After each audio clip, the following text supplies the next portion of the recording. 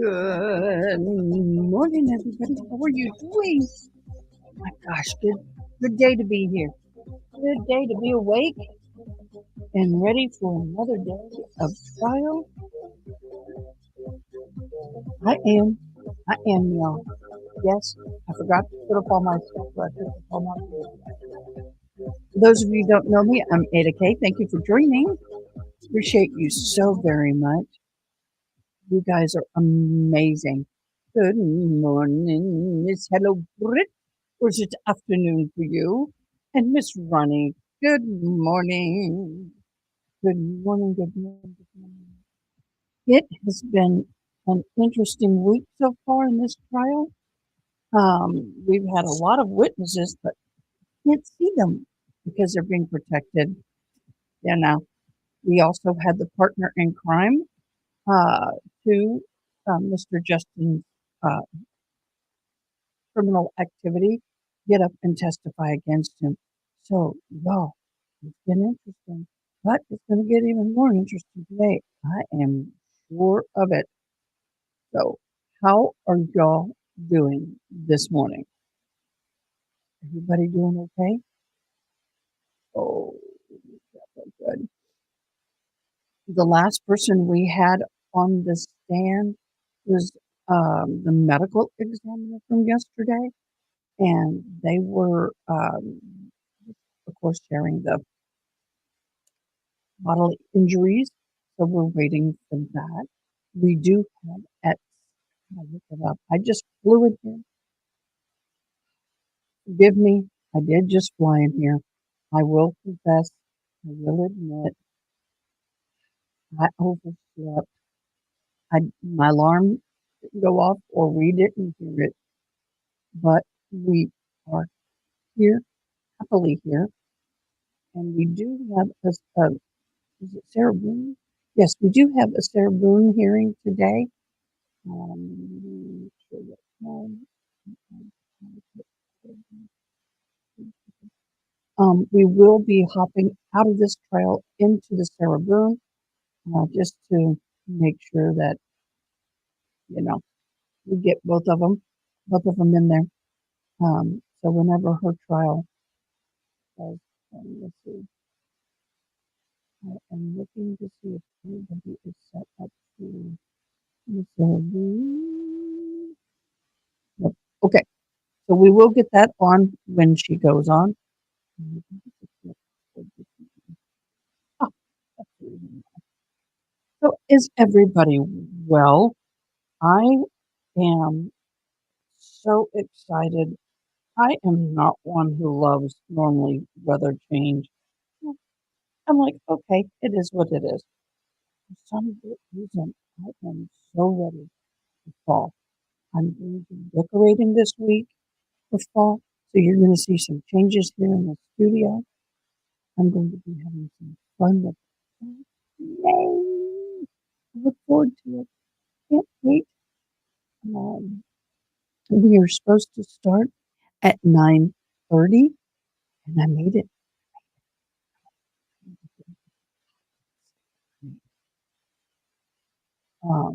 Good morning, Miss Ronnie. How are you doing? How's that lovely granddaughter of yours? Oh my gosh, she is such a cutie patootie. Appreciate all the work that you do. I'm looking for some updated news.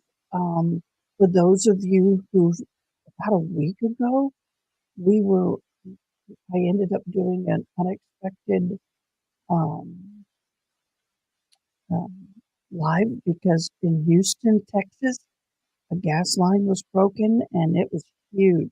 It was a big deal. Well, there was a woman whose remains were in the vehicle. The vehicle struck the pipe and it exploded. She had a medical condition and she lost control of the vehicle. So that's where we are there. Working in my flower beds this morning and doing laundry. Yay! Yay!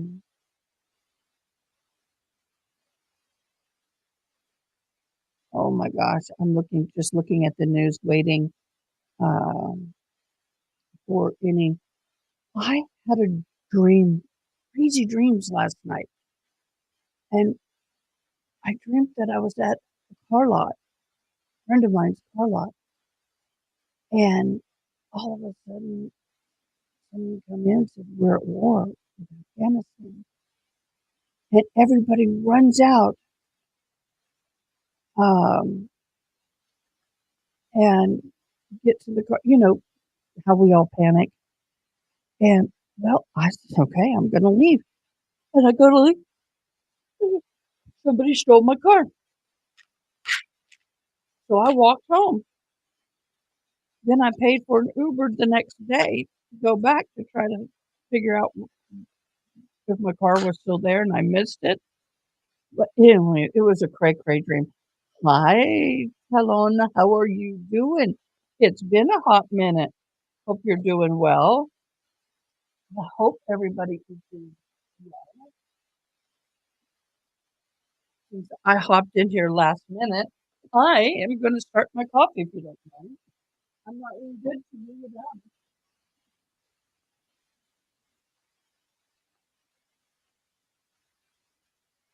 I needs my coffee. This is my type of trial.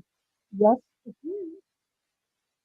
Because it is. And I thank you for joining us. I really, really do. It means the world to me. Appreciate you so much.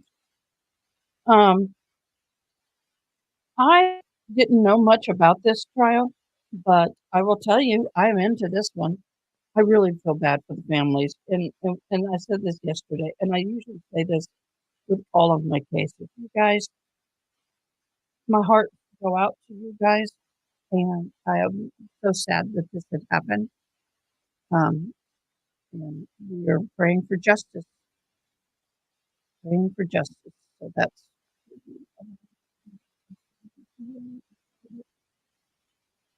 oh my gosh, you gotta quit yet? I have to quit yawning, y'all. I just can't seem to quit yawning. It is so frustrating, y'all. It is. But um, I was really shocked at the what's the word I'm looking for? I was really shocked at the fact that there it is. That this happened in broad daylight of all things. Really, that's sad. That's really, really sad. Oh, Mary Kay. Oh, God bless you, darling. Good morning. Oh, celebrating another day to you. So glad to hear from you. It may lead to a RICO trial. You are so right. I was thinking about that last night. I wonder. I wonder. So,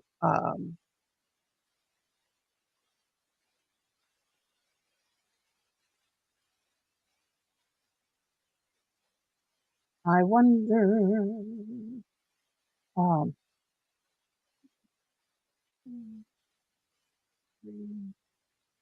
Oh, somebody asked what kind of creamers I was using because it didn't look like normal. This is, I can't believe I'm using this. This is an oat milk, I don't really like oat milk, but it goes well in the coffee. It really does. So, um, oh, he was born in 1985. Oh my God, he was a youngin'. I feel very old, y'all.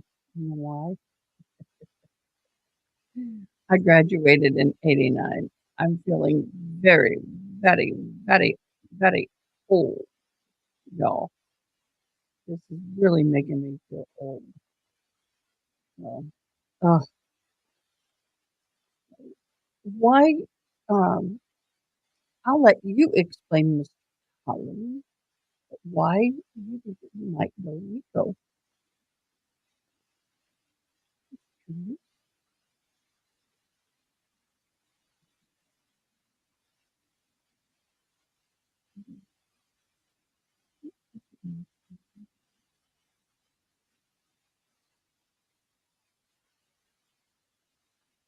I am making something. I try to do this with every one of my um, trials like this.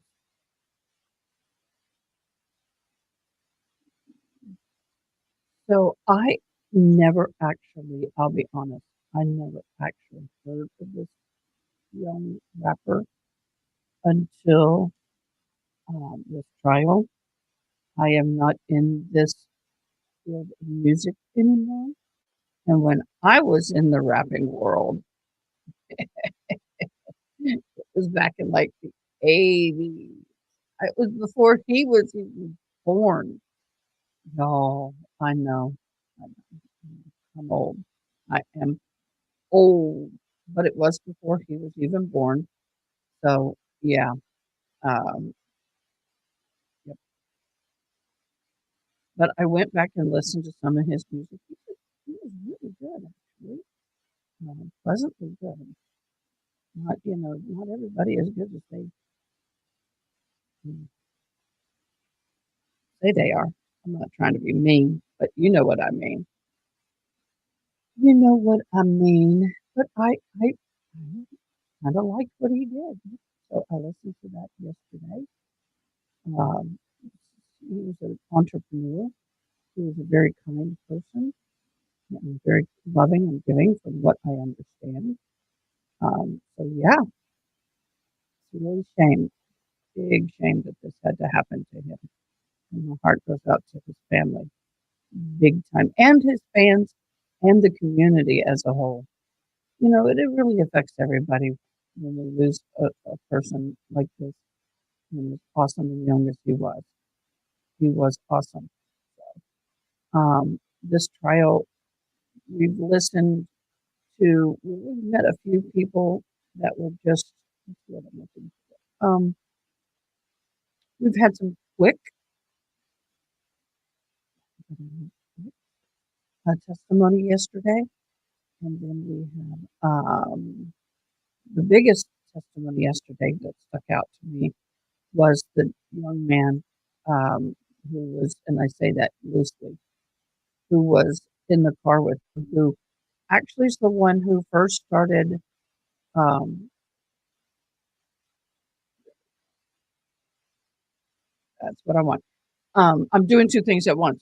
Who was in the car with him and who hopped out and started the the spray of lead through the door of the cookie shop. And then the one who's on trial now is the young man who actually came out second. I do have the sound on, everything's ready. Um,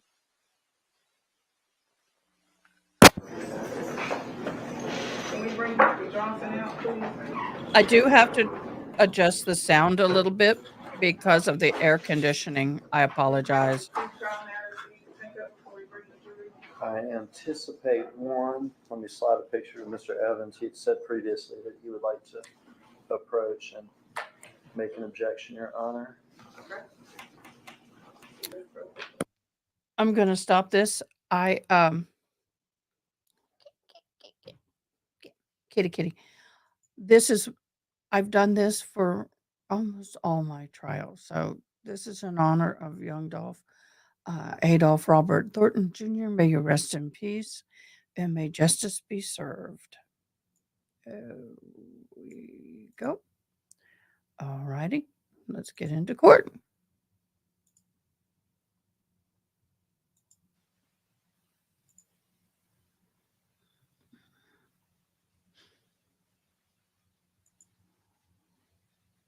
Oh, okay, I didn't mute it all the way. Awesome. States is in case right now. Like I said, the last witness was the medical examiner. This is Justin Johnson. He's on trial for murder of Young Dolph.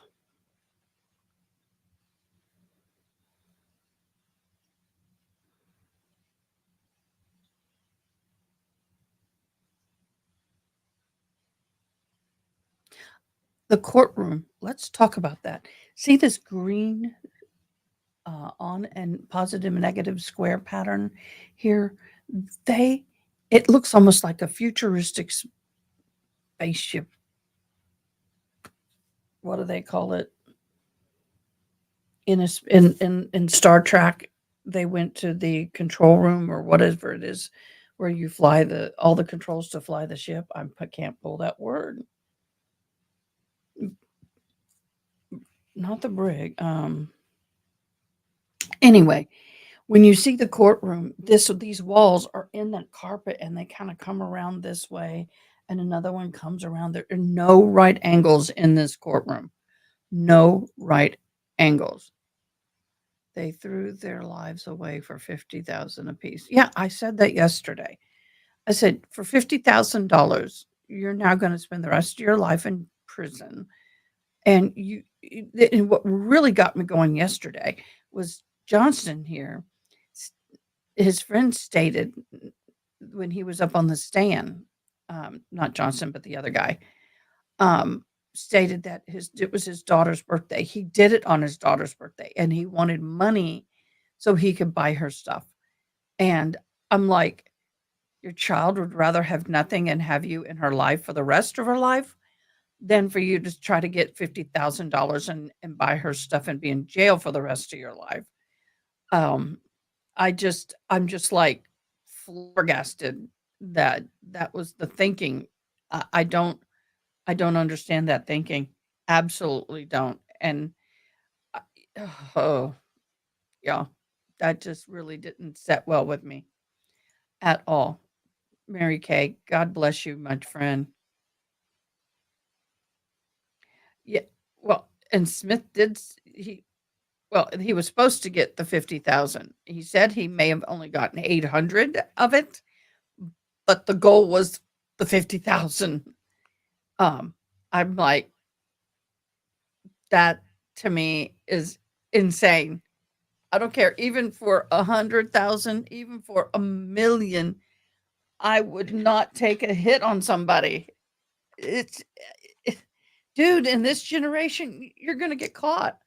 Like they were saying yesterday, you know, they were saying yesterday, it's not the 80s. There's a camera on every corner. Every person has a camera in their cell phone, video camera in the cell phone. They can follow you. Yes, my dear, you need to lay down. Thank you. Lay down. Is she bothering you? Is that the problem? I got to kick the kitty cat out because she is attacking my service dog. You get. All right, go lay down. She's out. Good girl. Good girl. Good girl.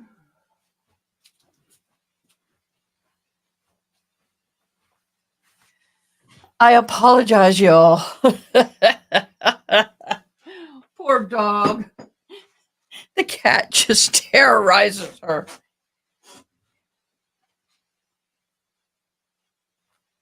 Yep. You are right about that, Talon. You are so right about that. They need to take the veil off of the urban music industry. Hood babies with money.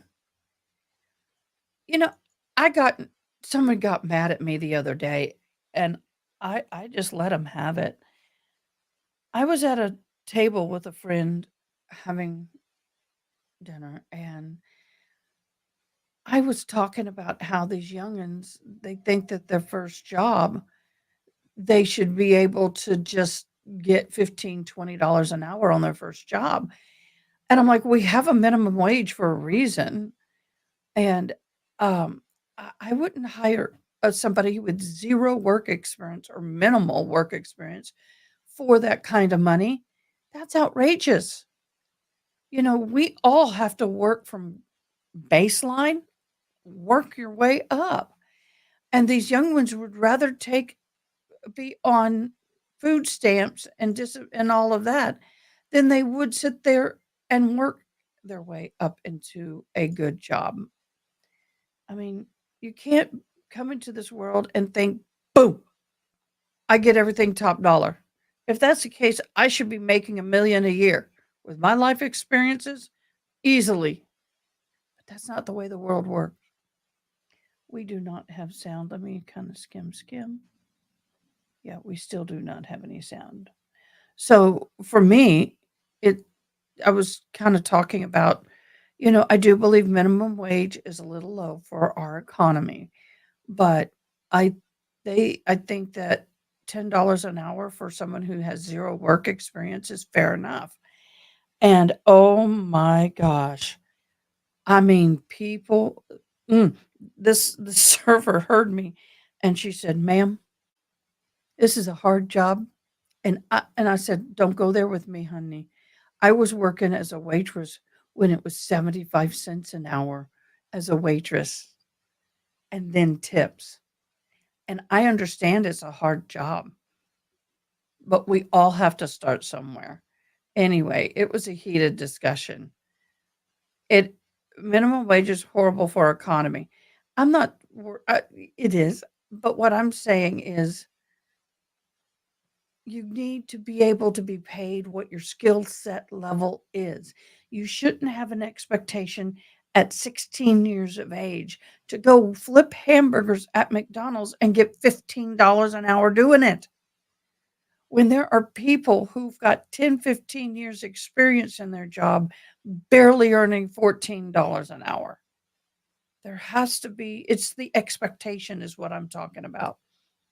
It's the expectation that these young people have, that they think that, and we have a lady who has a shop in the strip center I'm in, and she has a worker who's in the work program in high school, and she's getting paid, I don't know, we'll say $12 an hour. And on her first day, she was given a list of things to do, and she was only there for 3 hours. 2 out of the 3 hours, she was on her phone. The lady pulled the security, and she left they have a clothing rack right outside their door with their clothes that are on clearance, and she left it out overnight, didn't turn off the open sign, and just walked past all that and left at the end of the day. And I'm all like, "You wanna be paid to sit on your phone all day." I think the problem in the people with years experience shouldn't make. I agree 100%. I agree 100%. But what I'm talking about here is more the expectation, the mindset. They want to make money quick and easy, fast, and not earn it, save it. I mean, it's a whole different world.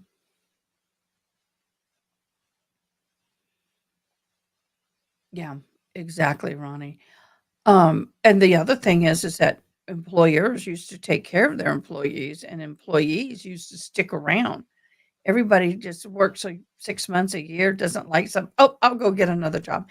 It's the whole mentality change that happened shortly after my generation, is what I'm talking about. And so now it's easier for people to rob and steal and make money than it is to work for it.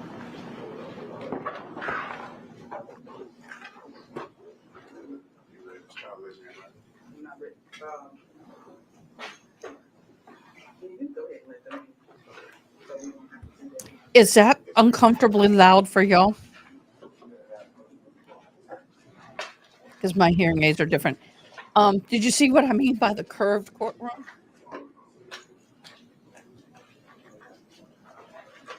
Now it's easier to commit crimes and get caught with the risk of getting caught to make money than it is to work.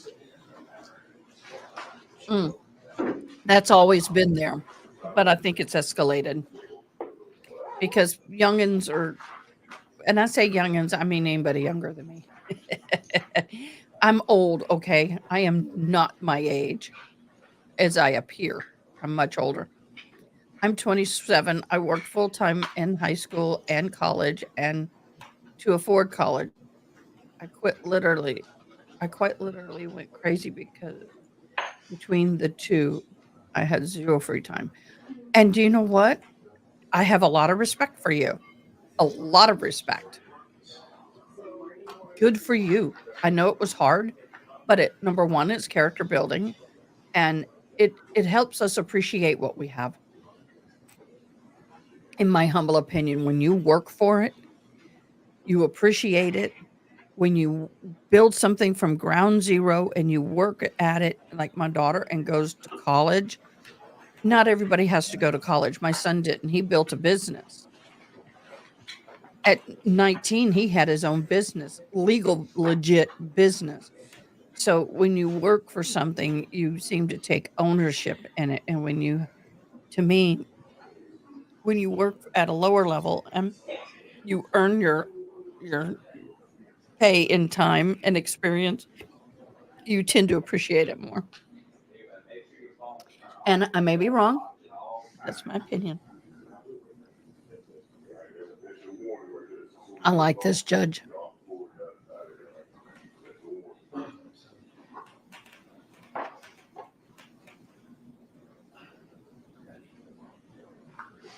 Quick and fast and easy. Whatever that road may be for you.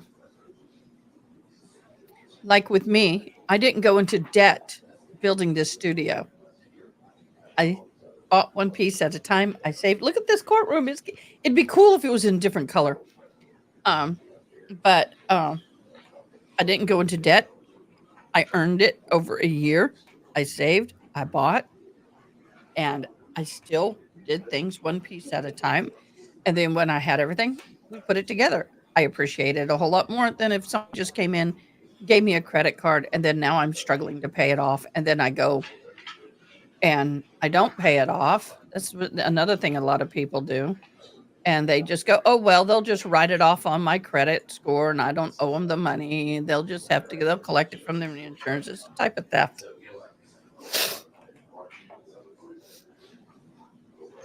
That's right. You do.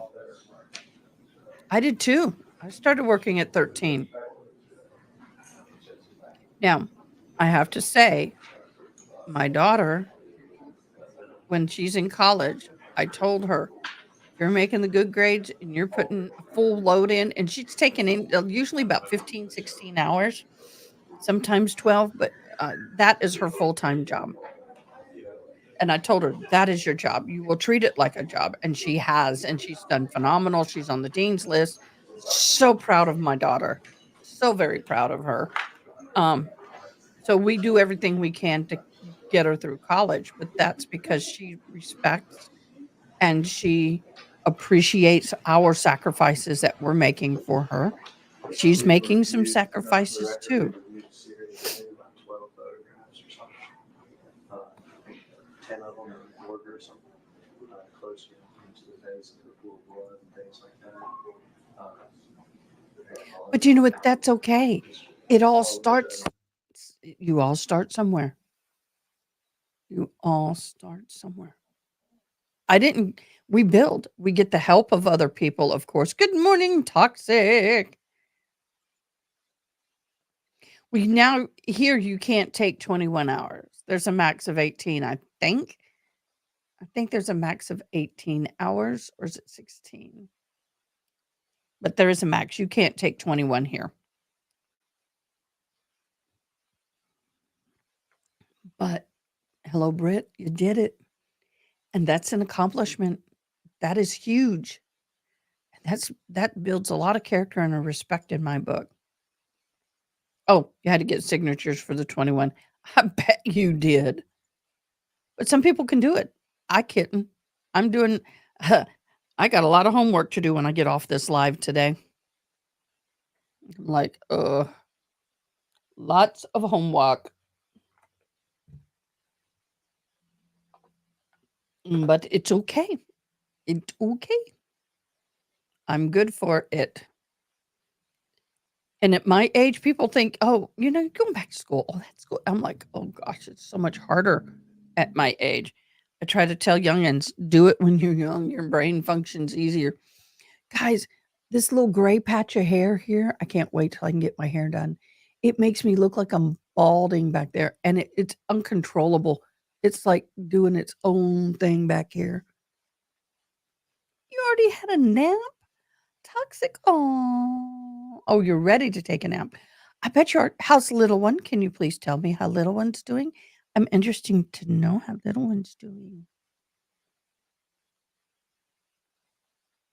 I really want to know how little one's doing. Don't you? I care about how you're doing. I know it is horrible when you have a baby in the house. It's all about the baby. Nobody's asking about how you. Very proud of you. Hello, Britt. And I am going to do this for you.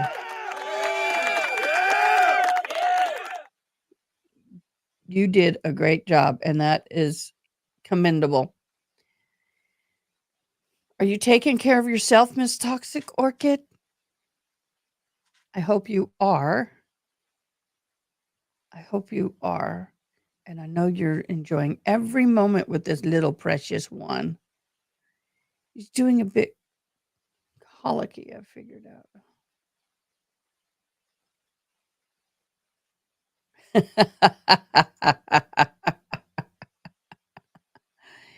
Yeah, I had one that did that. Once you figure out how it works for that particular little bundle, you're good to go.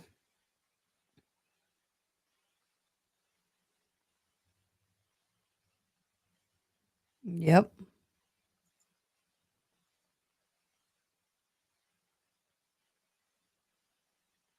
You are?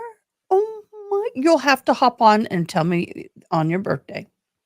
In 2 days will be Thursday. So please hop on so I can sing to you.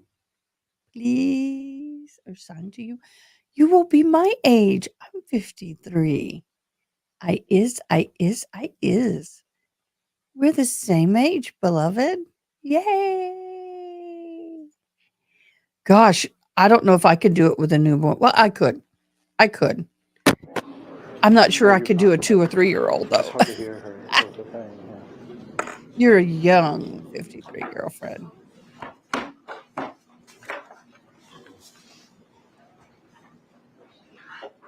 Yep. People say I don't look my age. They always guess me in my early 40s. Happy early birthday, Toxic. Wait 1 second.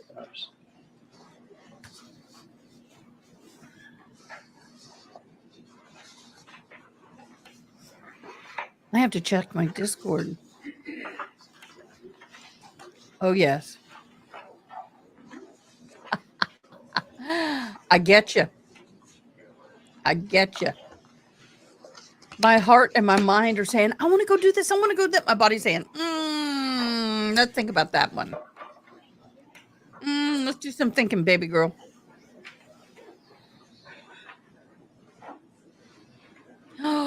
No, Ronnie, you don't look it.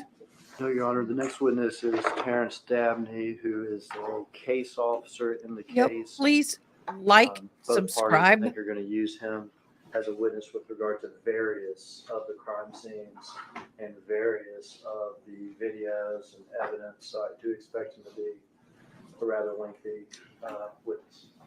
See if you're back. You wanna go ahead and call him? You can bring the jury in. Okay, y'all, I'm going to go back. I didn't hear all that because I was talking.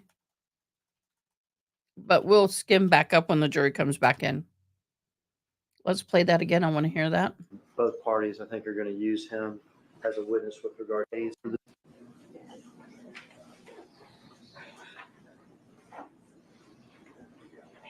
Anything else we need to take up before the jury comes in?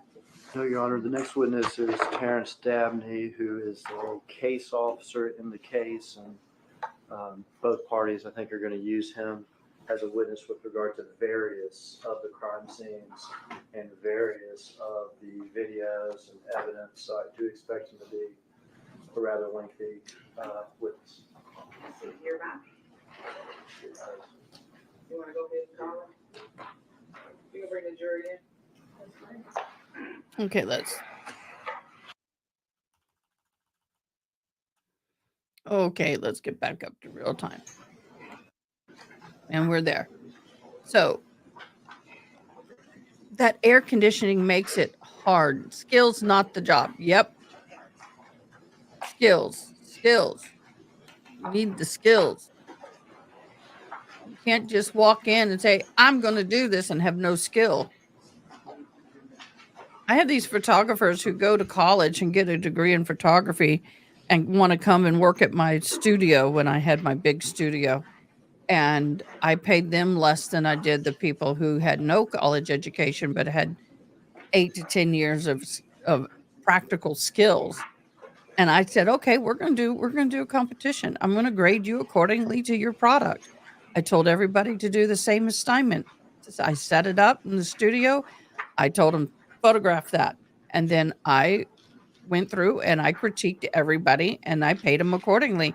And once again, the college students got paid less because you can have the book knowledge, but can you produce it under a time crunch? Can you actually turn it over? I made them shoot it within so many minutes. I made them go and develop it. They had, and this is film. We didn't have digital back then. So they had to load the camera, set the lights, photograph the object. Then they had to go into the dark room, process the film, develop the film, and give me a final print within a certain period of time. And then I critiqued them. And I said, okay, now you're going to argue with me? I said, you can, as soon as your work improves, then I will gladly up your pay. I was all for it, but man, it was an education to some of them. We are doing good. And you're right. This is a great time to do this. I am going to do a quick commercial. We are waiting for jury. Good morning, everybody. I'd like to give a shout out to our sponsor and partner, As the Gavel Drops.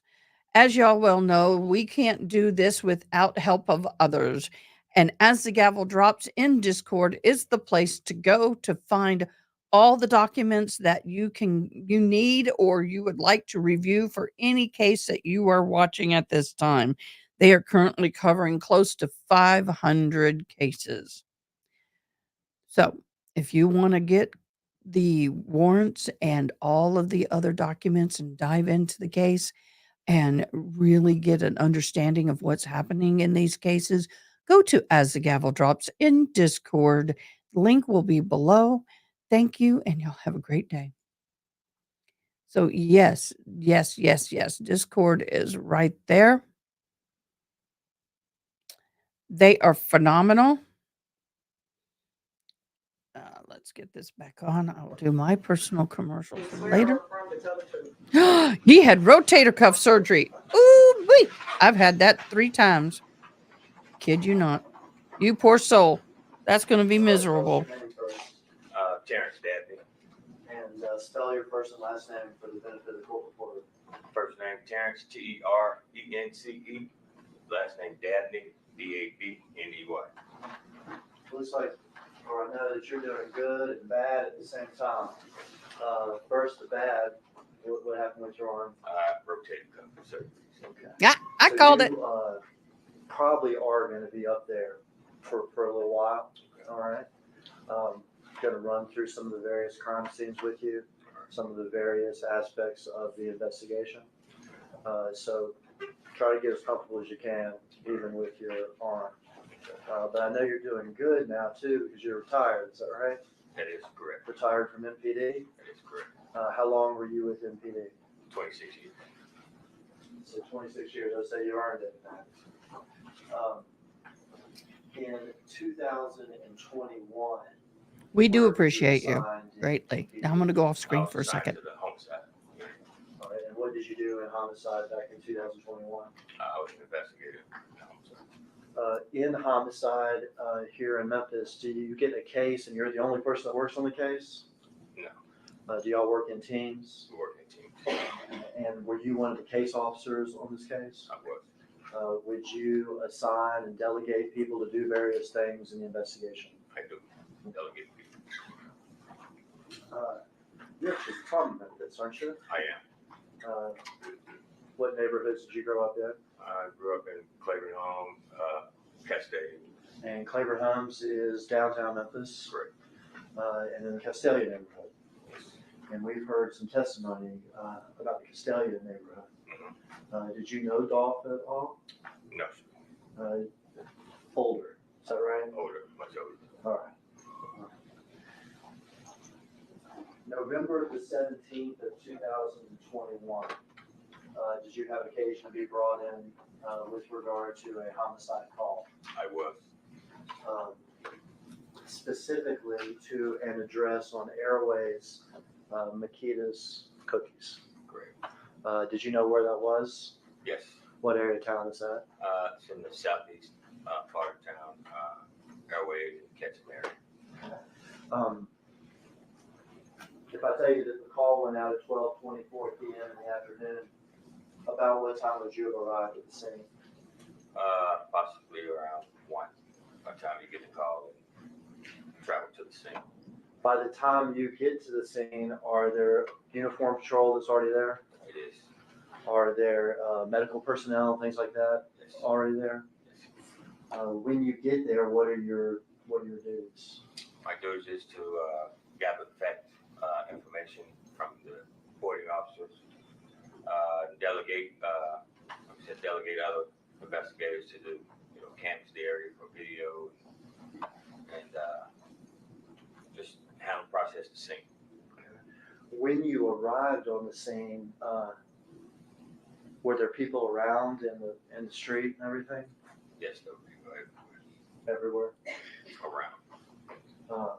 Were there officers attempting to control the crowd and keep people off the actual parking lot of Makita's? Yes, it was.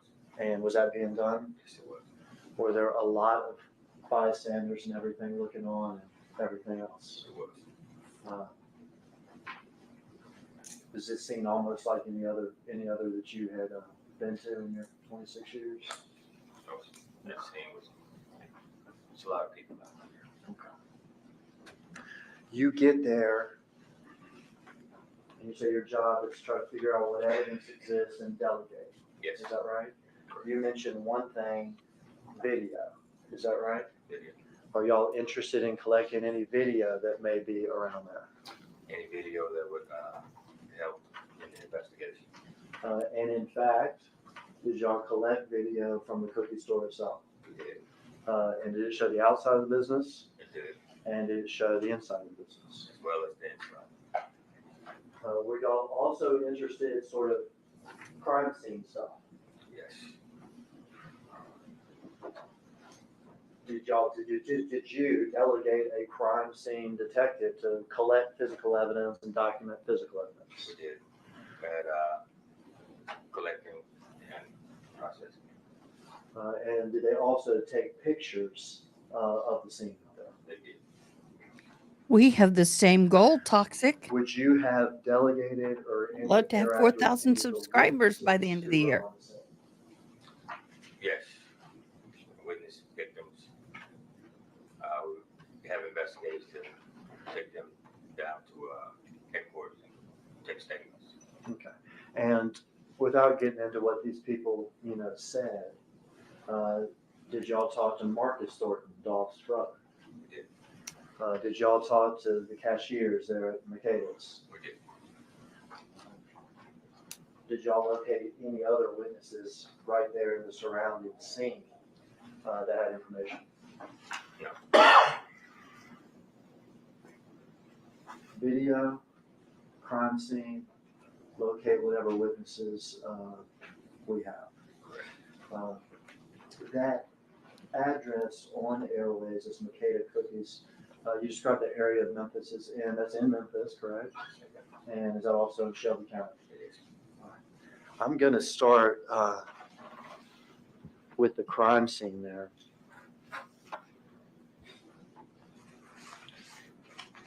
I'm gonna pass you a series of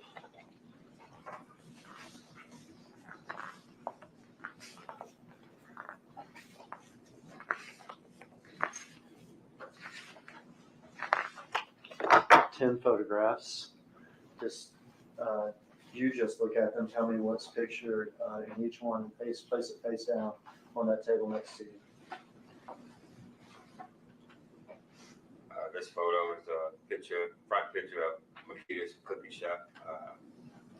Officers there processing the same broken glass. They have victim's car, Very good. Place that. Corvette, camouflage color. Okay, you can place that face down. We're gonna review these with the jury afterwards, so I'll ask you questions about them afterwards. This one is the photo of the address 2370 of Makita's cookie shop with defects to the glass, bullet holes. Okay. This one is the inside front counter area of Makita's cookie shop. Okay. This one is another front view of the cookie shop, Makita's cookie shop. We have evidence markers on the ground where we have shell casings, along with the victim's Corvette camouflage. Another closer picture of the front of the cookie shop, evidence markers, broken glass, and casings.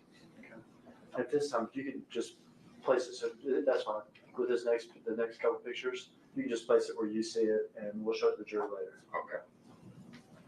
This is a picture farther back from Makita's cookie shop toward the street airways with evidence markers with casings on it. This photo is inside the business of Makita's with bullet holes going through the walls and doors. This one is a victim lying on the ground.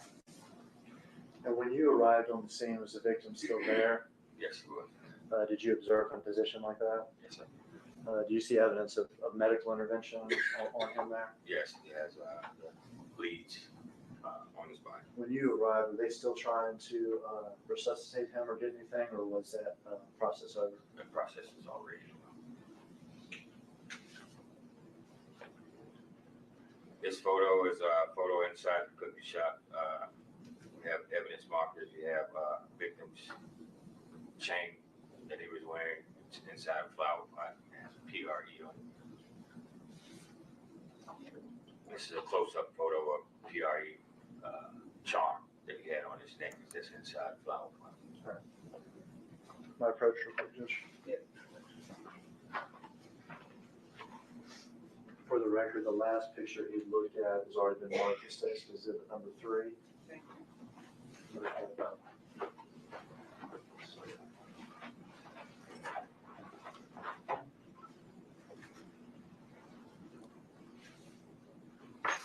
All right, this first photo is has been described as the front of the Makita's cookies with the victim's car. A couple of officers in the scene. We'll mark this as exhibit number 28.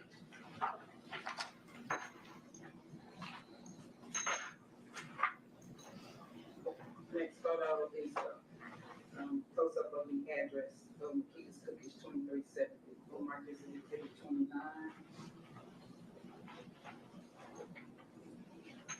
The next photo is what's been described as the inside front area of Makita's Cookies. Exhibit number 30. Mr. Evans, is there too late any objection to these photos? Yes, Your Honor, no objection to this. The next photo is the front view of the parking lot in the front of Nikita's Cookies with the evidence markers in the victim's car. The markers number 31. And you haven't gotten to the photograph yet, but the one we referenced earlier is in that stack. I would renew my objection as Yes, well. sir. When I get to it, I'll make note of that.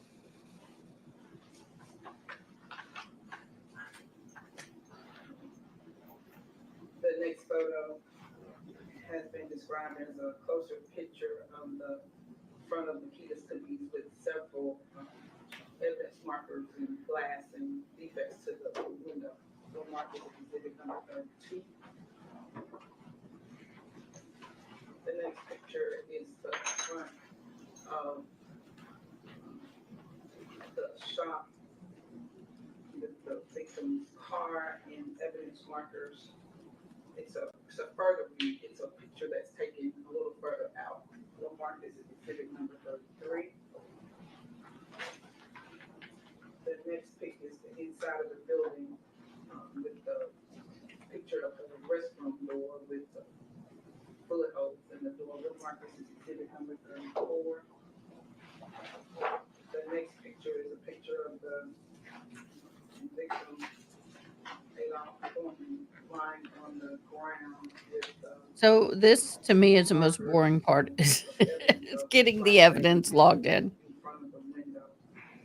Walmart is exhibit number 35, and note for the record, there's been a previous motion for the court to exclude that picture under Rule 403 and the defendant. Oh, that arm is going to be so miserable by the end of this guy's testimony. For those of you, while they're doing this, for those of you who don't know what the RICO is, it is the it stands for the Racketeering Influence and Corruption Organization Act. That's the acronym. It was a federal legislation adopted in the United States in 1970 to fight organized crime, establishes harder criminal penalties and civil cause of action for conduct committed as a part of an organized crime enterprise. The next picture is exhibit That is RICO. 3. It's already been marked as exhibit number 3. The picture of the charm, PRE, in the flower pot. My question happens, John. Boy, that woman's hair is amazing. I can appreciate a female cop who can have an updo like that, long nails, and still do her job. You go, girl. Jerry, I'm gonna ask you some questions as we go, okay? Yes. You need a pointer? Supposedly, this one right here works. We'll see.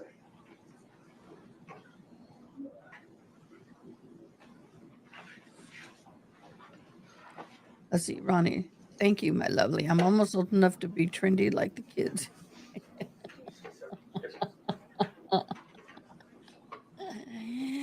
Oh, yes. Oh, poor cookie shop. I feel bad for them.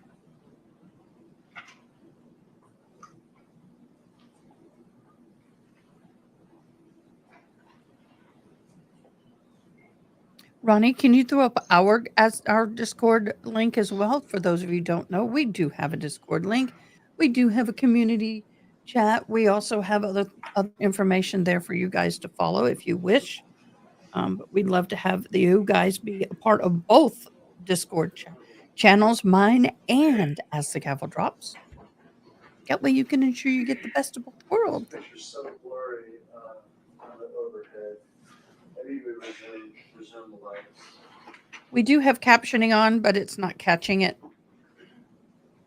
We're gonna have to go sort of old school. All right. On this one, could I have the witness step down? Ron?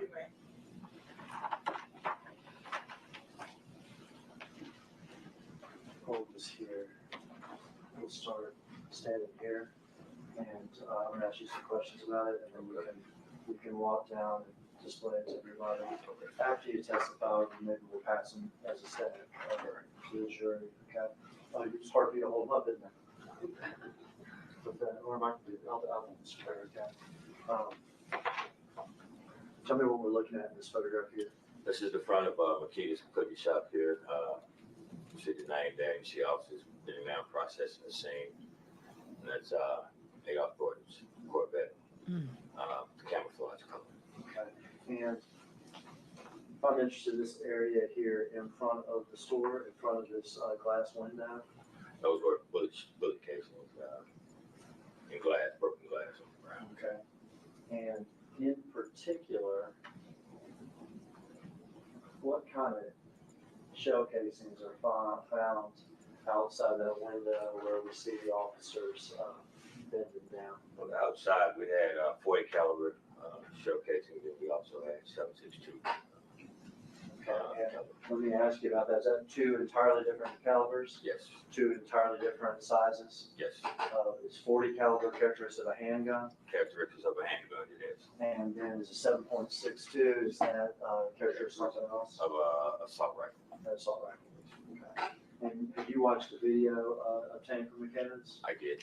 Is it clear that one suspect is firing at what you would call an assault rifle? It is. And is it clear that the other one's firing what you characterize as a handgun? That's a handgun. Mr. Harriman, Yes, ma'am. it never fails that something goes wrong with our tech. Is that your tech person that just came in? She is. Can We'll you see, we'll if see she how we can do help here. you, I would prefer that way too. Yes. so we can all see what's going on? Because I was gonna have to get over there, and Mr. Evans was gonna have to get over there, so.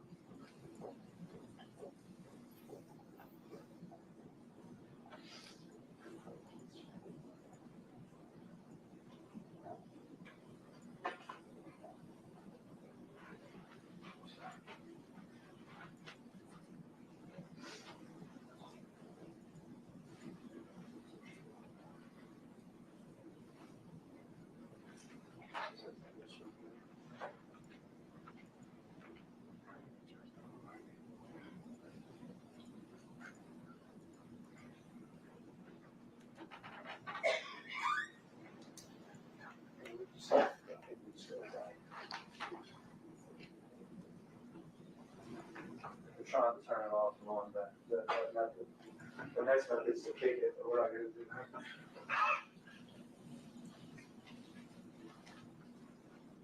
Technology is good, but we get used to it until it doesn't work. Yeah. Oh, that's good. Oh, that's real good. That's real good. Look, all you have to do is turn it off. The on and off thing worked. Is that picture we're just looking at, right? You didn't have to see it. That's much better. Don't go far. I was asking about this area right here, is that correct? Correct. And you said that we found two types of casings in that area? Two different types. We had 40 caliber casings, and we also had 7.62. Okay, 40 caliber is the handgun casing, 7.62 is that assault rifle casing? It is. And this is the victim's car, is that right? It is. And this is where we walk in and out of the business? The answers. And this is a little side area? It is. And later, we're going to see the victim lying in this little side area. Is that right? That's correct.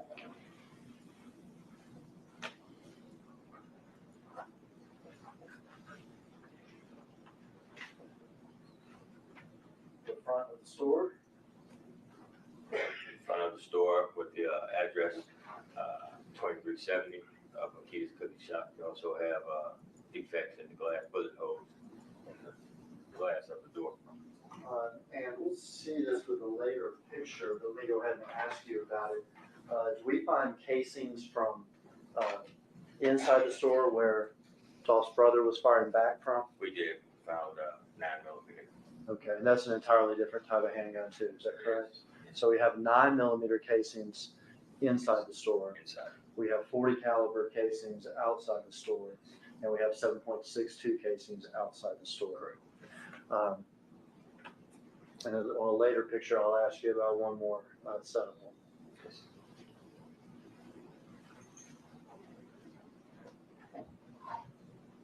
Counter area of the store.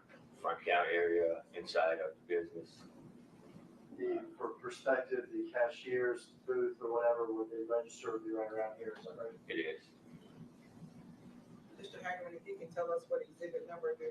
How no one else was severely injured is amazing to me. 31. That same outside area, is that right? Same outside areas from a different angle. See victims, front end of the victim's vehicle, Corvette.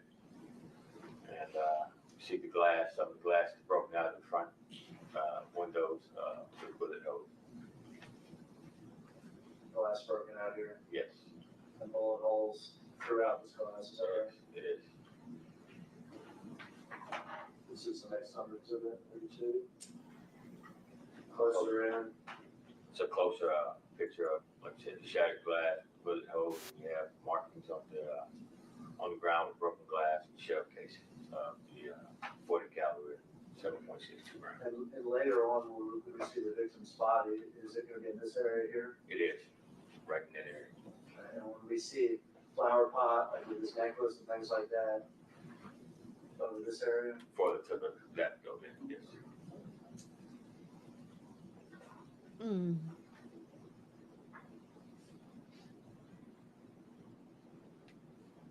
This view is farther back. Am I from- assuming that nobody else was hurt? Do we know if anybody else was on the injured? ground there, it's closer to the street of airways. On the ground there, evidence markers with shell casings there.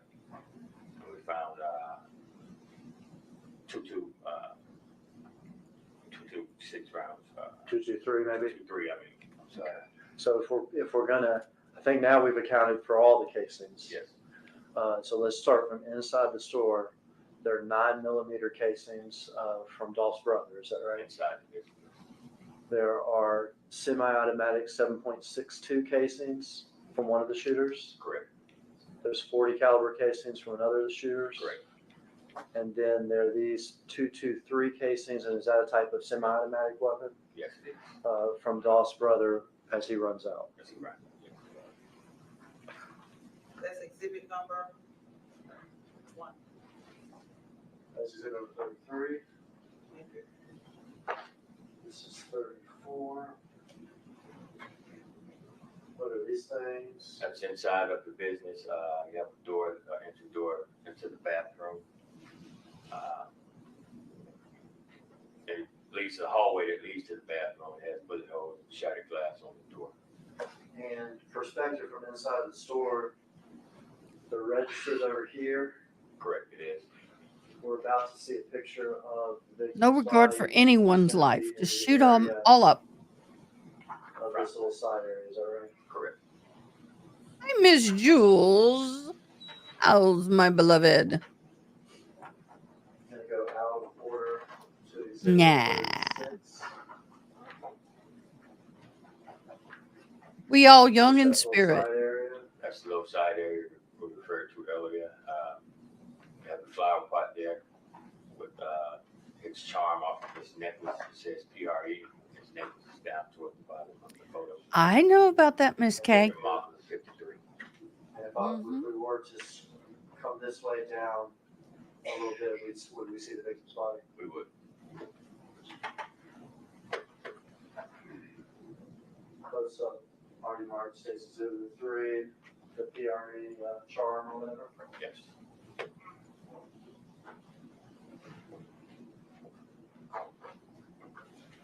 I'm gonna do this one a little different, because families in the courtroom. Officer Downey, if I may publish this to the jury, just myself here. This is a graphic photo, correct? Yes.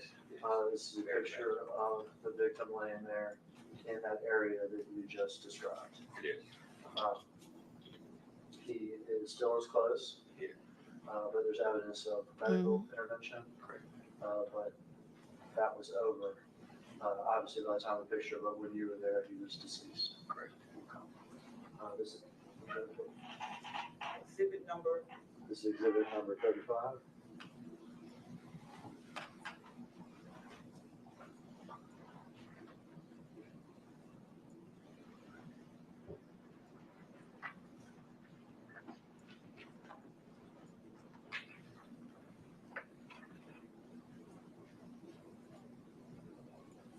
I'm trying to allocate the hearing for Miss Boone. Figure out what time that's going to actually be.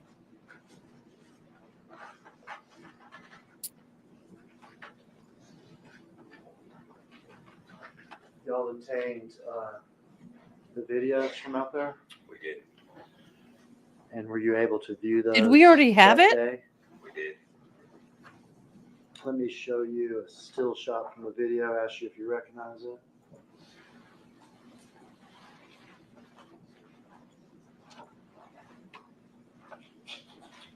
Tomorrow. This is a still shot. I thought it was the from video 24th. of, outside front end. Somebody else This has. shot shows victim's Corvette.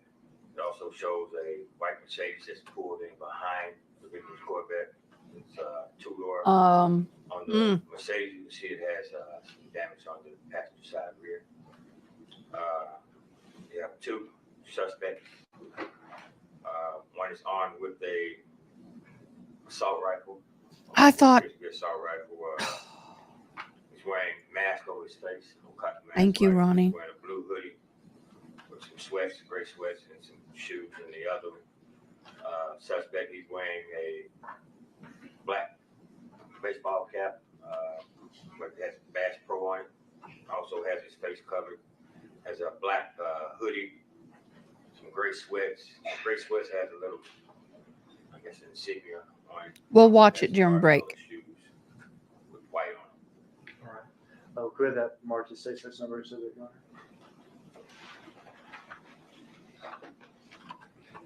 Wait, does she have a different judge? The witnesses testified that this is a still shot from the video camera outside Makita's cookie. Yes, Johnny, but did there's a different judge, Ronnie? An assault rifle with hoodie and mask, and another one running. We'll play it during lunch. Appears to be a gun in his hand, a smaller gun with two cars, the Corvette and white Mercedes in the back. We'll mark this as exhibit number 37. No objection. Thank you.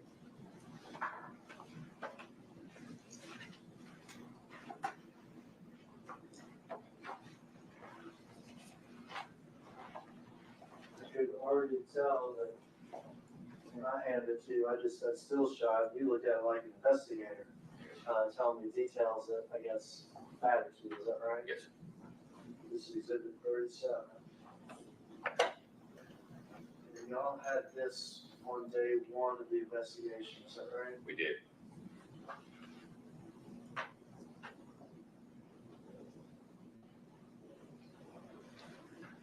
First thing you mentioned, I think, was one shooter with, is that an assault rifle? It is. And would that be consistent with the gun that shoots those 7.62 casings? Correct. This window, is that the one you saw busted out with the pictures that we just saw? It is. With the victim lying here? Yes. And this would this be that side area of the store? It is. From that first day, Oh, Kristen, that's y'all would have perfect. this image of the suspect with the 7.62, is that right? It is. Hoodie, does he appear to be wearing gloves? He's wearing gloves. Sweatpants, Sweats. white shoes, mask. Yes. Second suspect, kind of gun here, Yes. handgun. Handgun. Handgun consistent with 40 calibers that you would have seen here. Yes. We're still operating with some blur, but gray sweatpants, is that correct? That's correct. Black shoes, white soles. Yes. It's better in the picture than it is on the overhead. You said something about a little white insignia, is that like correct? a little insignia designer on the sweats on the side there. If we put the cursor on it, covers it up. We'll pass this around in a second. Black hoodie, Black hoodie, mask, mask, gloves, gloves, Bass Pro hat. Bass Pro hat. Suspect vehicle, Yes. what kind of car is it? It's a Mercedes-Benz Color, white. and you see it better in the photo than on the overhead, but what'd you say about this back It area has here? damage to the rear passenger side. And these details we just went through, why are those, were those important to you that first day? Yes. And why is that? So we can, be on the lookout for that type of vehicle with the damage that it has to it. Okay, because that made that vehicle distinctive. Yeah, stand out. Would it be fair to say that there's no still shot or camera angle in which you can actually capture the suspect's entire faces? No. So from the first day, you did not have any type of facial identifications or anything of the two shooters. So we did not. But you have clothing descriptions, Clothing description. gun descriptions, Gun description. and suspect vehicle. I meant to ask this earlier, but it makes sense now. So assault rifle like this can shoot 7.62 casings, is that right? A handgun like that can shoot 40 caliber casings. It can. If I've got casings that have been fired, and then I actually recover the guns, can I compare casings to guns and tell you, that 40 caliber casing came from that 40 caliber gun? Yes. We see that on TV sort of all the time. Is that right? Yes. Is that something you do, or is that something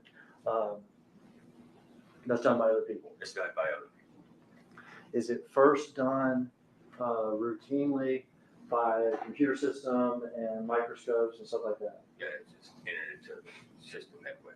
Okay. And then later it can be sent to TBI or FBI or whoever to confirm that? Yes. Is that right? Okay. In this case, did y'all ever recover handguns? Did you ever recover the murder weapons in this case? No, we did not recover any. So you never had any guns recovered that matched these shell casings? That match those showcases.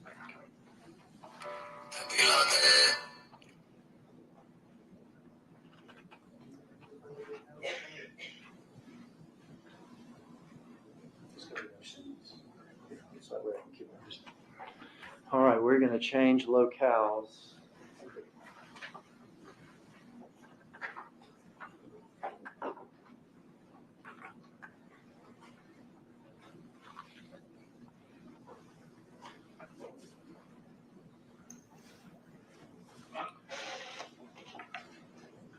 We're going to change locales here to an address, Haven Court, in what used to be the Tulane Apartments. Yes. Okay. How was it that y'all became interested in that location? We were on the lookout for a white expedition. Okay. At some point in this investigation, without sort of saying what the tip was or anything like that, was y'all's attention called to a white expedition? It was. And did that cause y'all to go to what was called the Tulane Apartments? Yes. And what did y'all do when y'all got to the Tulane Apartments? We watched video. Okay, did y'all obtain video from the Tulane Apartments? Tulane Apartments, yes. Okay, and that's the address on Haven Court. Haven Court, yes. Okay. I think we do need to play the Haven Court video. We're going to get that video ready to play for you, Detective Dabney. At the Haven Court Apartments, were y'all interested in a particular woman that lived there? Yes, And was that Kiana Hopper? it was. And is she related to anybody involved in this case? Yes, it was discovered that she was related to. Was it discovered that she was Justin Johnson's cousin? Yes. All right, got the video ready now.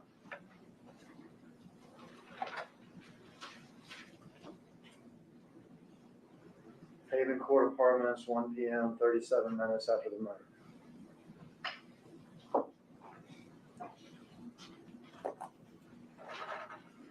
For the record, this is Exhibit 5 that's held open for all the videos, right?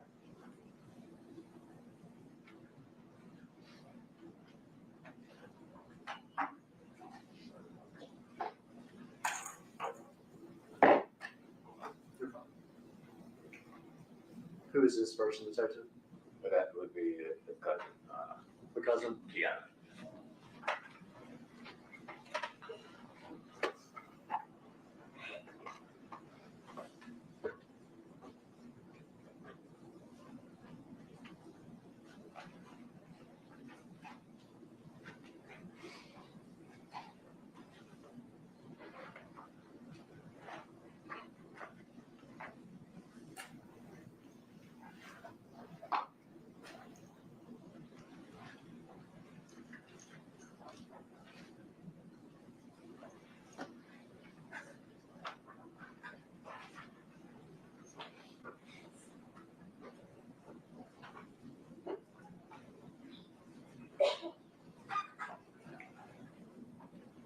What kind of car is that right there? And that's the white Ford Expedition.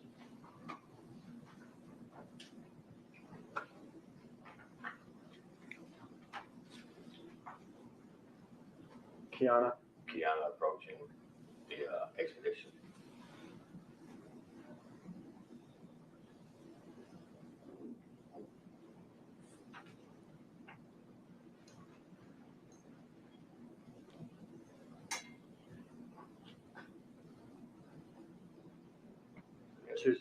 Two men outside. Go ahead. Outside. Go, detective. Were you interested in those two men? Yes, it was. Tell me why you're interested in those two men. And the clothing that they have on, you see the dark sweatshirt and gray hoodie. I mean, the black hoodie with gray sweatpants, shoes, matching the description of the suspects that were at Makita's cooking. Puppy Y'all comfort obtained break. Video not just of them arriving, but while they were there and then leaving. Is that correct? That's correct.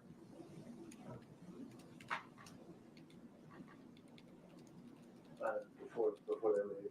That'll be this. They arrived 37 minutes after the murder. This is 54 minutes after the murder. It is. The expedition's still there. Is that correct? That's correct. Suspects are still inside. Still inside. This Dodge Charger has just arrived. Dodge Charger arrives and you see one of the suspects come out and walk to the Charger.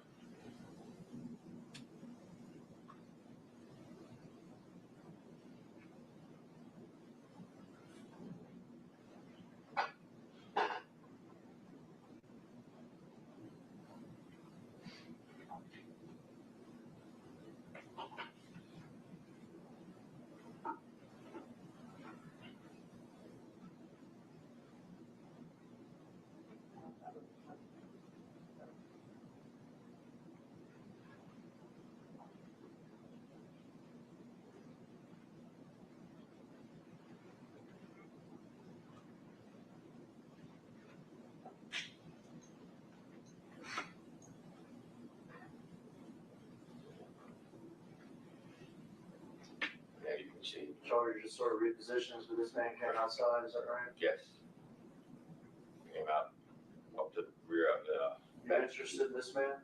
yes, Sweatpants? sweatpants, black shoes, white soles on. Leaning into the car.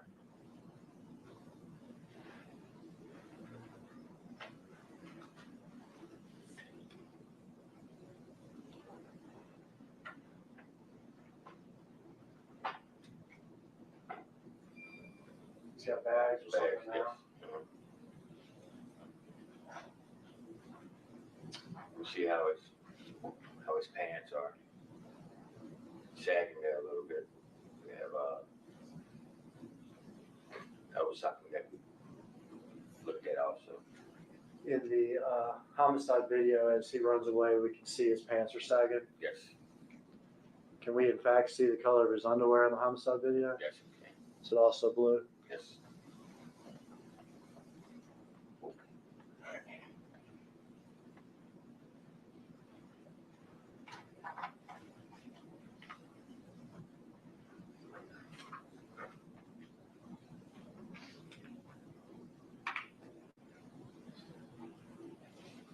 He gets into it and shuts the door.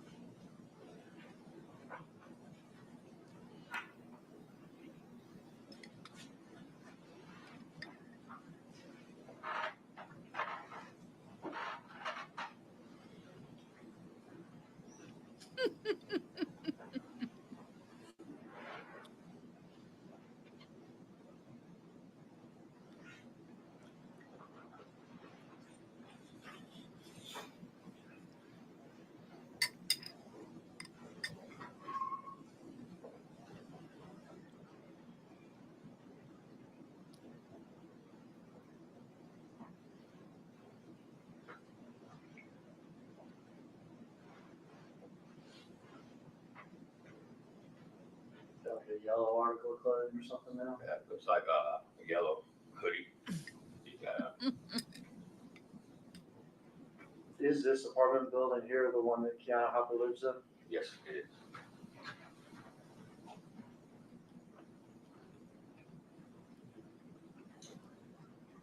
Did a video of the move. We're now 93 minutes after the murder.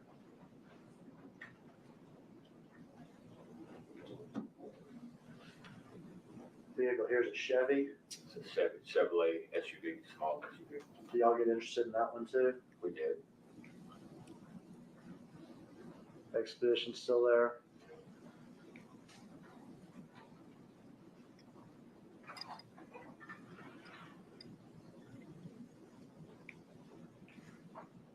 You had a yellow article of clothing when you left that Charger. Yes. It's what the other one that appeared that he got out of the Charger.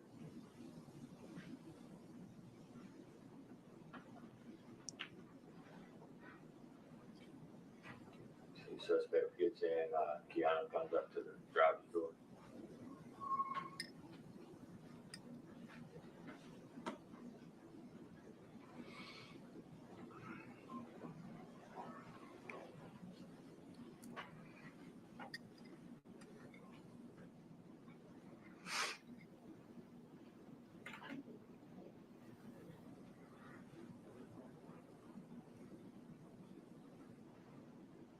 The other suspect has walked off camera, is that right?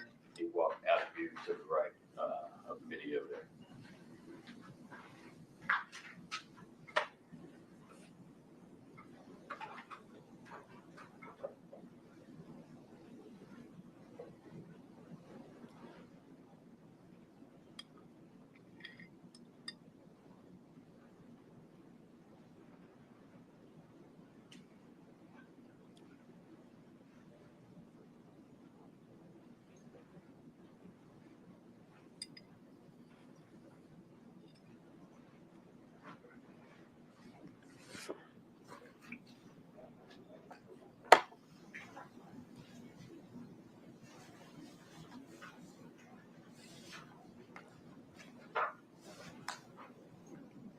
Chevy's back. Correct.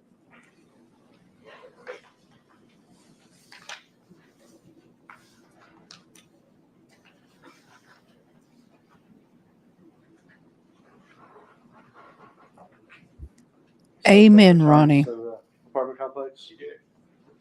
Amen.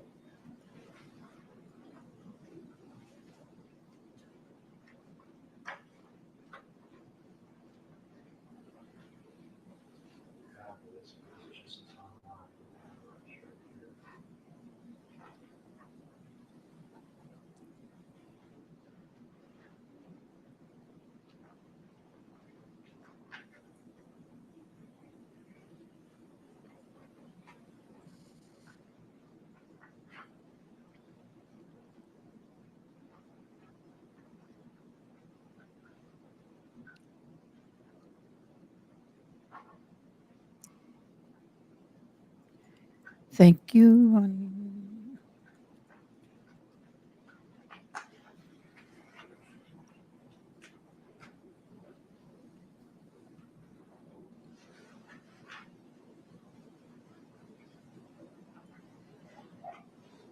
Suspect returns to the white Expedition. He did.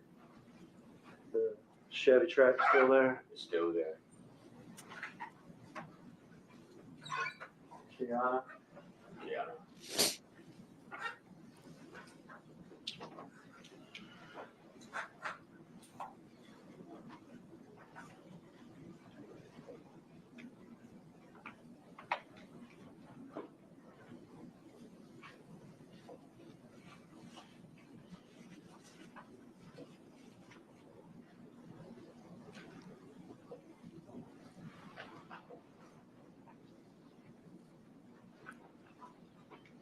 Thanks, Toxic. I just grabbed them. You're awesome.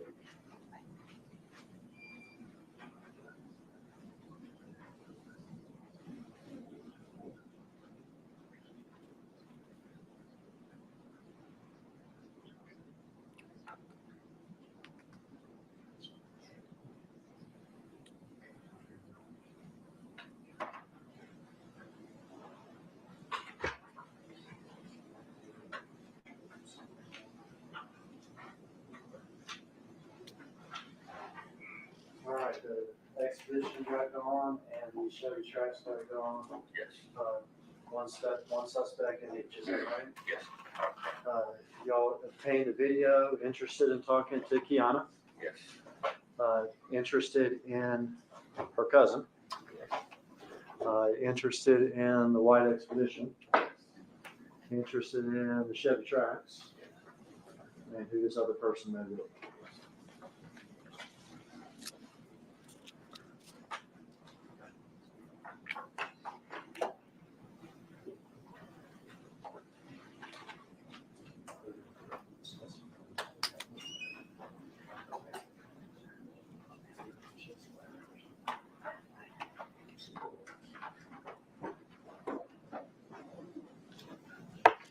We are going to move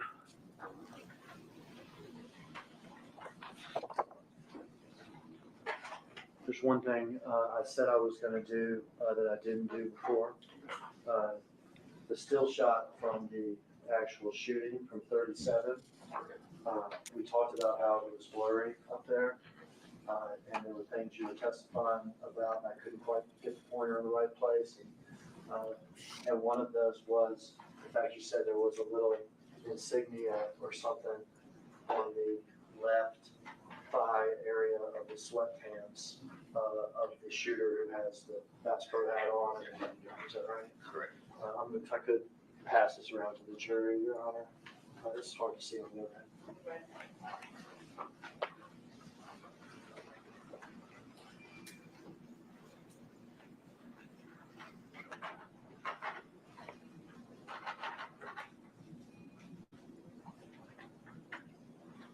I'll be right back.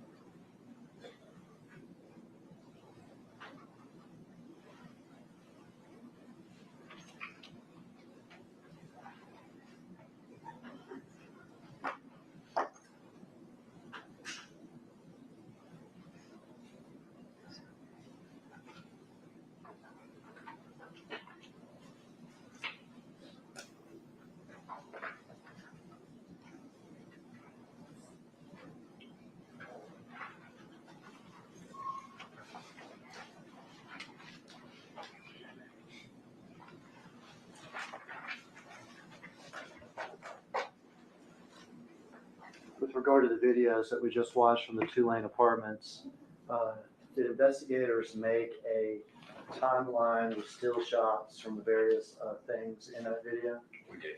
Let me pass you this. We could just verify this is in fact that timeline from the Haven Court, what we also call the 2-lane apartments. This is, said photo of the timeline If you just flip through it quick, does it appear to go from the start to the end? It does, start to the end. Another one where Kiana had walked out and walked back to the expedition. Also shows the two suspects getting out of the expedition and walking toward the front of the apartment complex. This one shows them inside the apartment, going inside the apartment. Also shows the Charger pulling up. Shows one of the suspects walking out to the Charger and getting to the rear passenger side of the vehicle. Shows suspects retrieving plastic, 2 white bags, then get inside of the rear seat of the Charger. Once he exits the Charger here, he's getting out with the 2 bags and a yellow hoodie in his hand and walk back toward the apartment complex. This one shows 2 suspects exiting the apartment complex with one with the yellow hoodie, one with the black hoodie, carrying bags, and Kiana is also with them. They walked up to one of the suspects walked and got into the white expedition, the other got and walked over to the Chevy track. You know, we pose that as a collective exhibit. You can paperclip it or something. It's in order, so we could, Objection. could keep it like that.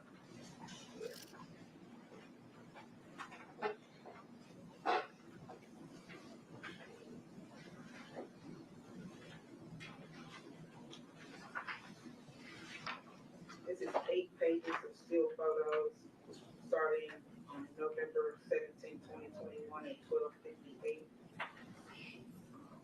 Going to November 17th of 2021 at 13:56. We'll mark it as collective exhibit number 38.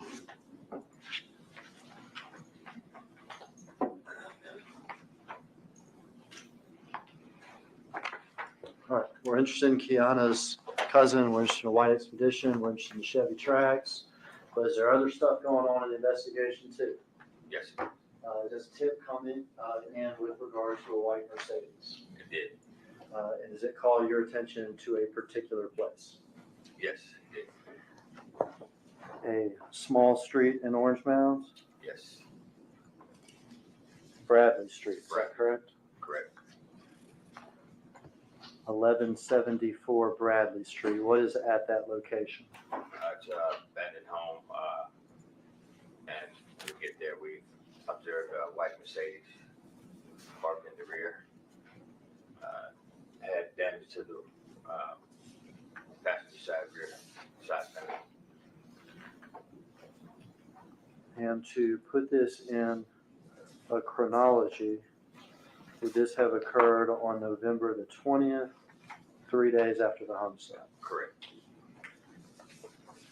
And it would be fair, would it be fair to say that 3 days after the homicide, behind that abandoned house on Bradley, y'all found the murder? We did.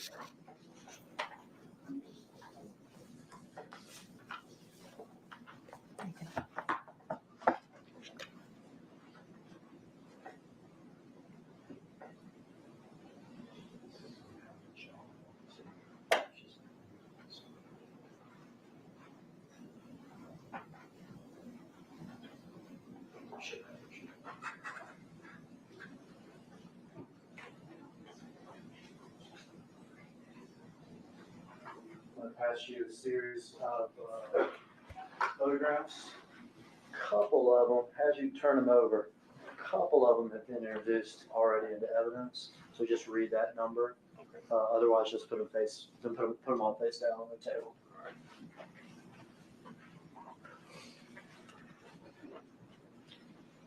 This is the abandoned house on Bradley Street. What neighborhood is that? It's in Orange Mound, neighborhood in Orange Mound. Did you become aware that there's a house across the street in which Mr. Hernandez Govan lived? Correct, directly across the street. Eventually, does Mr. Govan also become a suspect in this conspiracy to commit murder? He did. You can place it down.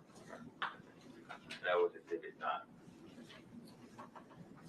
This photo here shows a closer picture of the vehicle in the rear of the yard parked between brush, trees.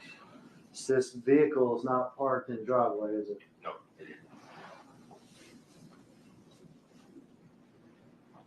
This is a close-up picture of the Mercedes showing the passenger side with the damage, which appeared that the vehicle may have been sideswiped or something. It's a two-door white Mercedes. The damage that you can see in the homicide video? Yes, that's consistent with that. That's Exhibit 10. This photo shows the rear of the Mercedes-Benz, which has an Illinois tag. Do I need to read the tag and everything? Can you place it down? This is a photo of the driver's side of the white Mercedes-Benz.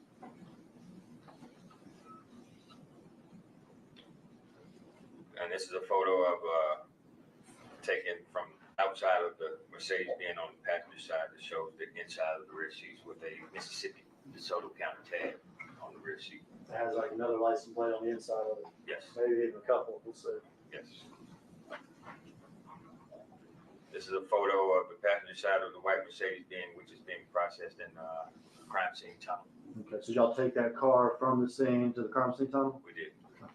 And it also shows damage to the rear passenger side, which is consistent with the suspect vehicle in the video at Memphis. And this is a rear shot of the white Mercedes, the trunk area after being processed. Another photo of the Mississippi tag, close-up picture that was in the rear seat of the white Mercedes-Benz. And these are photos of two Illinois tags, license plates that were located inside of the white Mercedes-Benz. Two more license plates. Two more license plates, yes, Illinois. Another close-up photo of the Mississippi license plate, DeSoto County. And this is for a close-up photo of the white Mercedes being processed by crime scene. This is the driver's side door of the white Mercedes-Benz after being processed. Has the letter A written on it. The letters that we're going to see written on it, like A, B, and C, is that something else crime scene people do? That is. This is the photo of the driver's side rear side panel, which is indicated by the letter B, which is written in yellow after being processed. This is the passenger side door, and after being processed with the letter D written on it. And this is another close-up picture of the white Mercedes after being processed with the letter E written on it. And this is the a photo of the white Mercedes being on the passenger side after being processed. I wonder we'd offer those in evidence as state's next number two. No objection.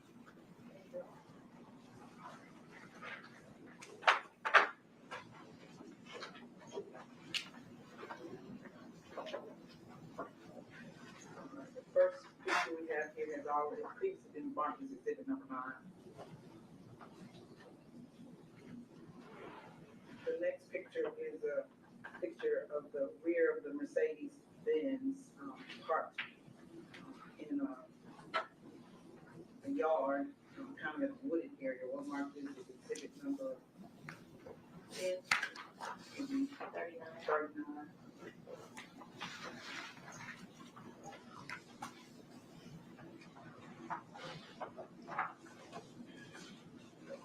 This is where exhibit number 10 comes from. The next photo has been previously marked as exhibit number 10. The next photo we have here is the rear of close-up of the Mercedes with the Illinois tag. We'll mark this as exhibit number 40.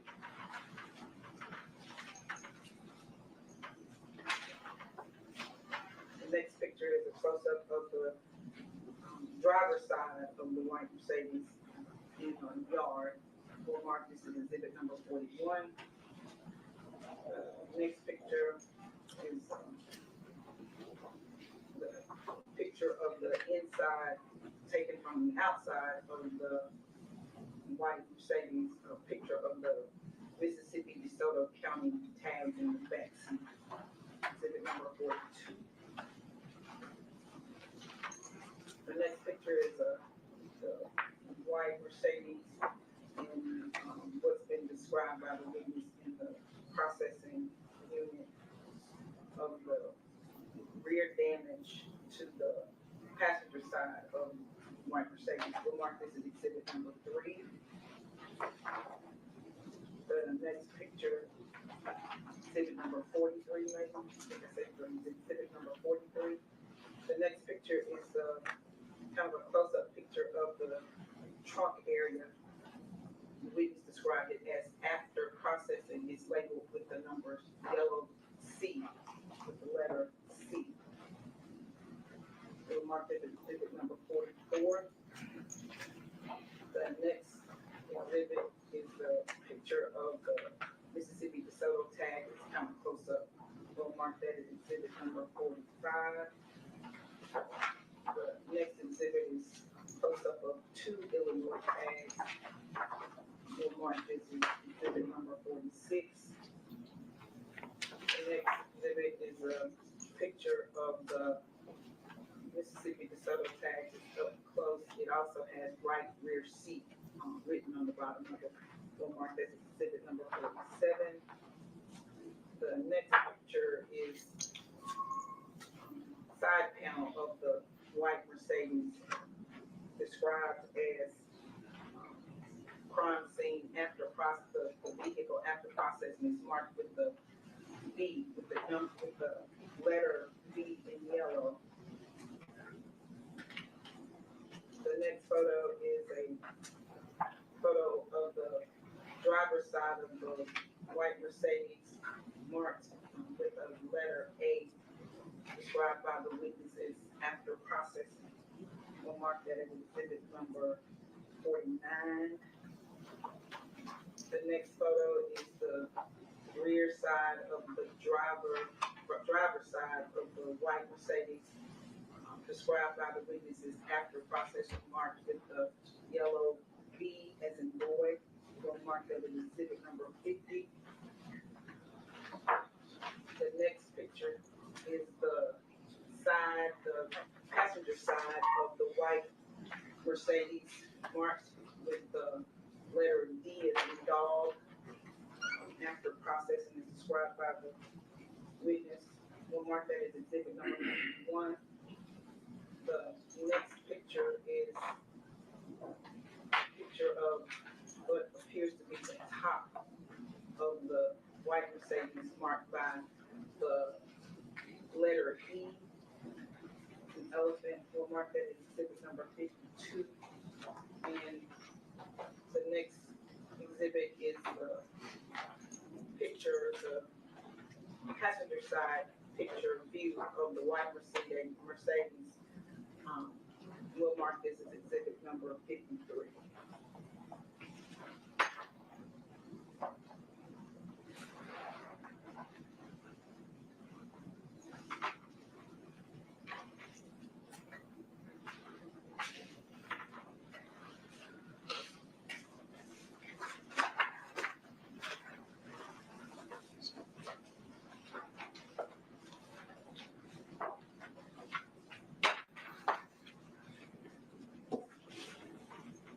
This states exhibit 9.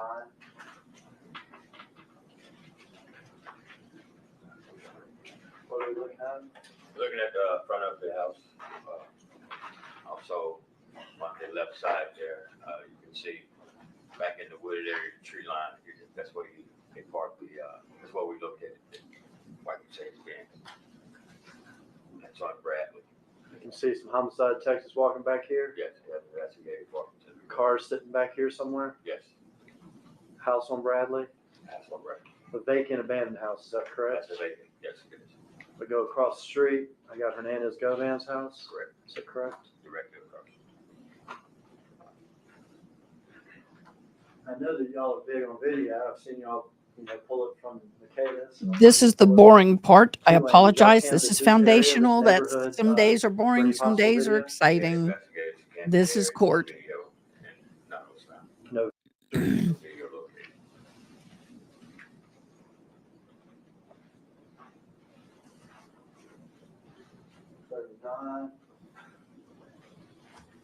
Again, you can see a couple of investigators, and you can see the rear of the white Mercedes-Benz parked in the tree, in the bush back there. 40, we're walking up on it. Closer. Yeah. Once they get all this laid, it'll be a little bit more interesting, I believe. 41, I driver's hope. side. The driver's side.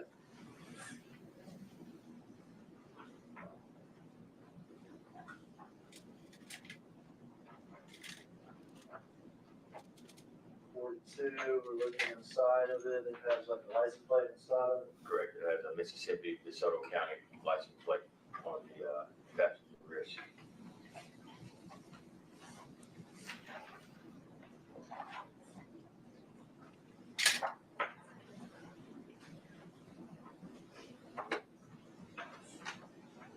That didn't work well.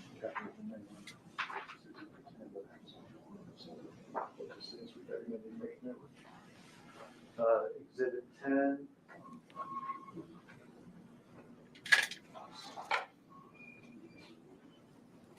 That's the passenger side view of the Mercedes-Benz. You can also see the damage there going down the passenger side of the vehicle, especially on the rear side panel. So is it fair to say when you see this, you know that you've got your car? Yes. Do y'all investigate like where did this car come from?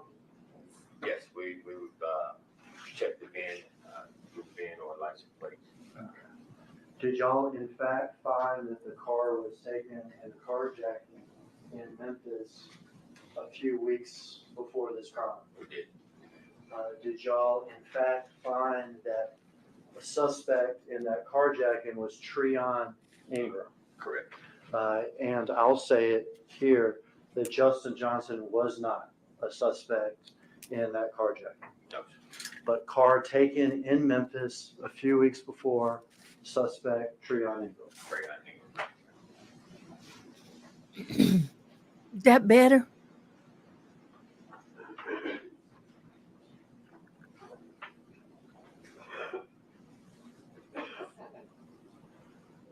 Car makes it to the tunnel. Correct. That's the tunnel. I call it tunnel, that's where y'all process cars, right? Correct. The crime scene investigating. That is. Poor beautiful car all beat up. Look at that. He destroyed it. Hate that. 43. In the tunnel, now we can see that damage real good. Yes. Damage to the passenger side, rear side panel.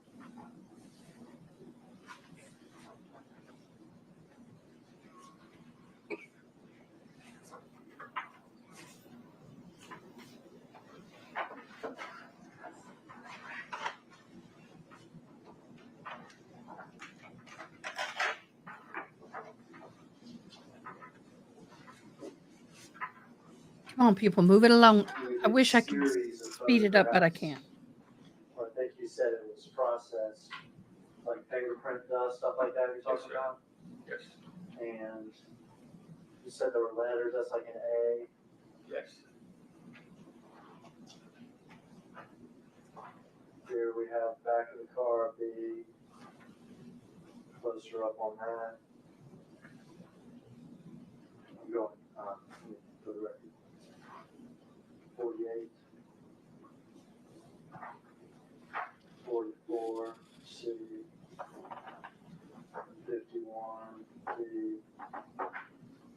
52, E.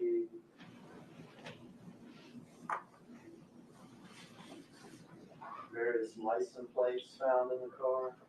Yes. 45, Mississippi plate. 46, a couple of Illinois plates. You almost got that jury camera, man. Be careful. Look how small that courtroom is. It's really small. That's something the crime scene does. He can't even sit at the tables with his attorneys. And They tried to limit That'd be what small. fingerprints, they have for the car, is that correct? That's correct. And then they try to compare those prints to any sort of known individuals that may be in the system or whatever it is that they have fingerprints for. It is. Is that correct? That's correct. And when you were you apprised that they were able to lift some prints from the car? Correct. That they were able to identify? Yes. All right. In particular, I want to ask you about these, okay? This is from the 2014 Mercedes. Prints lifted from the right rear quarter panel marked D. So we saw a picture of that, the back of the car, Yes. outside. Outside. Were found to be the fingerprint impression belonging to Cornelius Smith. Yes. Does that become a name you're interested in? Come to name we're interested. Because we got his. I don't think we're going to get any. You're much further south. There's a hurricane hitting Prints lifted from the outside in left Louisiana, door, Florida. marked A. I think that's the driver's side. Door. We saw a picture of it. Belonged to Kiston Garner. Kiston Garner. Does that become a name that you're interested in? Yeah, we ain't getting any. More prints. This one from the trunk lid marked C also belonged to Kiston Garner. Is that correct? That's correct. And then we have some prints lifted from one of those tags, the Mississippi tag Yes. that we saw 2 pictures of. They also belong to Kiston Garner. Yes. And then prints lifted from. Oh, we're the all rear going to miss you quarter too panel much, marked love. B, Thanks for joining. and the outside left door marked A, and from a brochure, a bank brochure that was found in the car, all belong to Treon Ingram. Treon. Correct. A name that you're interested in? Yes. We ain't going to So get at this none point, of it. We have found the murder car. Yes. We have found prints from that car that belonged to Cornelius Smith, Yes. Right. to Kiston Garner, Correct. and to Treon Ingram. Correct. Okay. Do we also process or attempt to process the car for any DNA or blood or like fluid evidence? That's some crime scene. Officers would attempt. Crime scene attempts to do that. Yes. And then if they're able to find anything or think they may have found something, would they send that then to TBI or anything like that? Yes, they would send it off to TBI. Okay. Are you aware that they found they were unable to find any DNA or blood or fluid or whatever evidence from inside the car? No, we wouldn't able to find it. From anybody? Did you become aware in the course of the investigation that the car may have been cleaned? Yes, during the course of that investigation.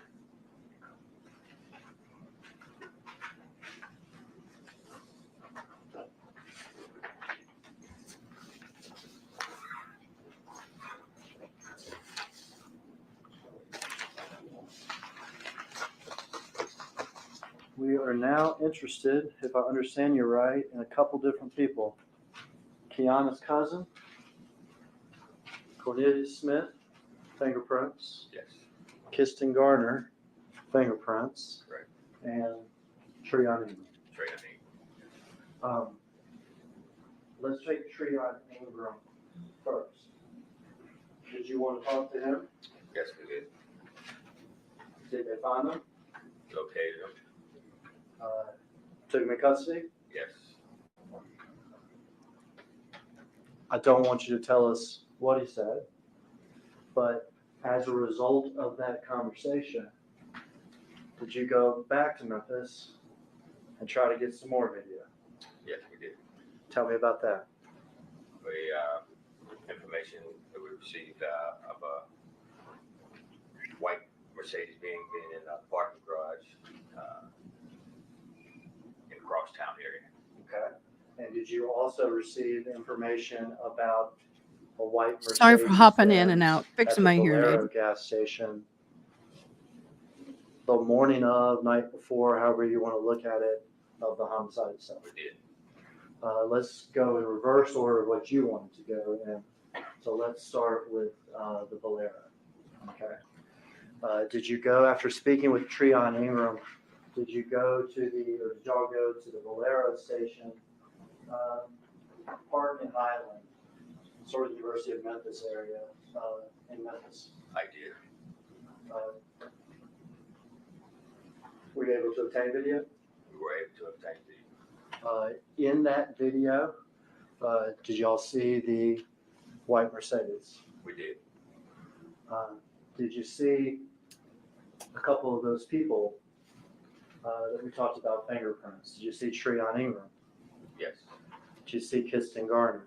Yes. Did you see a car trade? We did. A little weird, Weird. Yes. but you witnessed it on the video. We did. And what do we mean by car trade? We have individuals in one car that get out of that car and get into the other car that someone was in. And that person get out of that car and get into the white Mercedes. So before we watch this video, do we see a Infiniti pull up at the gas station? We do. And do we see the white Mercedes pull up at the gas station? We do. Do we see interaction between those two cars? Yes. Do we see Mr. Ingram, Treon Ingram, go inside the gas station? Inside the business, yes. Do we see that there's a person left inside the Infiniti We do. in the passenger side? Yes. Do we see Kiston Garner driving the white Mercedes? We do. Do we see him pumping gas in the white Mercedes? We do. Then do we see the two cars together pull around to the side of the business? We do. And an individual, we see Kiston get out of the car, is that correct? Correct. And another individual get inside the white Mercedes. Inside the white Mercedes.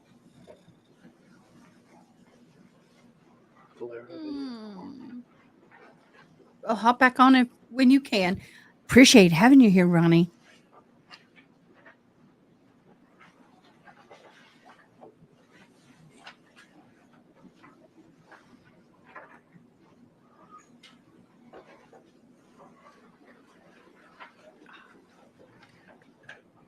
Well, better. It's tickling too much on the back of my neck. Start outside. All right, Valero gas station, November 17th. Now we're getting interesting. November 17th, 2021, we're at 3:16 a.m. in the morning, 9 hours before the murder. Yes. All right. I just broke my clip. Oh, well, it's going to stay for the moment, I hope. Right. Seriously? They don't make these like they used to, y'all. This car Just arrives, don't. Yes. and then what is that? That's the white Mercedes. Pulling up to the pump.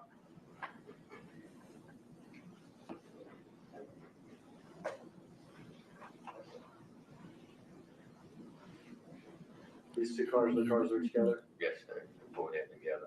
One went to one pump, one went to the white Mercedes, went to the other pump.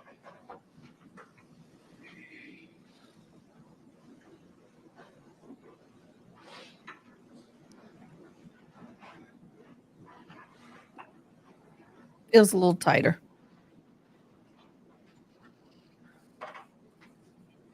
Awfully calm. He does, doesn't he?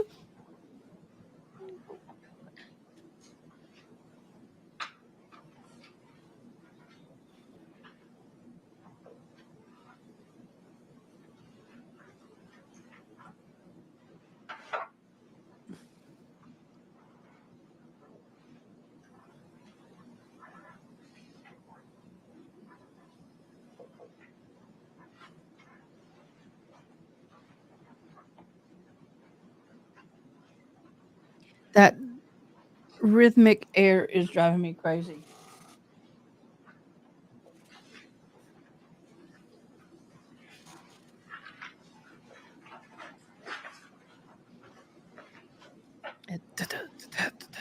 I feel it. I can't hear it, but I feel it. It's like on my eardrum.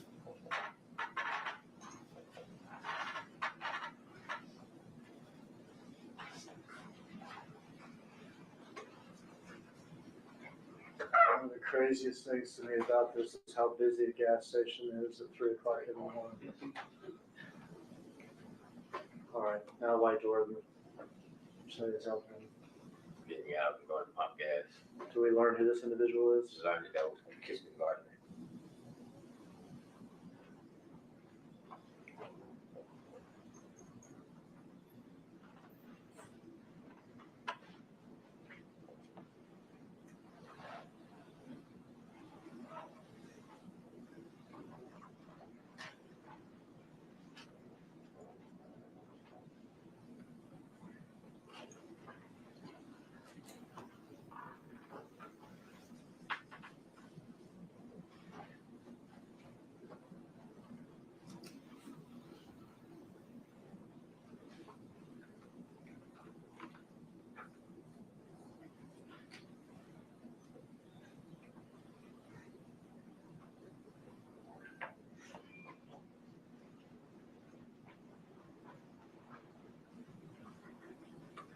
These guys are coming back to the infinity. Right. Only one of them got out of the infinity, though. Right. It's hard to watch both cars at once. Driver gets back in driver's side. What's he doing? He's speaking to someone in the passenger in the car. Okay, so there's somebody in this passenger side of this infinity. Yes.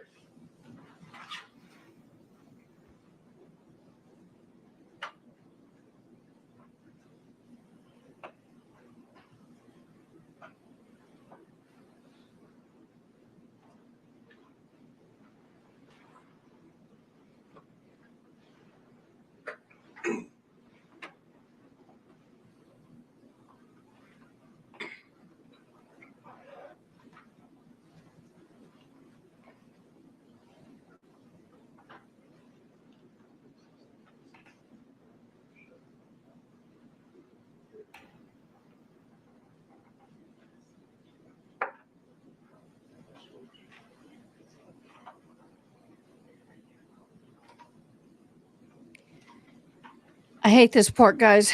I really wish they just zip through, but we can't.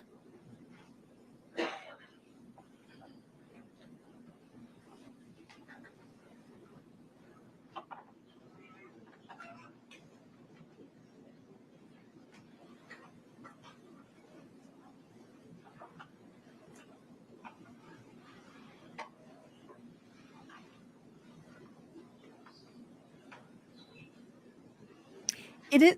Okay, now it's moving. White Mercedes. And infinity. And then they drive around and pull around to the No loop around. side of it. No switch angles.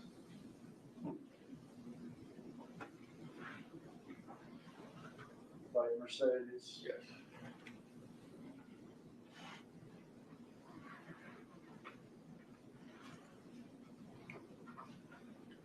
Side by side, you can see the driver is exiting Kissingarner.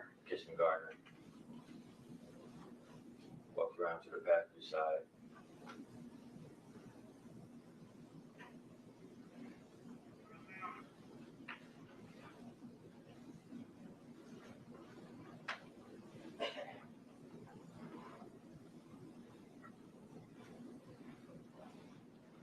There you see an individual walk around and get into the Mercedes. Uh-huh. And impossible. You'd agree with me. That's impossible to tell if that's Justin Johnson or not. Correct. Correct. Yeah. But would you also agree with me? Different than what Kissingarner was wearing. Mary Kay.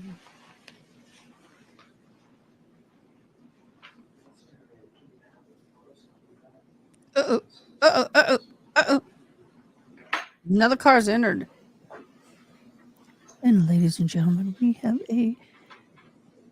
appears to be a gray sedan that is pulled up next to the Mercedes. Conversation has ensued, and now it is pulling away.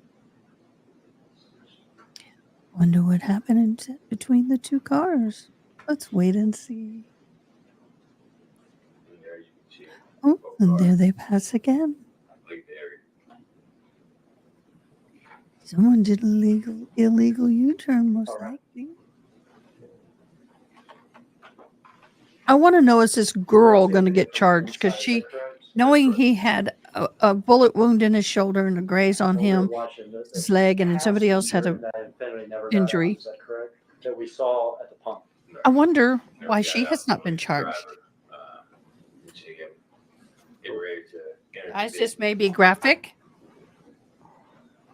Let me pause this. I need to get my disclosure here. Everybody, I don't know what they're going to show. Do not know. But if you can't handle graphic, you can't handle seeing lead shooters going off and people getting harmed, be prepared to turn away. If that is in case what's going on and is shown, I will tell you when the host is clear. Okay? Here we go. I will not be monetizing this if that happens. Yes, And do you know who that person is, kind of with the fatter face? that would be Treon Ingram. That's Treon Ingram. Treon. We can stop it there. Look at all those people in What we there. watched was an Infiniti arrive at the gas station Yes, with Mr. Ingram driving, Ingram Drive.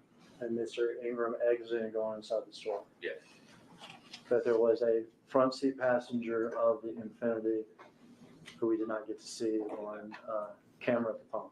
right, The white Mercedes arriving, correct. Mr. Gardner pumping gas. Yes, Both the cars swing around to the other area. yes. Okay, this is the gas station. From Okay, the this is not the distance. cookie place. Uh, We're good. Video of the driver of the Mercedes getting out and a different person getting Different person with different- Yeah, look at my numbers. 5. Yesterday it was pushing 50.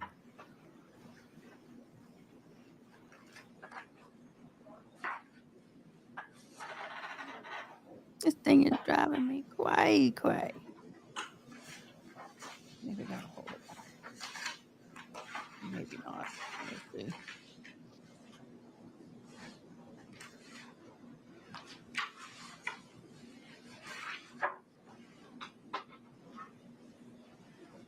You said you're interested in the Valero station, Yes, and then you said you're also, after going down to Mississippi and meeting with Mr. Ingram, interested in Crosstown.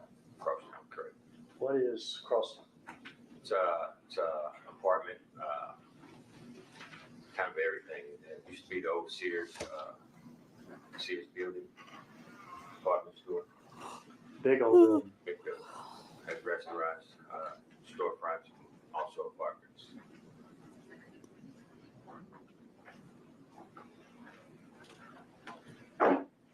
Did Kiana have a relationship with the Crosstown apartments?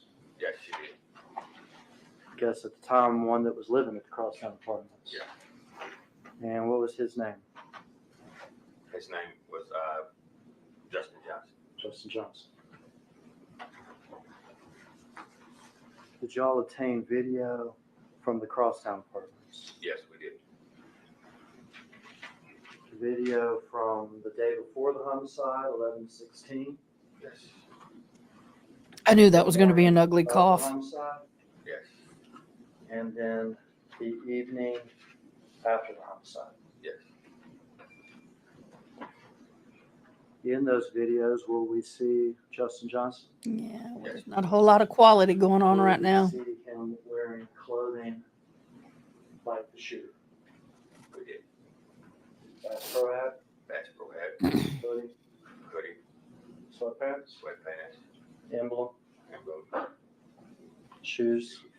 white bottom. Will we see him arriving at Crosstown in the white Mercedes We do. with the body damage? With the damage on. Yes. Will we see him leaving less than an hour before the homicide in that outfit, in the white Mercedes with the body damage? We do. Now, y'all had also been interested in a white Expedition. Yes, sir. Will we see him arrive? They're just going over the evidence that we saw in the vehicle, the people, what they were wearing, the vehicle itself, just timeline. Will we see him Getting arriving in gas. different clothes, connecting up, that kind of thing. and then packing his bags and leaving. I think, yes, It's a series of videos. yes, sir. Okay. 1, 2, 3, 6 or 7 or 8 videos. It's also a series of still shots. If anybody needs a break, maybe now would be the time. This will be a good time. Thank you. Let's take a brief break. We're going to have a break. Yay, we can get into the Sarah Boone. Just so kind of refresh. Just take a 15-minute break. What stands in recess?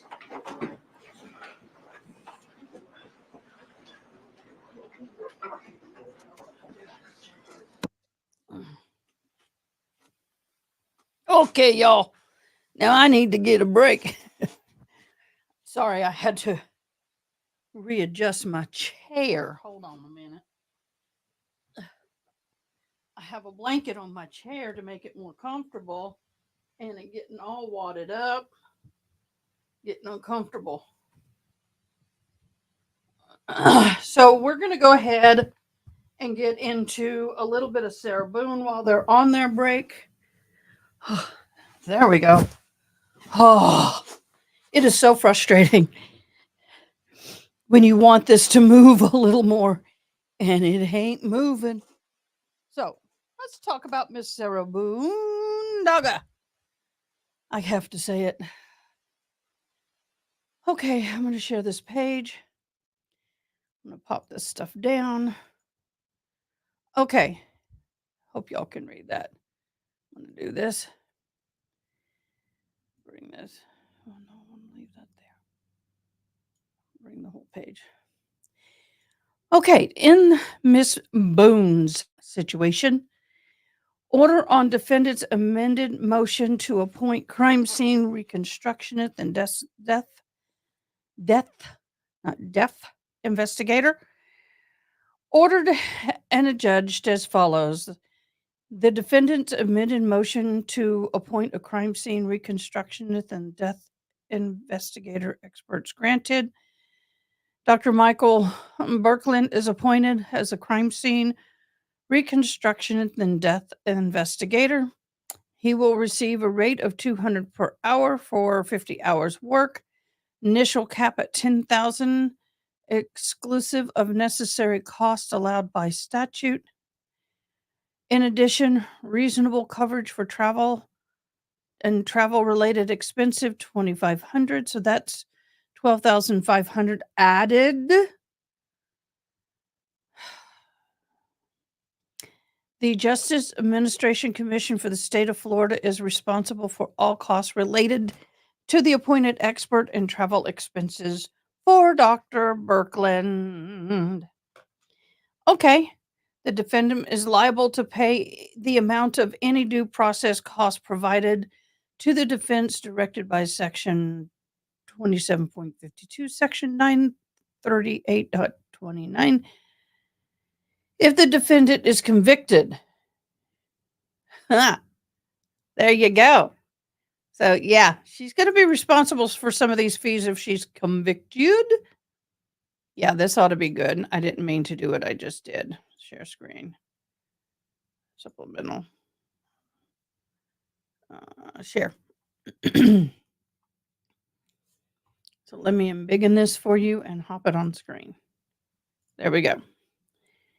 Here comes now the state of Florida by and through the undersigned state attorney.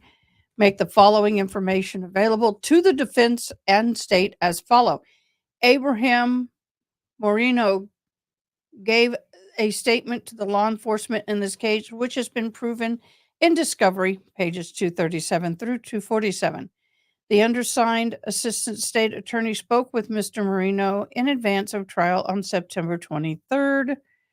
And the Mr. Moreno indicated that the ASA that the defendant was kitty, stating that what happened was an accident on the day of the murder. Mr. Moreno said that the defendant stated that she was teaching him a lesson and things got out of hand and she fell asleep. Oh boy, that's going to hurt her. Mr. Marino recalls the defendant making this statement prior to law enforcement arriving on scene. And this is certification. Ooh, doggy. That didn't help her. Order on the defendant amended motion to appoint forensic psychologist. It was granted. She gets $200 an hour for work and travel time with initial cap of $7,500 and then an additional $2,500 for the travel expenses. So she gets $10,000. So that's another $20,000 on the books for Miss Seboboon. I will, if I can get a total, if I can get a complete, cost breakdown, I will add it up as much as I hate doing that. Let's listen to this real quick. Let me get it. Volume on. Volume is up and on. They're not talking yet. Why is this woman on the bench? Where's a regular judge?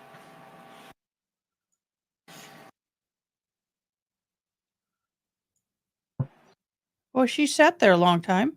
Appointed. 1,700. I'm not going to fight. Okay. Everyone.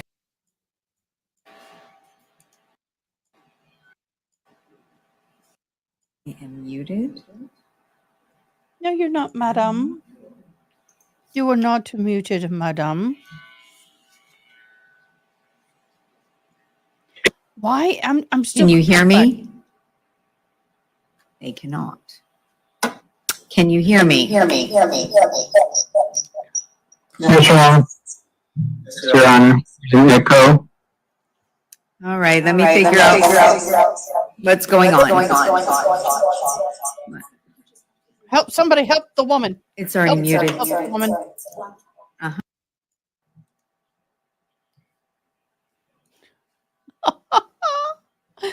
Is she just not used to Florida this? versus Shamik Anderson. If I could have JAC identify himself for the record, please. Yes, Your Honor. Christian Light, Assistant General Counsel of the JAC. Thank you. And who is here on behalf or seeking attorney's fees on that case? Me, Attorney George Gibo. All right. And can, Mr. Lake, can you hear him? Some 50 cents. I think funded, but it just to make this point in case Your Honor ever has a chance to talk for the billing committee or the appropriations committee for funding for these attorneys that do conflict work. That is one of the most absurd things that I have ever She's seen hit in well over the 100,000 in this JAC case budgeting. already. I have said many times in these hearings that $75 an hour is absolutely. And I'm not even talking about the amount that they get paid, but it just seems odd to me that if a case is null pros and then it is refiled, it's essentially a different case, especially when another attorney is assigned to it. Okay, this is not the Sarah Boone. This is compensation in itself. Basically received his case in his file because all of the other court-appointed attorneys before me, I believe, had I'm not waived following this. any attorney's fees, and because they did basically nothing on the case. The three of us did a lot of work in the case. As I said, I put in 175 hours, and even at the $75 an hour compensation ratio, we're looking at $14,000. Spent a lot of time with Ms. Boone and a lot of time on the case. So I'm requesting a flat fee in this case. All right. Thank you, Mr. Hobson. Good morning, Your Honor. Good morning, everyone. Your Honor, I got the case from Mr. Bankowitz, and I got the same information. The information, Mr. Bankowitz, bring your body and the bodies of your assistants or any person that worked with you on this matter. And case, he later dies. There is a video of this that went viral. Any other case we come to the court on regarding fees, but believe the flat fee for each attorney would be, anything less than the flat fee would be totally confiscatory, Judge. Thank you so much. Thank you. Ms. Cashman. Your Honor, I'm asking for the $15,000 flat fee, and I'm also asking to be reimbursed for the $1,800 that I paid to an expert, and JAC has a copy of my check front and back on this case. One of the issues that always has to be addressed when there are multiple attorneys, and I was the 8th attorney and the 4th private court-appointed attorney, is making a case that is old by purposes, for reasons of being on the docket for a long time, a priority, and putting aside other work.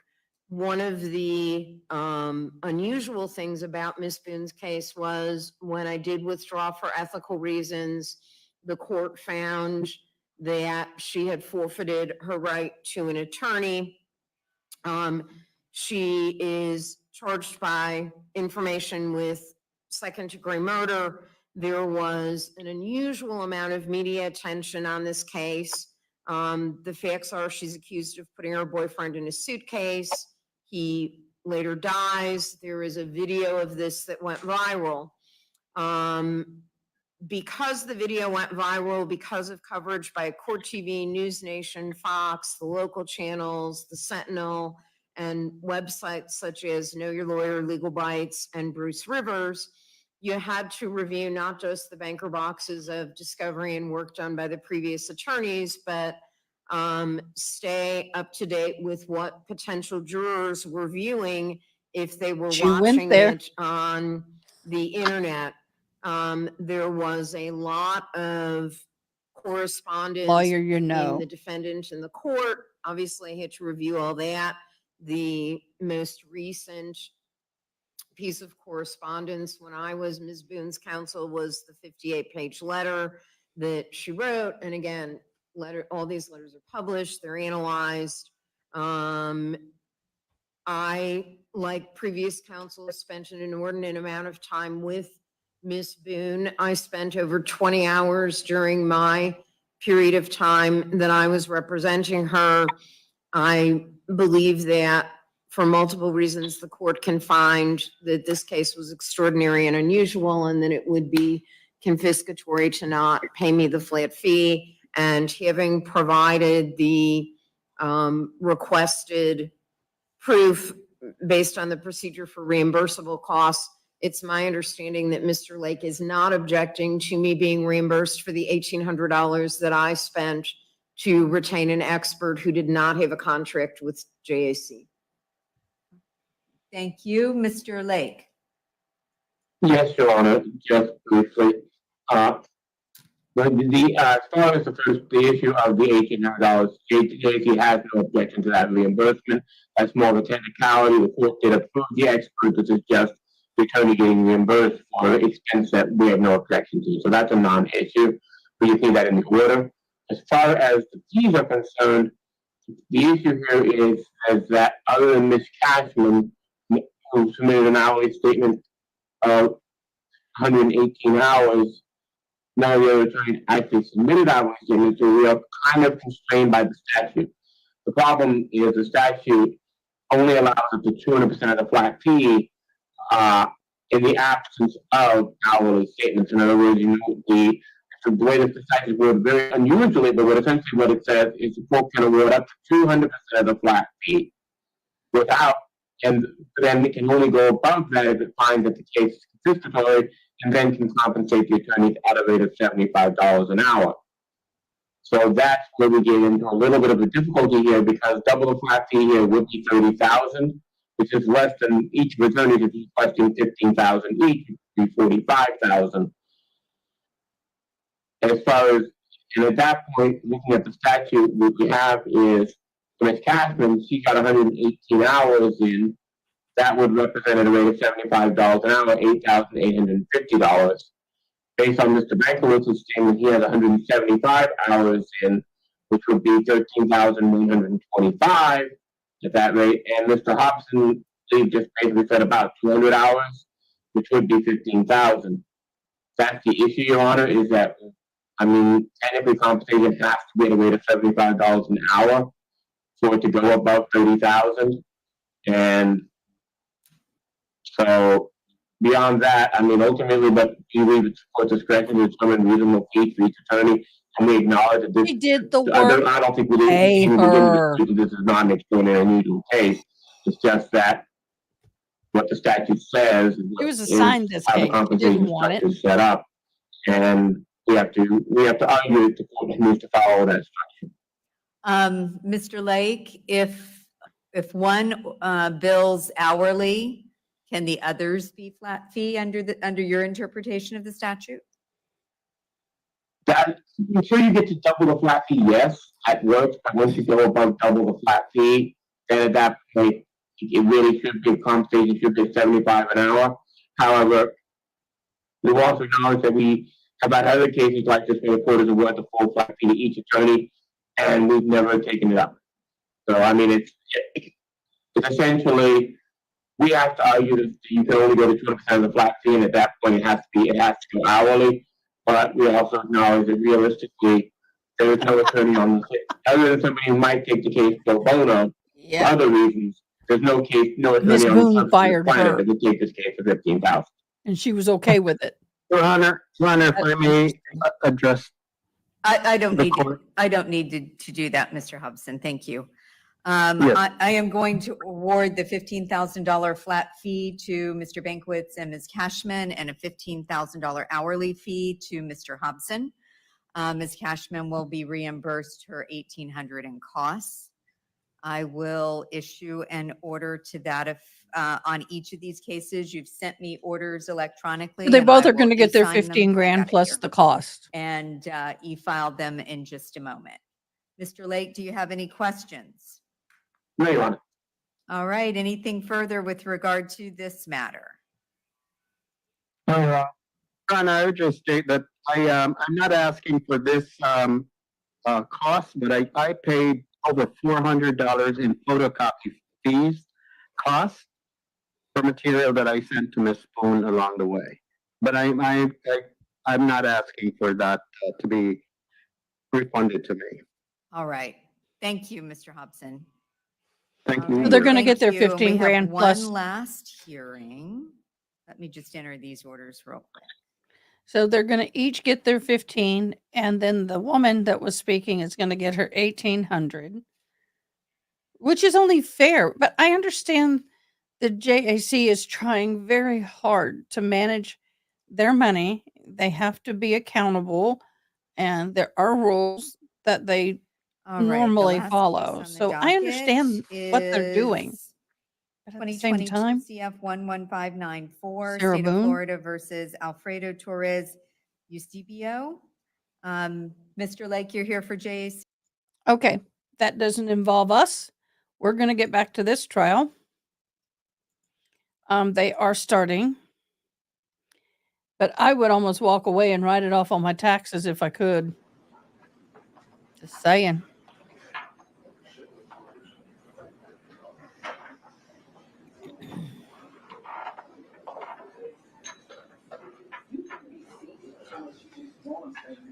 We don't have the same.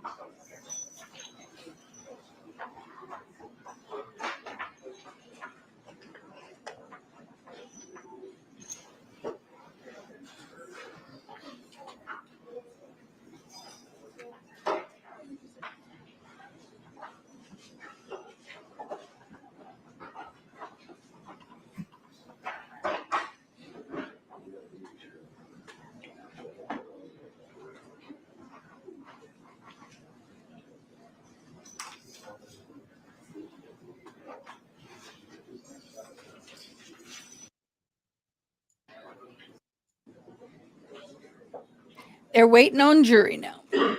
Oh. It's weird. My upper half of the body is hot as heck, and my legs are cold. No, I have good circulation. I just don't have any socks on. Oh. Trying to get comfy. appreciate y'all joining me. I know this has been kind of a boring day in trial, but I appreciate you. All rise, bring the jury. Haven't got to do that in a while. Oh. Whew. I want it to stay up like this, but my thing broke. My doodaddy broke. It's still you. Yes. See? There's some more videos. You were telling us about Crosstown, is that right? That's correct. Said there was some apartments there. Yes. Said that Kiona had a cousin named Justin Johnson who lives there, is that correct? That's correct. All right. Y'all collected videos. We did. Let's start with the first video. Let's stop over the light screen for me. November 16th, 2021. This is the day before the murder, is that correct? That's correct. 7:15 p.m. So if we're counting down, 17 hours and 8 minutes before the murder. So they're doing the timeline right now, which I understand can be a little redundant, and I apologize, but that's the way court goes. Pointing to the garage. Oh, that feels much better. And if you're not familiar with the building, this is a little confusing here. You can pause it. So that white expedition was going into a parking garage, is that right? Yeah. That parking garage is this structure right here. That's correct. We have a parking lot in between. There's a little parking lot here Yes. where cars can also park in, but the actual garage, what we saw the white expedition coming into, was over here. It is. Is that right? That's right. Then there's this little walkway thing Walkway that ramp. twists around and then comes into the building. Yes. Okay. And we see somebody here, gray sweatpants, black hoodie, and continue to watch.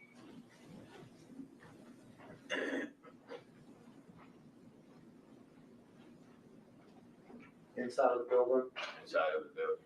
walking into the door there, Yes. white expedition arrives, and then this man comes into the building. Correct. Dark hoodie, gray sweat, black shoes, white bottom. We walked here. I understand, Mary Kay. Gotcha. There's a bank of elevators back here. Yes, There's apartments on the top floors of the buildings. it is. Still way back here at the elevators. Yes.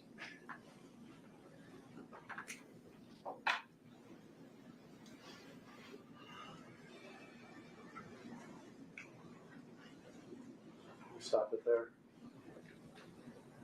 Good. All right, here's a man, white expedition, comes into the building, walks to the lobby. Same gets in the pants. elevator, Look at the little comes up to logo. the floor.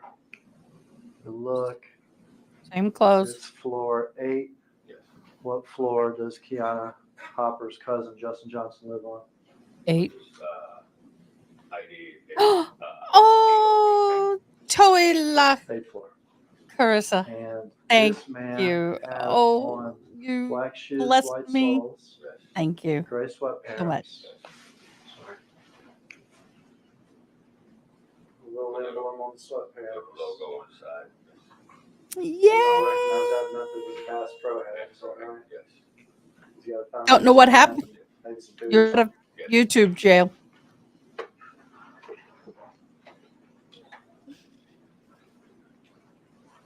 All right. Welcome, love.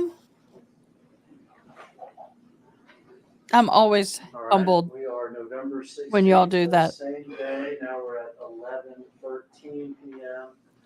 Countdown from the murder. We're 13 hours and 10 minutes before the murder.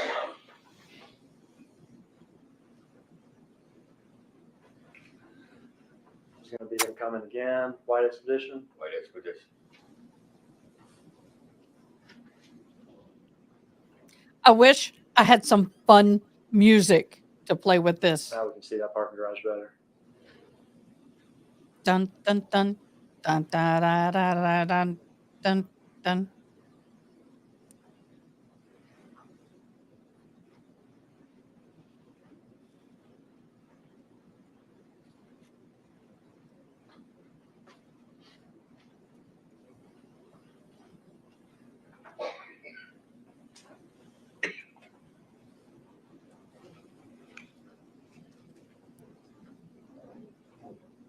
Just like Collect last time, coming 200. in the front, Pasco. gonna walk to the elevators. And obviously between last time, which is a few hours before this, and this time he has left and come back.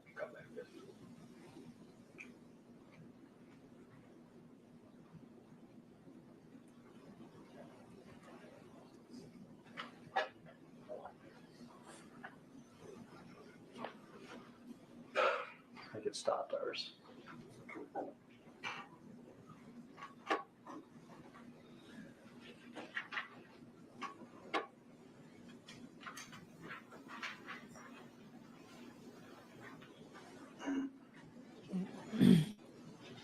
It was still playing on our laptop, but it wasn't playing on the video, so we'll have to try to on and off with it. Who cares? On and off appears to be working these days.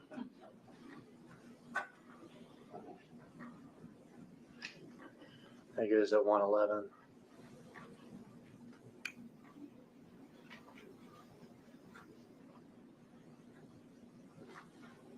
There we go.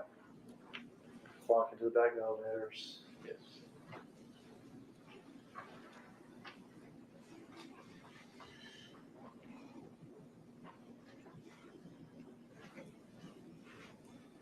Sweatpants, shoes, basketball hat, sweatshirt. Yes.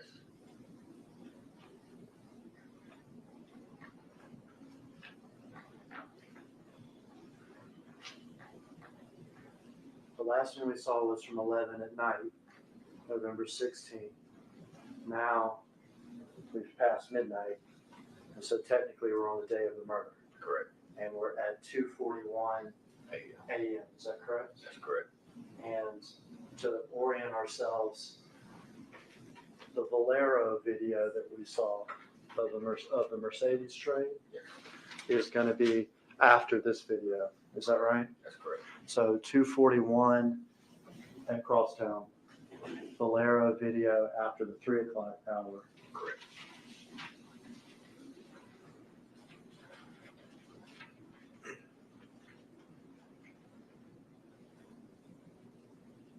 Shoes, sweatpants, hoodie. Yes. This time the hood on.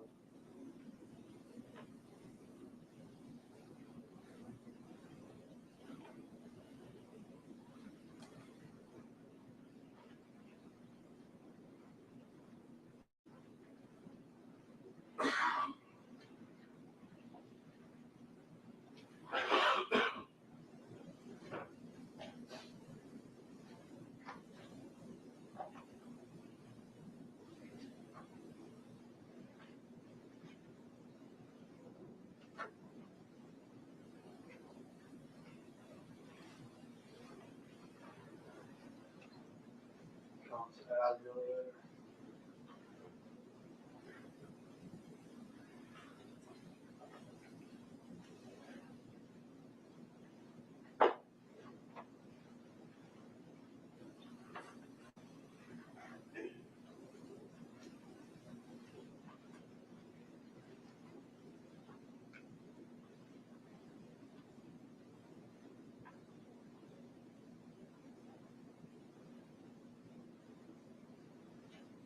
To the parking garage. To the parking garage.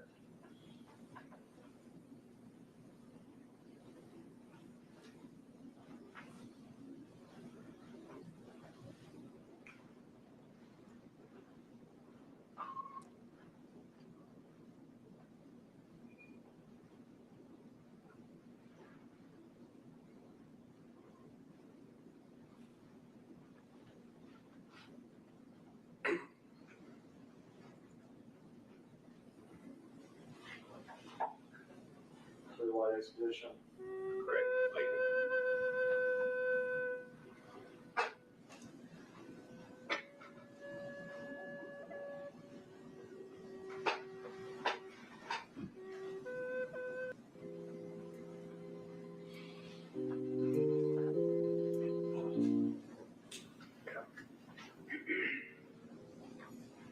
So it's leaving the building at 2:41.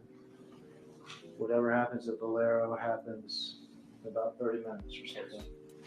And now to the next video. We are November 17th. Well, now we're at 4:48. So leaving the building at 2:41, Bolero happens after the 3 o'clock hour. Correct. And now back to the building at 4:48. Correct. We are 7 hours to homicide time.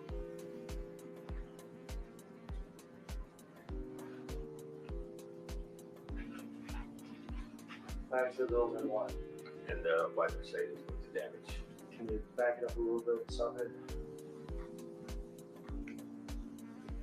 Have one before it was perfect. There you go. We know that car, don't we? That's the car that we located. That's also the car video. Beautiful car. with the damage. Sideswiped. Okay. That's the side grip, side mirror. How's that music?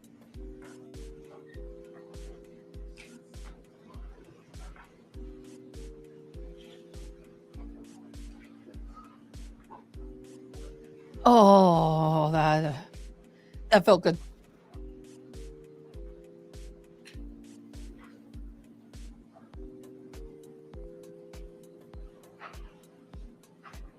That air conditioning wind is driving me crazy. Can't handle it. I just wanted to go. I feel it. That's why this music helps me a little bit. Yeah, the music helps me a whole lot. I could do this one. Back to the white Mercedes, but also we'll see closer.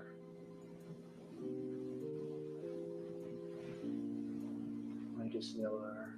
Yeah. Carrying something.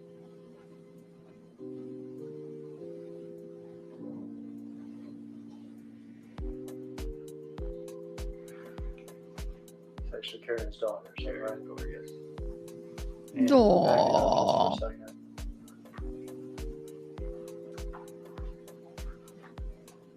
Oh, I know. Miss Carissa made it.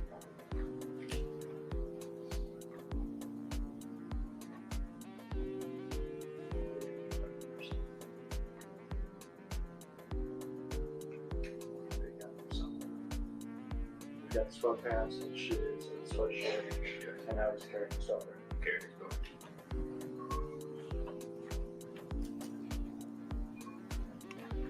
Now, November 17th, murder day, 11:51 a.m. Only 32 minutes away from the murder of the kids. Yes.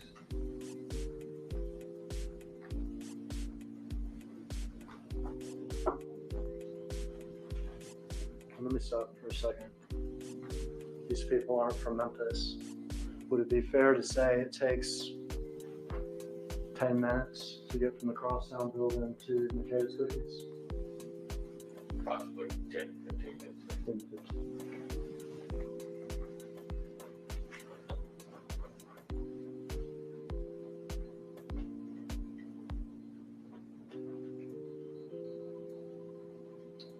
Shoes, sweatpants, sweatshirt, Bass Pro hat. His daughter's with him. Yes.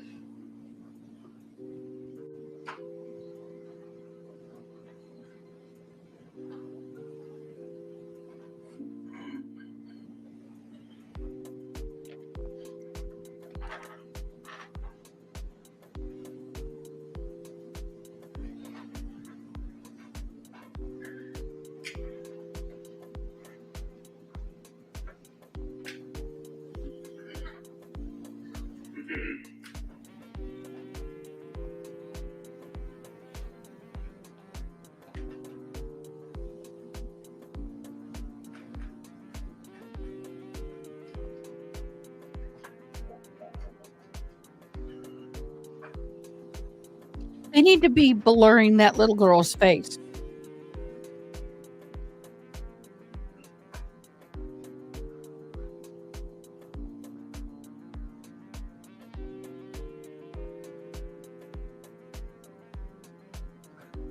Parent is disengaged on the phone.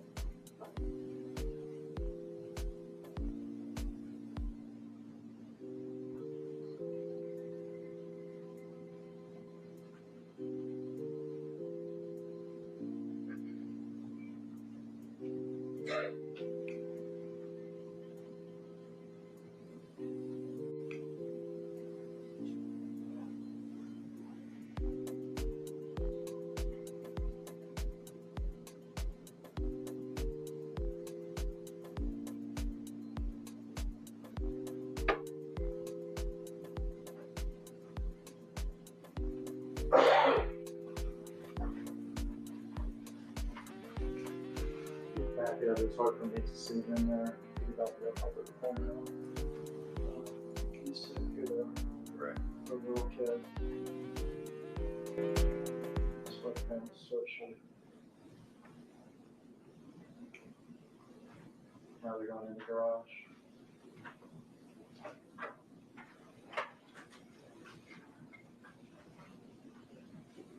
Come here, huh? And leaving in the white Mercedes. You want to lay down? You lay down? And that Mercedes actually was captured here, leaving the garage. Starts first this way, but then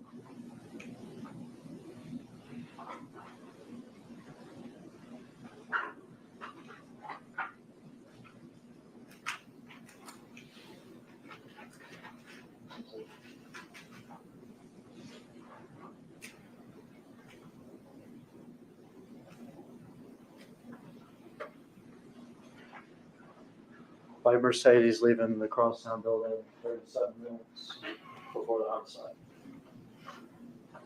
Is that correct? Correct.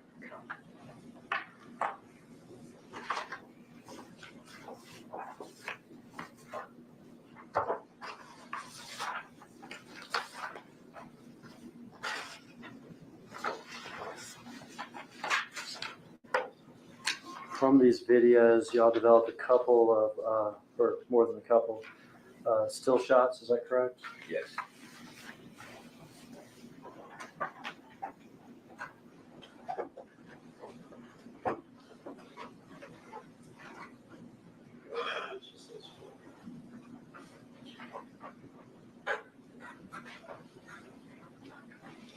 Slowed it down for this one already. Tell me what this is.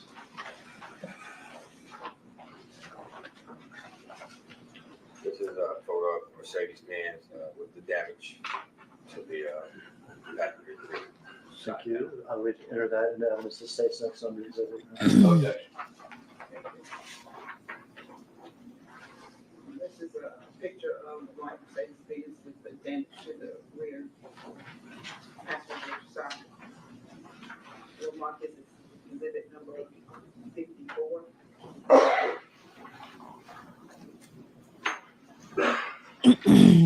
I have a video that And this that is, was posted to my Discord. this is Thank you, from Ronnie, Austin, is that right? of the victim of the Sarah Boone trial, the gentleman who passed away, with an interview with his parents. We will watch that shortly.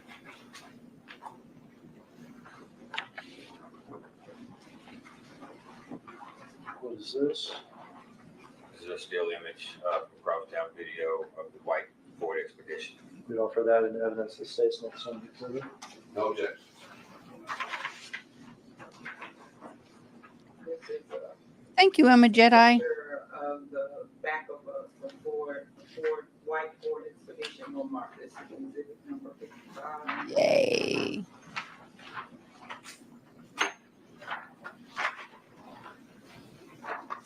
Expedition across town.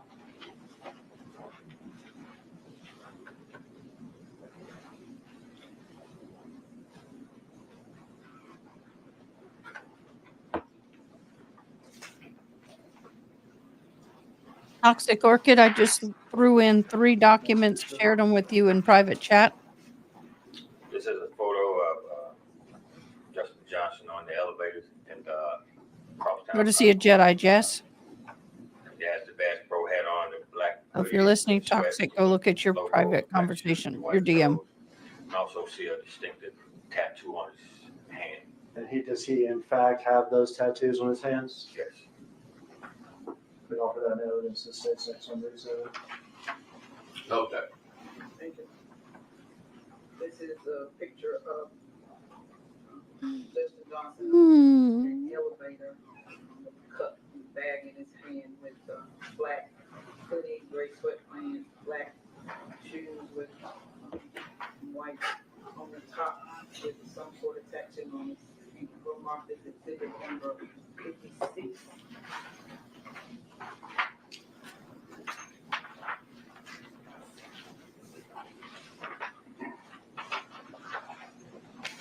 $56 for jury.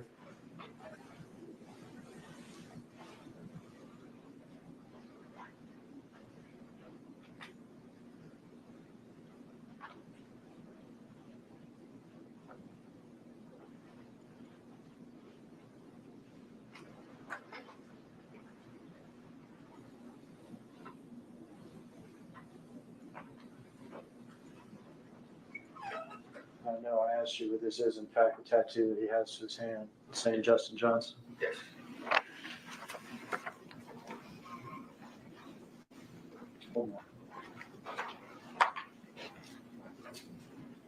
This is also a photo of across town from the video still shot. Justin Johnson is carrying a little backpack. He has his daughter with him. He appears to be on the phone. You still can see the tattoo on his hand with the Bass Pro Shop hat, black hoodie, gray sweats, and black shoes. And this is when he's leaving about 37 minutes before the murder. Yes. Like somebody said. This is a picture of defendant Justin Johnson with the same clothing on, black sweatshirt, gray sweats, black and white shoes with the Bass Pro hat on, holding a backpack with a little girl with him. No objection. Well, marked as exhibit number 57. Thank you.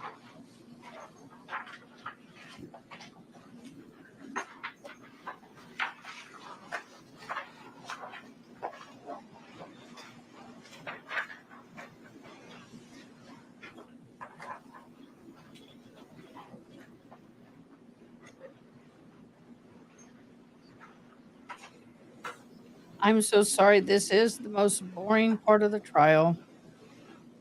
Oh, I know. Bass Pro Shop and me. Getting ready to start getting some camping stuff. Get me in trouble. Almost done with you up there. Okay. You had mentioned something earlier that I wanted people to see, not so much on that screen where it's blurry, but better in the still shots. That feel good, honey. Feel good?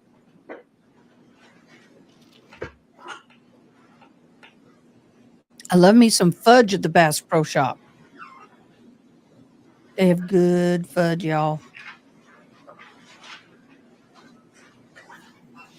Can you tell me what's in these two photographs? There's a photo at Makita's cookie shop on Airways where you have two suspects running away back to the white Mercedes. You can also see suspect in the dark hoodie, black hoodie with the gray sweats and black shoes. But you can also see how his pants are sagging and blue underwear showing. You had mentioned when we watched the Haven Court 2-lane videos about seeing the Bass Pro suspects underwear. Is that right? Correct. And it having a blue look to it. Yes. And you mentioned about the saggy pants. Yes. And can you see both of those things from the still shots from the? I was waiting for him to say some bee crack. Or this collective exhibit. No objection. Ah! Ours shut down. It was so horrible. Still photos. I remember in the First day one. it was awesome.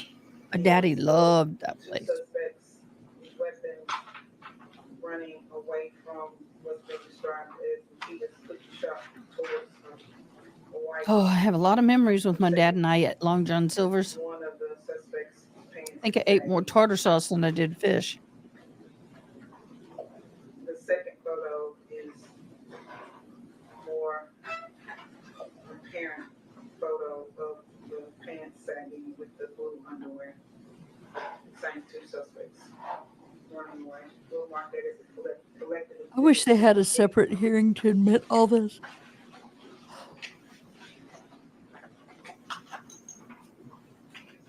Y'all, I'm going to take a comfort break. I'll be right back.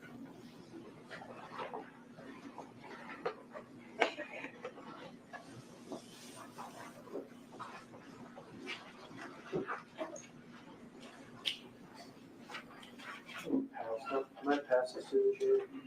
No. Yes.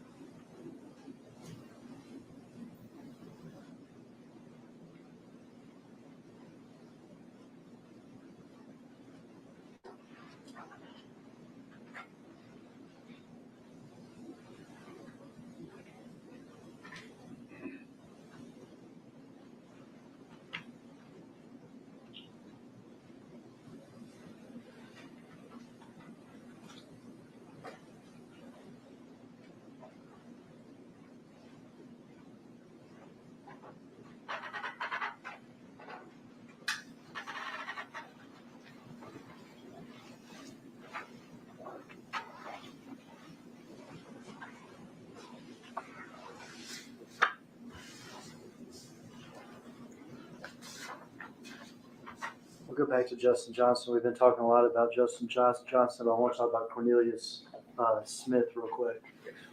His fingerprints were found on light Mercedes. It were. Did y'all become interested in Mr. Smith? We did. And did y'all talk to people around Mr. Smith, including his girlfriend? We did. Did you locate any pictures of Mr. Smith in which he was wearing We did. clothing that the assault rifle shooter was wearing at the time of the murder? We did. Let me pass you this. Got this. I'm just gonna. Let me pass you this.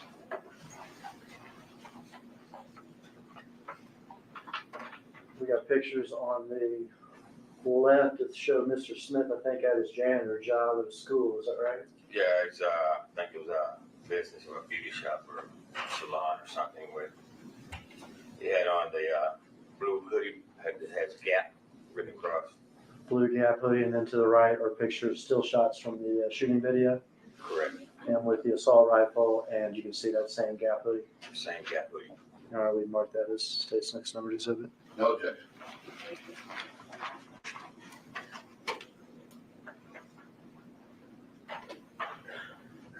They have 4 still photos in this picture with the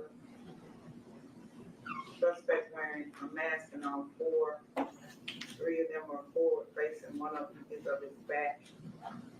The 2 left photos, he's in somewhere with the room and trash. And the right 2 photos, there are the pictures from the scene at Makita's on November the 14th. So we'll mark this as exhibit number 59.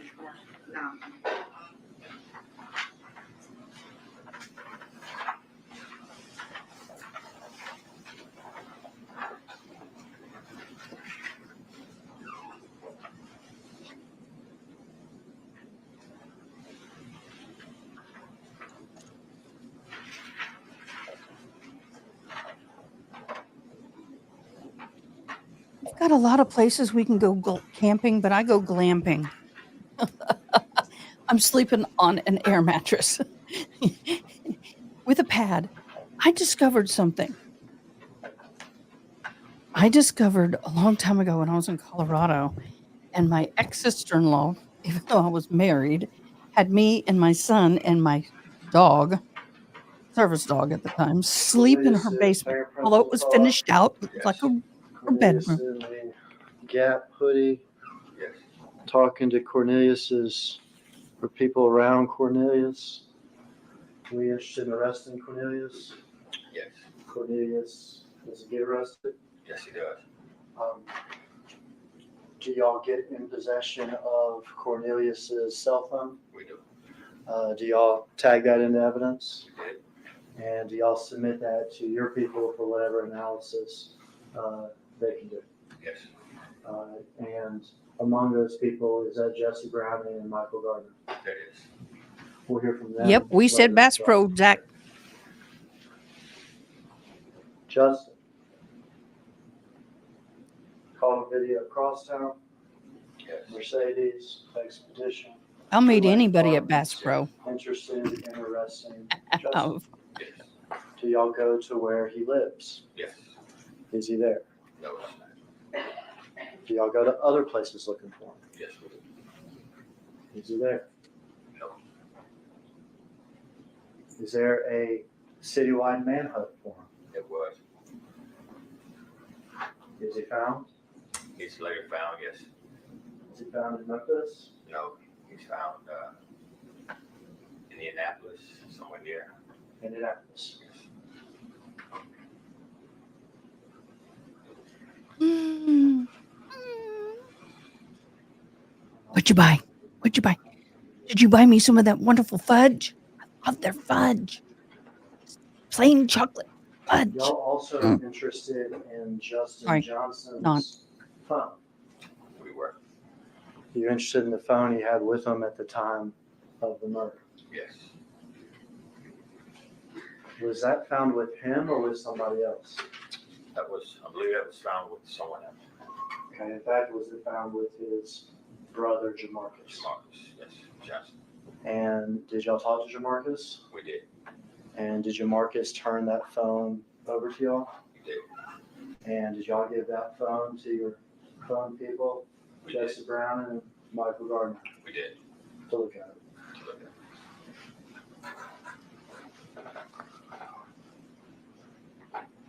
Hey, Zach, have you ever gone magnet fishing? You want to go? I forgot to ask you about one crosstown video. Okay, so this is out of order, but asking the Here questions is not about wanting to cooperate. Mr. Johnson leaving town, it reminded me. Okay.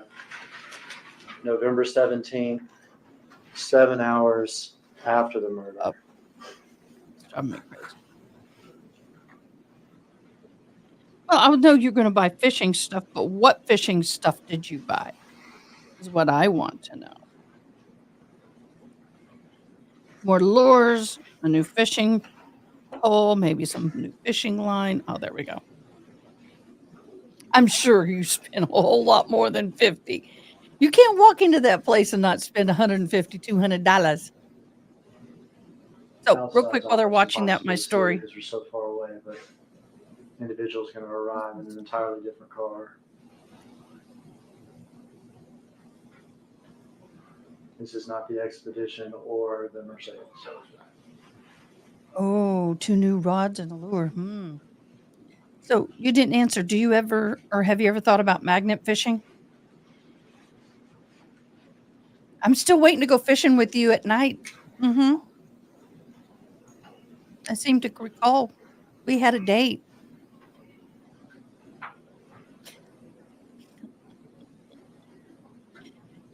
Toxic? It's more like, what did you get us?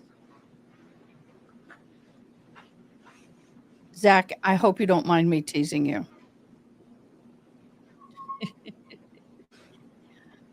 Oh, you can find some interesting things. I know, Toxic. They're fudge rocks. I'd rather go buy their fudge and cut it up in pieces and serve it at a Christmas This is party that middle than ground to make between my the parking own. garage and the building.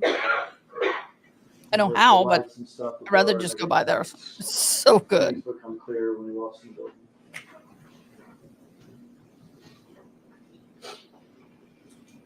All the stuff.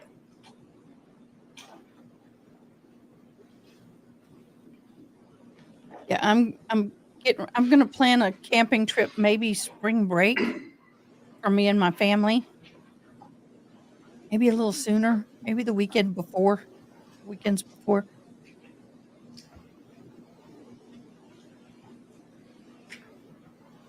Okay, you got it. I'm in the yellow hoodie now, right? Yellow hoodie, correct. We saw that at Haven Court with 2 lanes, didn't we? We did. No, but seriously, I want to go night fishing. Never done that. Haven't fished for ages. I'd probably be like a newbie. But this chick doesn't mind getting worms on a hook. So if you can Okay, tell this from chick that doesn't mind getting her video, hands dirty. It will show, but no longer in the shoes, is that correct? And some slides. Yes. That view makes me dizzy. I have it on the big monitor here. I got to do this. I can sort of handle it from there. 7 hours after the It's murder. like, Yes.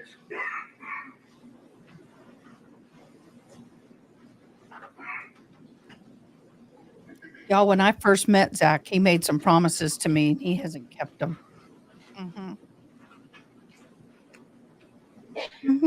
You gonna come see me? We live in the same neck of the woods. Zach, do you camp? If so, where's your favorite camping spot within, say, 5 hours drive, if you have one? I would like to go to a place that we can do some fishing, some camping, everything. What's that Now big we're at park 8 near p.m. Lakey? Approximately Garner 8 State hours. Park. I've been there once.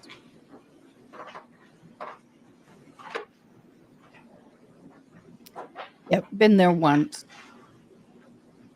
Bags packed. It was nice.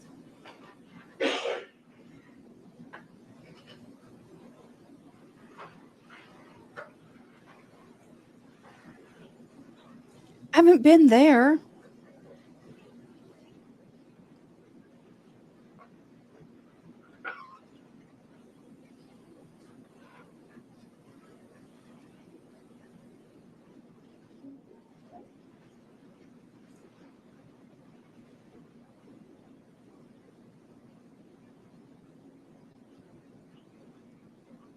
Yeah.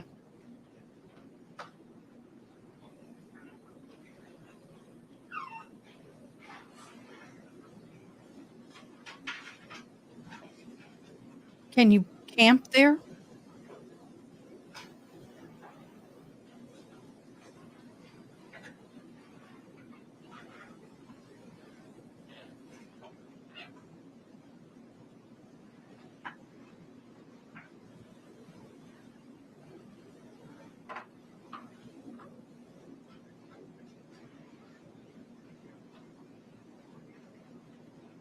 Oh, bullfrog hunting.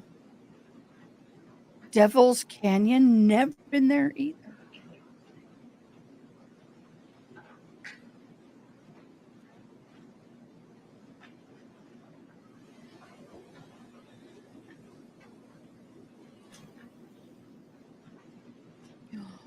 Ooh. Pretty. Yeah, but that ain't Texas. That ain't be Texas. Now, my ultimate goal is to be able to get everything I need. I'm probably gonna have to find either a camper or I gotta find a way to tow something on the back of my car. Dogs I have a wherever. Toyota Venza. Yes. I'd like to go to powwows and camp. Next time we see him in person is arrested in Indianapolis. Yeah, yes.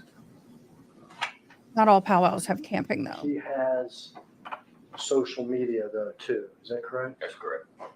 And did you and Detective Browning subpoena and obtain some of his social media? It was.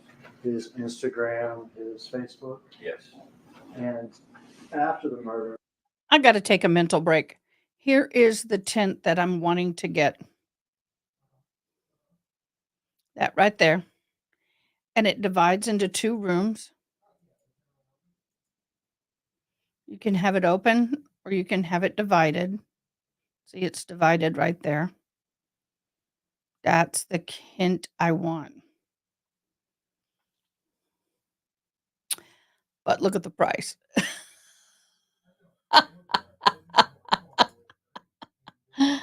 Oh, yeah. until the time that he's in custody in Indianapolis, are y'all able to Ooh, obtain how old are your images boys? that he posts to social media? They were obtained, yes, from his phone. And Detective Browning Yes. may be the expert on this stuff. Yes, he is. All right, we'll see those later with Detective Brown. Yes.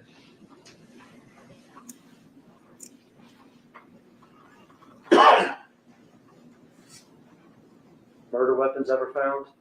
No. Big Jook.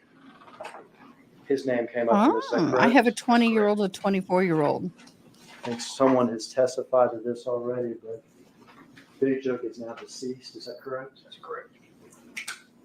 Since he's deceased, he cannot be prosecuted. Right.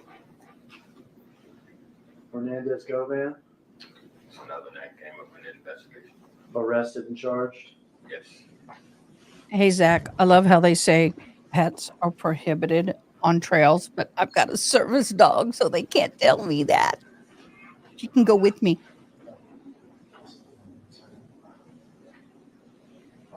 That's all my questions, Judge. All right. Ladies and gentlemen, this lunchtime. Our petition will be with us after lunch. Enjoy your lunch, leave all your notes here, don't talk about this case. Hurt yourself, I'll see you back at 1:45. Okay? Court stands in recess to 1:45. Oh, by the way, I don't know if you heard. Okay, 1:45, good.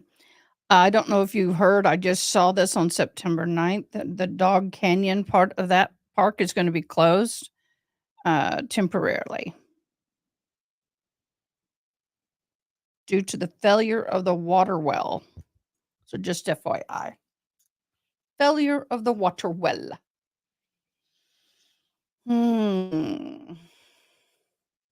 That looks cool. Okay, let's get. I know y'all, if you saw my camping list on Amazon, it's insane. I bought everything on it. It's $7,231. No, we ain't going to be doing any of that. But I like to dream and make my wish list. Just saying. Just saying. Okay, we're going to come over here and watch this video real quick. This is heartbreaking. 2 years ago in Winter Park, Florida, George Torres was zipped into his suitcase by his girlfriend. Why Sarah Boone did that? She says it was a game of hide and seek, but she's going to have to tell that to a jury. Because she whipped out her phone afterwards and videotaped him begging for his life as he slowly suffocated. Up until now, his parents have not spoken. His family has not spoken, but tonight they are. I'm joined by the reporter who got that interview for us, News Nation national correspondent Alex Capriello. He joins me live. That trial is coming up July 4th, and you are hearing exclusively from the parents. What did they tell you about what they know about the case? Yeah, it really dawned on me, Ashley, that there's been so much attention on Sarah Boone, so much focus on the bizarreness of this trial that perhaps no one has ever really taken time to speak to the Torres family. And it turns out my suspicions were correct. Within the 3 years since Sarah was arrested, they haven't spoken to any national or local media outlets, had the chance to say their side of the story. So we sat down at their kitchen table and they really just opened up to me all about who George was, what he meant to their family, and also, of course, his relationship with Sarah, which, by the way, they never approved of. But interestingly, Ashley, George's mother tells me that she has a great deal of sympathy for Sarah because if she is convicted, she'll never have the opportunity to raise her son like she did with her many children. Take a listen. He was a good son. He wasn't perfect, but he was a good son. And every time that he come here, every time, he just stand in that wall and he said, Mom, I love you. Mom, I love you. I said, I know you love me. And they come and give me a hug. And then he look at his father and he said, Pop, you're my hero. You're my hero. He was a father. He was my son. He was an uncle. He was a cousin. And he was a friend. I was a nephew. She don't kill only my son. I feel sad for her. I don't feel sorry. I feel sad. And I don't hate her. Really, I don't. I don't have that in my heart. I never hate nobody. Gosh, so powerful to sit there with her as she explained more about her son. Interestingly, she said that she's never seen that cell phone video that shows George locked up in that briefcase, or I'm sorry, that suitcase. She says she has no intention of seeing it, but she will be there at the trial seeking justice. It's going to play at the trial. I hope they give her a big advance warning because it is hard for us to watch it. I can't imagine a mother hearing her son begging like that. I'm sure you she's also already spoke with seen it, y'all. George's brother, Ezekiel Torres. It was off camera. What does he think about what happened? Yeah, it was really a struggle for Ezekiel to talk about his older brother, George, because for so long during this relationship between George and Sarah, the family just disapproved of it. They disapproved of Sarah. And so Ezekiel told me that when he saw Sarah and George walking toward him, he'd turn his back and walk away. And that now has led to an immense amount of regret that he has, that he didn't have a chance to actually say goodbye to his brother. So he's certainly going to be at that trial. He wants to see a guilty conviction come down because he sees that as the only way that his brother and his family, who are just so heartbroken, can get justice. Alex Capriello, a fantastic exclusive interview. Congratulations for landing that, and thank you for bringing it to us. I appreciate it. Y'all, that's On February 20. That is so difficult. Okay, what's everybody having for lunch? We are on a court break until 1:15 my time. About 45 minutes. I don't know what I'm going to have. Don't know. May not have anything. Need to coordinate that with my son. Not too sure.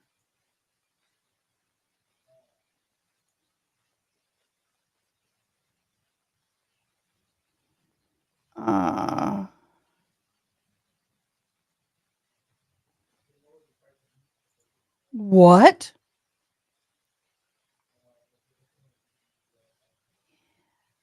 Sarco. Oh, I got to show this. This is, I can't say the word because, we're on, you know. Look at that. Do you know what that is called now? Sarko, the self-ending life pod user, almost immediately pressed the ending of life button and took 5 minutes to pass. The first person to use the controversial new self-termination pod pressed the button almost immediately, according to its creator.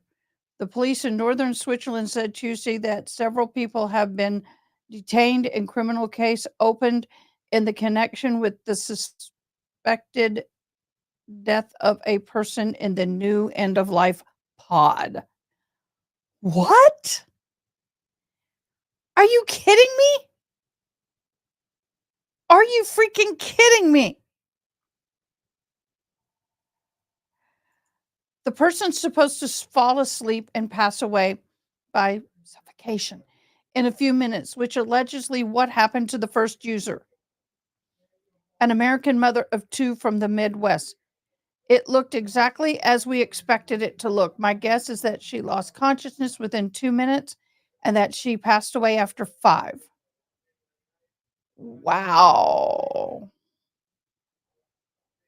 The Dr. Philip Nuschnick, the pod inventor, told Dutch media.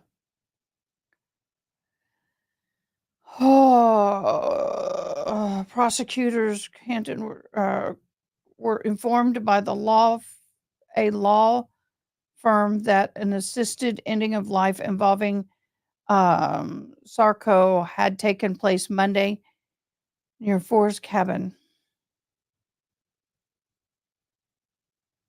Oh my goodness. Swiss law allows assisted ending of life so long as a person takes his or her own life with no external assistance. And those who help the person pass on do not do so for any self-serving motive. What? That's freaking insane. I'm floored.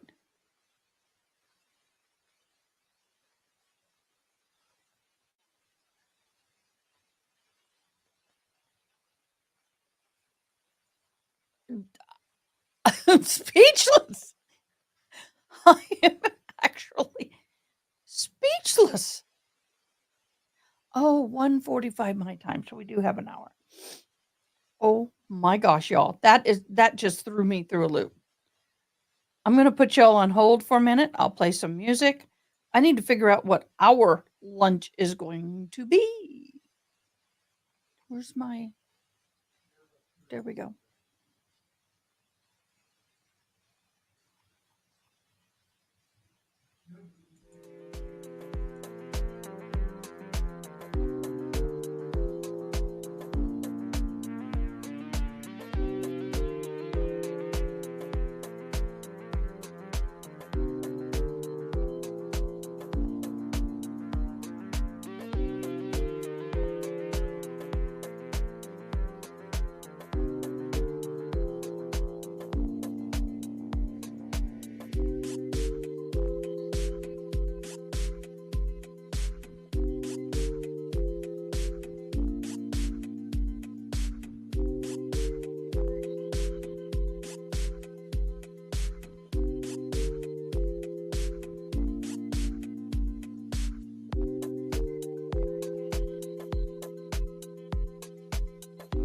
My phone and my son and I bantering over lunch.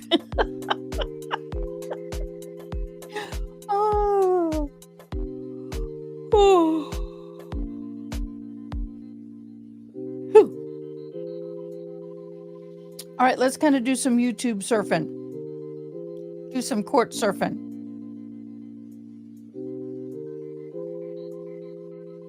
You know, they're in day 6 of the Titan submersible trial for the Coast Guard.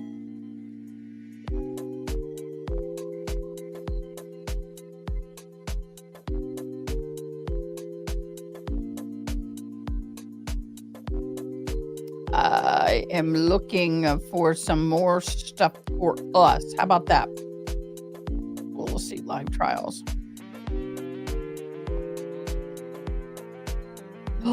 Let's watch this for a minute. Whether they're assigned, all the way up to serious crimes, felonious assaults, murders, anything to that effect. I worked in that capacity for approximately 3 years. Yes.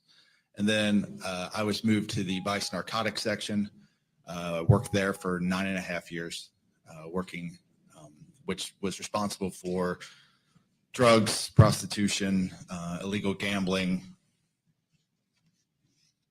anything that would fall under those specific realms. Just so y'all know what Then we're after watching. that, I was moved back to the general assignment section, which is where I was at.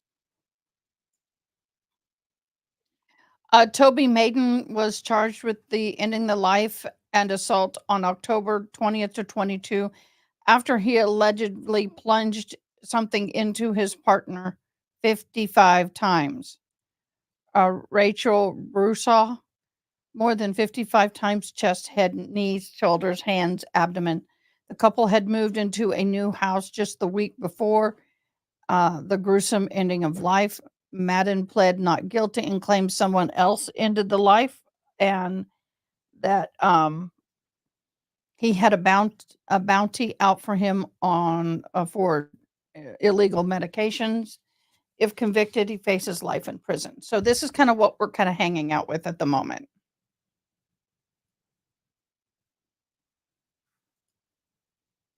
At the time when this occurred.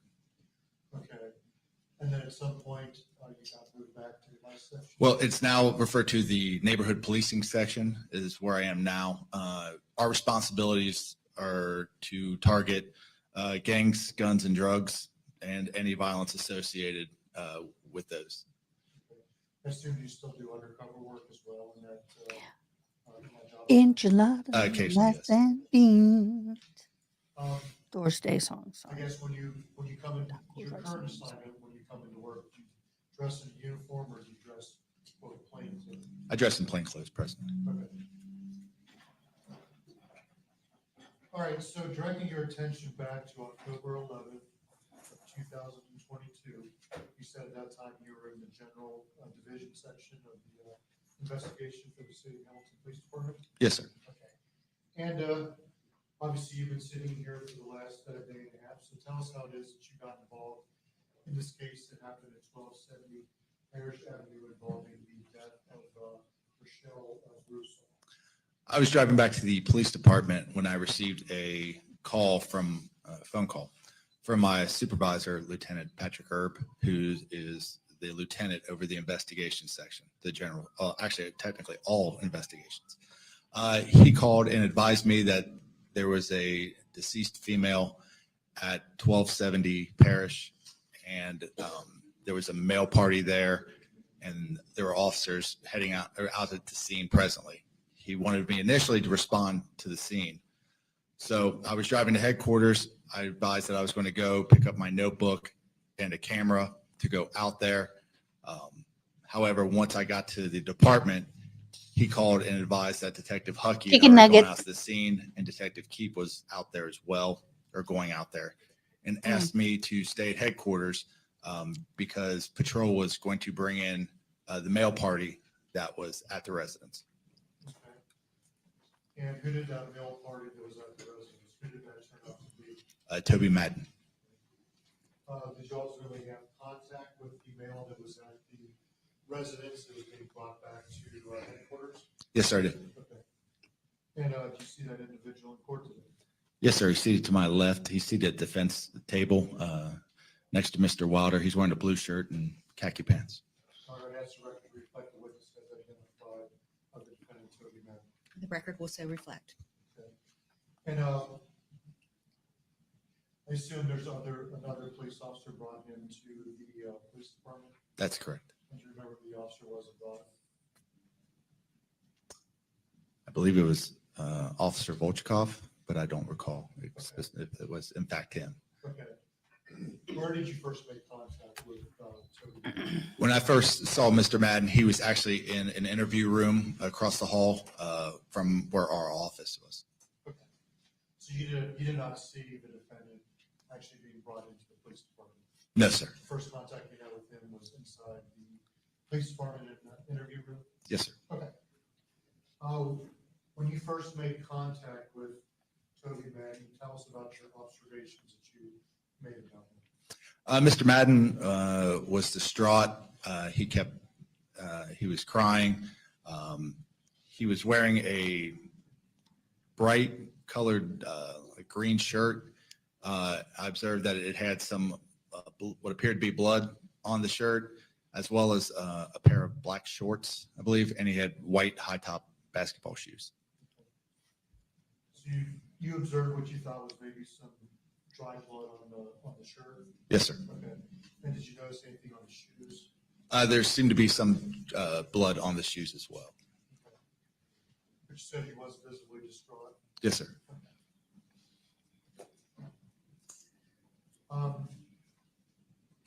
Obviously, you attempted to interview him. Can you tell us what sort of information were you able to get from Mr. Madden? When I initially went into the room, I spoke with Mr. Madden, introduced myself, and advised him that I was trying to figure out what happened on Parrish Avenue. I advised him I needed his help in trying to determine what had transpired, and so we tried speaking with him. He was very upset. He did tell me, he would say certain things. He told me that there were 3 guys there. They were supposed to be from the city. I needed to find them and find out what happened to Rochelle.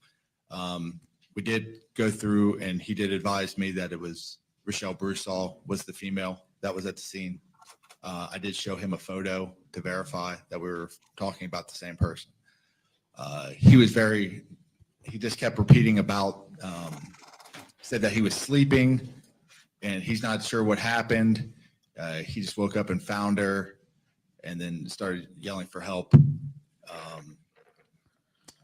So based on, but he did repeatedly say that there were parties in the residence and that I needed to find out who they were and that they supposedly worked for the city.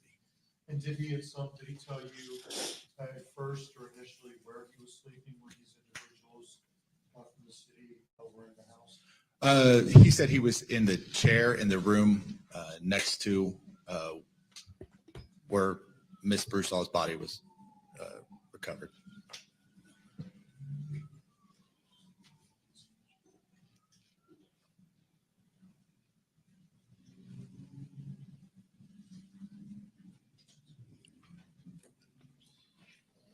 I want to tell him to fix his hair. I'm sorry, I'm a super visual person, and that hair is driving me crazy.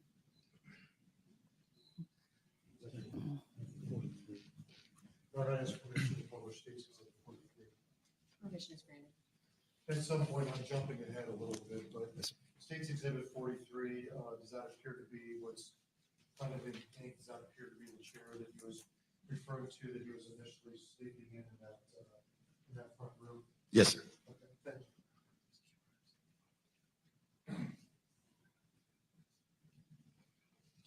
All right, and at some point, did you have an opportunity to take some photographs of the defendant, Toby Madden?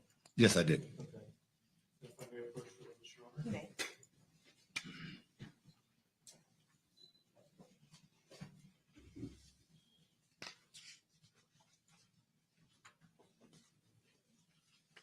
Mr. Wilder will be 79 through 80. All right, thanks.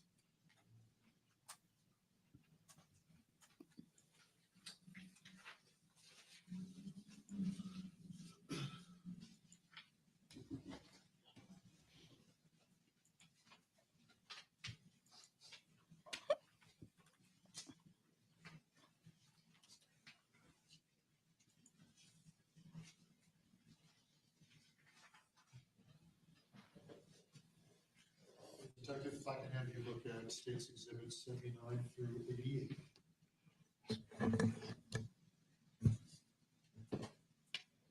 Do you want that sauce, Matt? No, I'm okay. I just ate. Okay.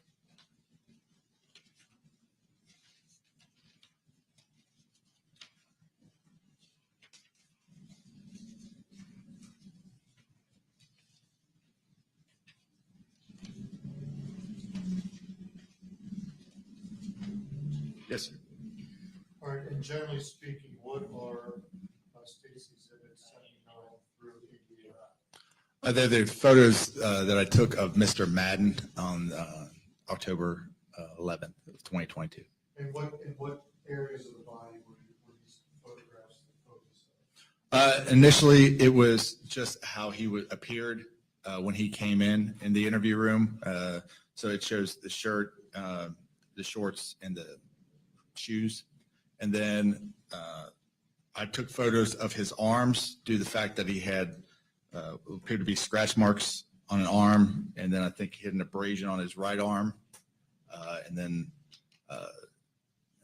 towards the end, there's also photos of his chest area, appear to be scratches across his chest and along his back. And Detective, are all those photographs, I'll ask you a question about them all in one. Do those photos truly, fairly, and accurately depict how you saw defendant Toby Madden that day at the police department, the clothing and the injuries you saw on his body? Yes, sir. Okay. Your Honor, I would ask that 79 through 88 be admitted and permission to publish. Any objection? They'll be admitted and they may be published. All right, so Detective, it's ever easier for you, with the court's permission, if you'd rather step down and point, or if you can circle on the screen, whatever. Brad, the pointer's behind. Oh, yes, you probably can. So I've said you're a big guy. We've heard about that. Yes, please. What are we looking at here in State's Exhibit 79? This is Mr. Madden inside our interview room where I first met him. This is the shirt and shorts and shoes that he was wearing. This is obviously was the first part that I noticed, what appeared to be the dried blood on the shirt. And there's also, I believe, some on the tops of the shoes. Okay, and you heard Detective Catherine Johnson, Katie Johnson, but then Officer Katie Johnson.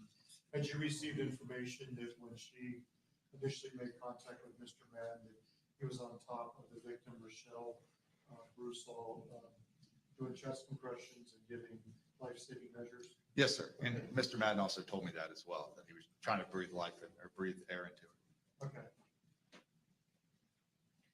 And then State's Exhibit 80. And tell us what it is that you were seeing and why it is that you, or it was a Detective Trennan that actually took these photos? I took Okay. This is Mr. Madden's forearm, this area here. And there's a red scratch along, going down the arm. Yeah, that's his right forearm. I believe it's. Oh, sorry, that's his left forearm. Sorry. Okay. Does that show up? If you would, go ahead and trace again what it is that you're seeing. It's this area here. There's like a smaller mark there. Okay. It's safe to say that it was easier to see in person than on this photograph? Yes. Okay. But you took this photograph because you're saying that you saw a scratch in that area of the State's Exhibit 80? Yes, sir. All right. State's Exhibit 81, please. And what are we looking at here? That's the same forearm, but with a measuring device placed for scale.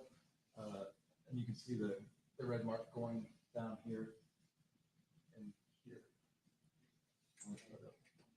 So you actually visibly saw two red scratch mark lines? Yes. State's Exhibit 82. So I don't want to mess things up. Now we're looking at this one. Yes. Okay. What are we looking at in State's Exhibit 82? It's a red abrasion on the forearm area, this area right through here. Oh no! Oh no! State's Exhibit 83. It's the same abrasion area with the scale, As you see, it's right in that area there. And the abrasion, are you talking about just what's in the middle there? or No, just- it's a red where I'm circling. This whole area is red. All around that area. State's Exhibit 84.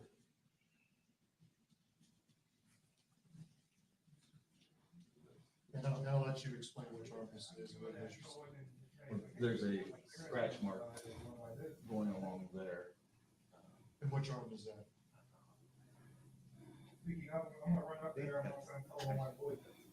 Back of his leg. Was that the back of his leg? With this hand. Okay. So you said State's Exhibit 84 is actually a leg. I believe. God, that's soft. I'm sorry. I'm at 100%. There are multiple scratches going horizontally across his chest. How many lines or how many different scratch lines were you visibly able to see? There's multiple, the darker one here, smaller ones. State's Exhibit 86. This is a close-up of the scratches. So there's that darker one, there's another one there. The area is red. State's Exhibit 87. It's the scratches again on the chest, but with the scale. That's a little more close up here. Yes, sir. And then State's Exhibit 88. Those are multiple scratches that were on the defendant's lower left side on his back. How many different scratch lines do you see here? Well, it's almost they run parallel. There's 3 darker ones, but each one has a lighter one running parallel to it. Great, thank you, Detective.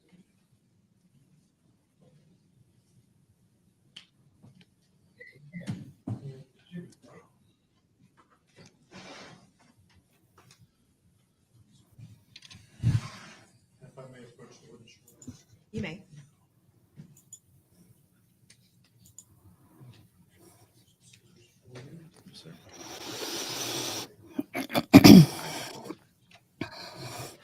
I'm already bored with this. Isn't that horrible, y'all? I want something kicking and biting and waking me up. Wake me up. What else is going on? Oh, let's see who's doing what. Let's catch up and find out what's going on with other cases.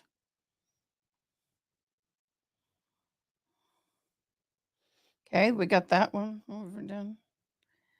I don't want to do children. Oh, yeah, y'all. Let's talk about this real quick. Okay, we have a hurricane coming. Actually, there's another one on the west side of Mexico, but this one is supposedly going to hit the area of Cancun Wednesday, about on the 6th, and it's going to creep supposedly. Now, they're usually good, but look at Harvey. Then on Thursday at 8 a.m., it's going to be in the middle of the Gulf. It doesn't look like it's going to get any higher. It's a 4 when it hits Cancun. It's going to turn into a category 3. It's going to rotate and kind of hook to the northwest, northeast. They're anticipating it hit Tallahassee. So I've got some friends in that area, in Florida, and go up into well, you're not going to do it. There it is. Go up into Georgia's, Carolinas, and those areas. So y'all, if you are in the path, please don't mess around. I was a Red Cross volunteer for 15 years. I've been to shelter. I've done all that. And there was so many people that should have left when they didn't. And I just hope everybody remains safe. I kind of wish, I hate to say it, I wish we were getting some of the rain. But you can see over here, there's one turning there in the west of Mexico. And that is going to absolutely bring me no rain. I was hoping some rain. I was hoping for rain. It's so frustrating when you can't get any rain. Um,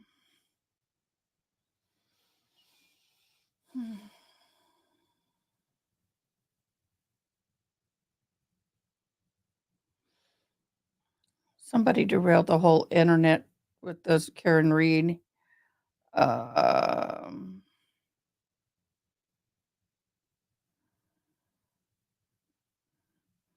I am searching for us some things that we can watch that I can share. Hi, baby girl, that I can share without getting in trouble.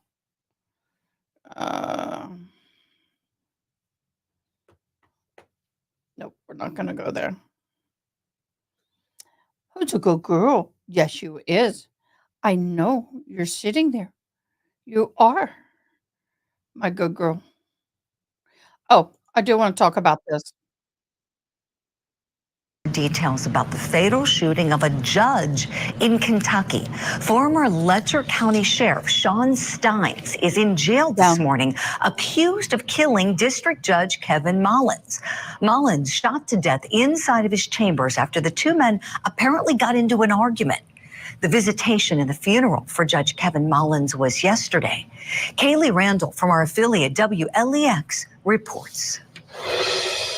I'm outside of the Jenkins Independent High School where the visitation and funeral for Letcher County District Judge Kevin Mullins just finished up. You know, it's tragic that this has happened, especially since it became national news. There's already people have thoughts about this area anyway. And this has sort of drawn attention to that. It's been like a big cloud, dark cloud over us. There was a somber atmosphere here as dozens of mourners came out to pay their respects to Mullins, who was shot and killed Thursday afternoon. The visitation was from 2 to 6 p.m. and the funeral began at 3 p.m. According to Kentucky State Police, Mullins was shot and killed in his judge chambers around 3 p.m. on Thursday. Letcher County Sheriff Sean Steins was arrested and charged with first-degree murder. A motive is unknown at this time. Some attendees we spoke to recognize that it's a difficult day for the entire community and those close with Mullins, and calls him a great judge. Several police agencies attended, such as Jenkins Police Department, Fleming Neon Police Department, and Whitesburg Police Department. We reached out to the Mullins family, but they're asking for privacy during this time of mourning. In Letcher County, Kaylee Randall, LEX 18 News. All right, thanks to WLEX for that report. Now, Sheriff Steins is going to be in court for an arraignment this Wednesday at 11 a.m. We're going to be filming that one and certainly going to provide you with updates as our Court TV team is en route to Letcher County right now. So anything we learn from our team on the ground there, we're going to bring to you on this program. We do have some new information this morning I want to share. So we understand that Letcher County Circuit Court clerk Mike Watts says that he saw the sheriff and the judge together shortly before noon, just 3 hours before the shooting happened. And he said that these guys were both getting ready to go out to lunch together, indicate they're palling around together. And he indicated that Sheriff Steins seemed a little quieter than usual. Okay, so that's what this law clerk found. Then we know that officials are saying that Sheriff Steins had been deposed last Monday in a lawsuit that was filed by two women, including one woman who claimed that a deputy forced her to have sex inside Judge Mullins' chambers for 6 months in exchange for staying out of jail. That is the allegation. According to the lawyer who filed that suit, the sheriff appeared to be angry, agitated, and defensive during his deposition. I've got two great guests I want to bring in now. Former prosecutor, retired SLED Wouldn't agent, you? current lawmaker, attorney Hello. Tommy Pope, and retired criminal defense attorney, the man who represented Jodi Arias, Kirk Nurmi. Great to see you gentlemen this morning. Tommy, let me begin with you, please. As an investigator for many years, tell us the biggest questions you have in your mind, hearing the limited facts that we have today on this case, please. Well, the one thing I thought about from the beginning, we always try to talk about what's preventable. I don't know how you would ever prevent these circumstances, because who at the courthouse is allowed to have weapons? Who is allowed to have access to the judge? So I think the piece that you ran before, I want to know the why.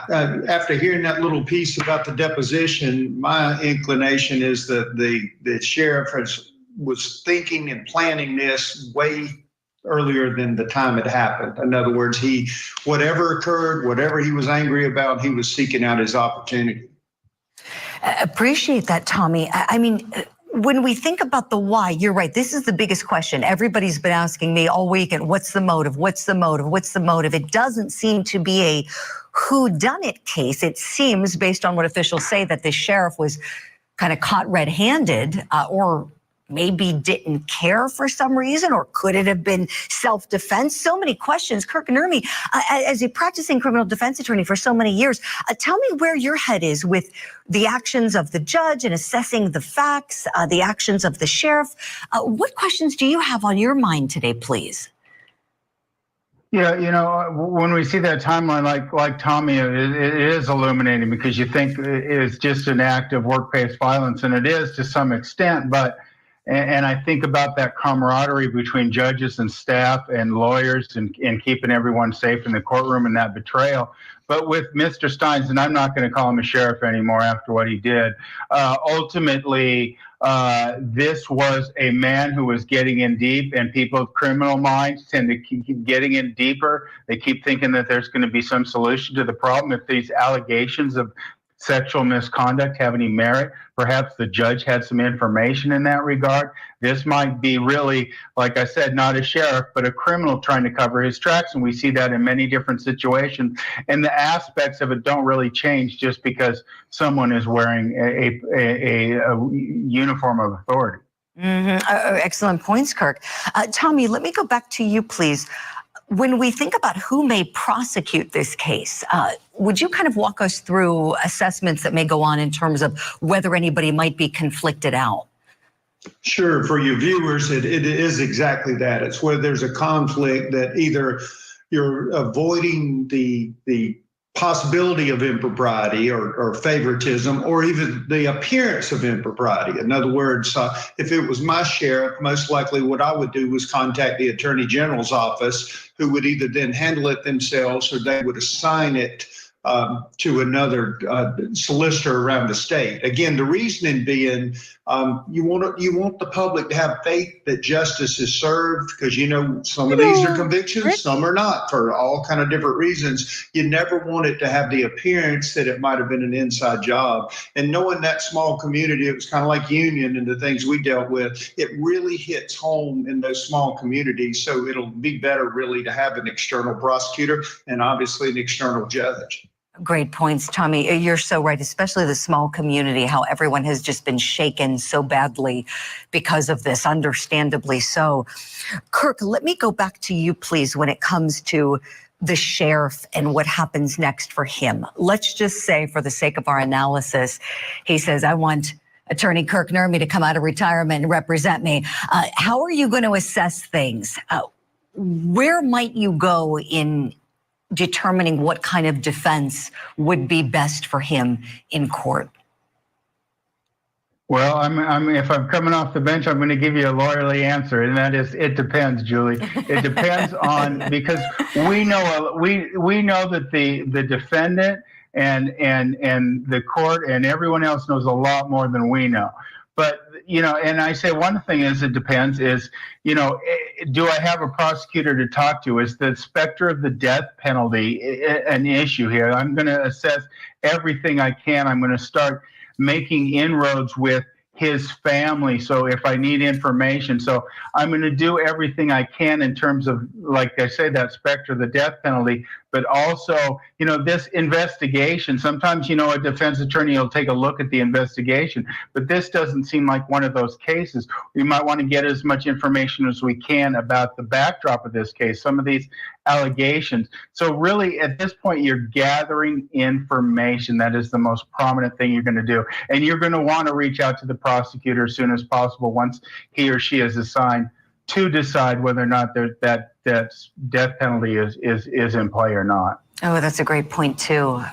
We know that although the sheriff is charged, these are just allegations at this point, innocent until proven guilty in this country. And I can't wait till we have more information about this because it's so puzzling right now. And thank you both for helping us sort through what we have available to us this morning. Kirk Nurmi, Tommy Pope, I don't have to say goodbye to either one of you right now. You're coming along. We're going to see you both returning in our Spotlight segment. Okay. Whitesburg, Kentucky, still recovering after a fatal shooting at the county courthouse. Thanks for joining us. I'm Sarah Diamond. And I'm Casey Marlar. An investigation continues after the Letcher County Sheriff is accused of shooting and killing a district judge.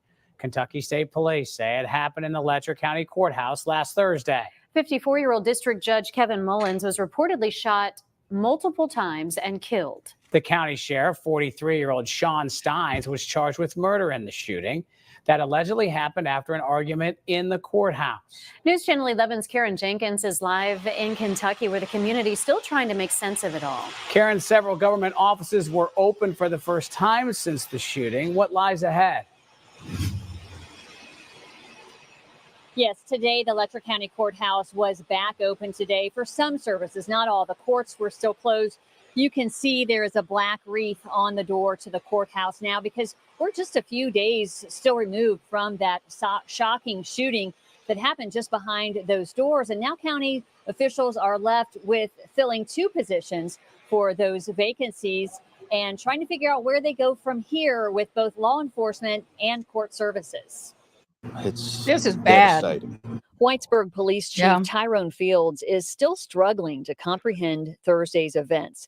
A fellow law enforcement officer, Sheriff Sean Mickey Steins, is charged with the first-degree murder of District Judge Kevin Mullins. Everybody's struggling. A sign on the Letcher County Sheriff's Office door says it's closed until October 1st. But Fields says as far as answering phone calls in the county, it's covered by either the deputies, the Kentucky State Police, or his officers in the city. We're still working 24 hours a day, and that's what we're here to service. We understand the times are very trying, but we want to let you know that we're still here, we're still available, we're still available to help you. The sheriff is an elected position, and even behind bars, he still holds the office, according to Kentucky law, says County Attorney Jamie Hatton. Although he's charged with this horrible crime, is still our sheriff. So we're working on procedures to try and ascertain whether he intends to resign that position or retain that position. And based on that decision, then we have to determine what is the next step. If February. he doesn't wish to resign, how do we run our local sheriff's office? No, Hatton says current deputy starts Bill February. Jones has been appointed chief deputy in the county and will act in the sheriff's place for now. But if the sheriff doesn't resign, there are procedures involving the governor to remove Steins from office if warranted. What does involve the governor now is filling Judge Mullins' seat. Hatton says retired Judge Eric Hall, an experienced trial judge, will begin taking cases on September 30th until an appointment is made. There's a judicial nominating commission or committee that tenders 3 names to the governor. And he'll select 1 name from that list, and that will be our district judge until the next election, which I believe. And as we talked to people today, it dawned on me that every single person we spoke to, whether it was in the coffee shop, in the courthouse, or on the street, they all said they knew both the sheriff and the judge. That just tells you what a small, close-knit community this is. But as hard as it is, this county business must continue, and that's what county officials are trying to do by moving forward. Reporting in Letcher County, Kentucky, I'm Karen Jenkins. Back to you. Wow, y'all. Okay, Zach, how long have you lived in Texas? Come on now. You want to know that, like last Christmas, it was 86 degrees in Kerrville for Christmas. Our weather doesn't start really cooling down till the end of October. October? October. And yeah, it could be high of 32 one day and the next day high of 86. Oh, I have never seen the fall leaves change color. Well, I take it back. I lived in Tennessee and Virginia until I was 6, then moved down to Nolens area. So I don't have any memory of seeing it. But we have an area called Lost Maples here. And I think Zach said go in November. But I've looked for campsites and they're booked out forever.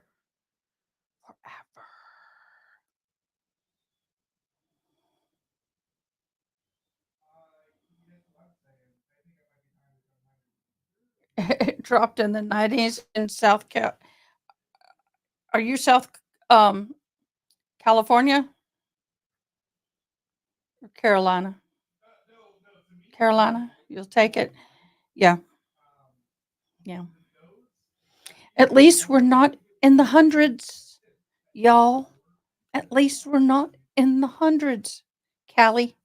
Yeah, South California gets similar to our weather in the northern part of Texas. Hey, y'all. Everybody's kind of jumped the boat for lunch. Trial has been a little monotonous today. That's part of trial life. A lot of entering of evidence and watching long stints of movement-less videos. So hopefully it'll pick up. I feel bad for the poor retired CSI guy sitting there with his arm in the immobilizer after having rotator cuff surgery. Had that 3 times.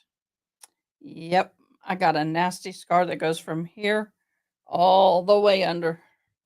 Not fun. I had it the old way the first time. Nah, you really can't, Zach. Okay, Zach, question. Do you prefer 90 or 30 degrees? Which do you prefer? I'm getting those yawnies again. Give me 90s. I don't mind a dry cold. It's the wet cold. Don't like wet cold. See, a lot of times when we get snow here, it ends up being a little bit of snow. And then in the morning, it starts to melt. And then it gets below freezing and it freezes. So it's like 2/3 maybe snow, 1/3 ice on top of the snow. It's not that nice, fluffy snow you get up north. So, no. Never been skiing.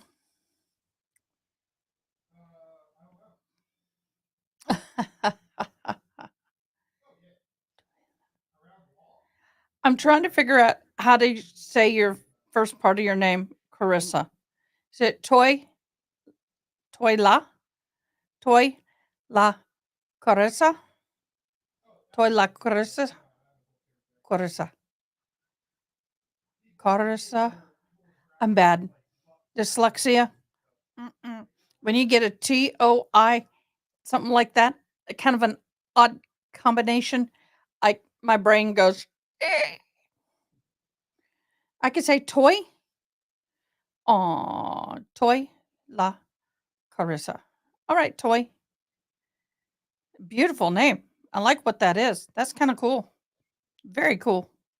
Appreciate it. So we got Boone coming up When did my wonderful mod tell me Boone was happening? Oh, let me look. Because we watched a little bit of Boone. By the way, I got all the documents. Boone is all the attorneys that put a motion in today, the 29th. Yeah, all of them that put their motion in today received the money they asked for, and I'm glad. It just irks me, especially when these attorneys are assigned as a state represented attorney, meaning one cannot be afford if you cannot afford one will be appointed to you. And they didn't ask for that crazy woman. I know. I didn't want to speak that into being. I really did not. Where or is this case going to be heard in Florida?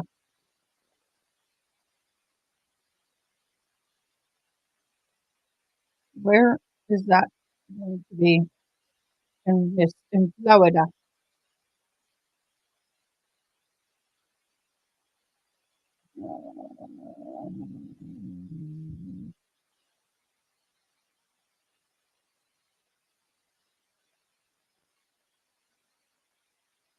Okay, I'll share this. This here is going to be the flash flooding. The red zone, of course, is the hot zone. So you got a little bit of Alabama. Georgia is going to get hard. Part of Florida is going to be hard too. But look how that even goes up into North Carolina, South Carolina.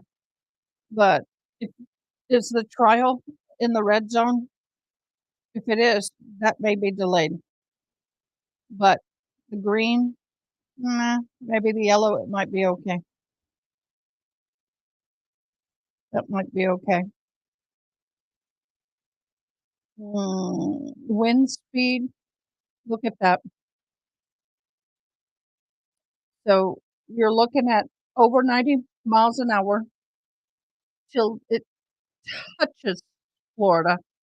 And then it goes quickly down into 80 then 70 miles an hour as it goes into Georgia. And it should move fairly quickly. And then, of course, it will dissipate. But they're going to have a huge section here in Florida that's going to be anywhere from, well, definitely 0 to, of course, 90. But this, where you see my mouse, is going to be 50 to 70 right here. I wish they had these that move, but they don't. Arrival time of the winds, Wednesday. Okay, here's Tuesday, 2 p.m. today. Then Wednesday, 2 p.m. 2 a.m. is here. So the worst of the wind, well, the winds are going to start impacting Wednesday at 8 p.m.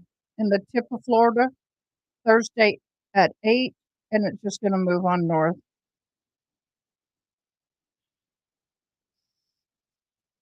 Hey, Ronnie. Hello, everybody. And of course, flash flooding. Let's go back. Let's go to potential rainfall.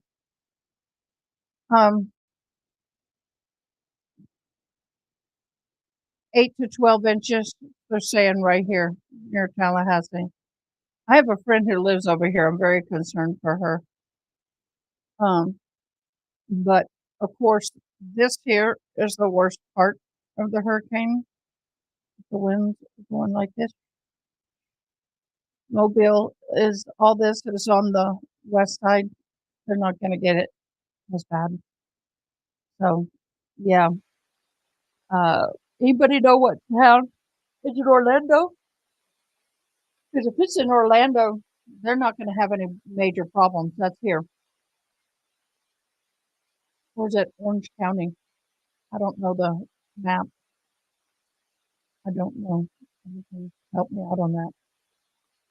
But so it's going to move Wednesday through Friday.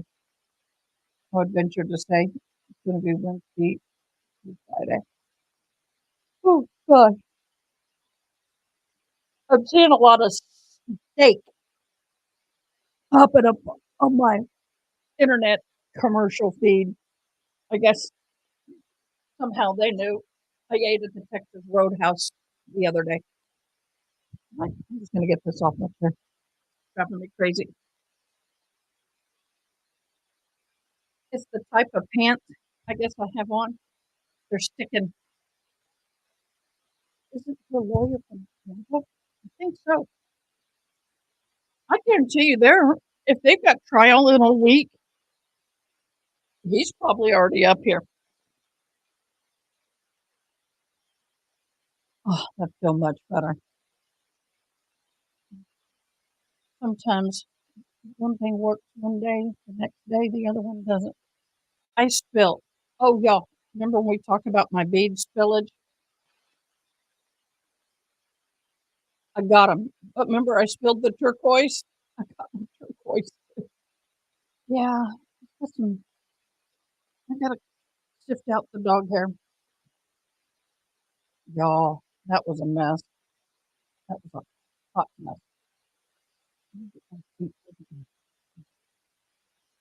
I'm laying the blanket. My feet don't feel the leftover beads. I got a few of them down there. I got a vacuum. Okay, so she's Orange County.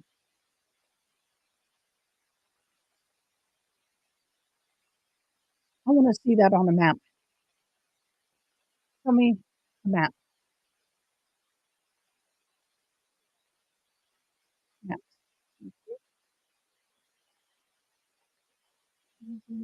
Oh, oh gosh, they're not going to have any problems. No way. Orange County is Orlando.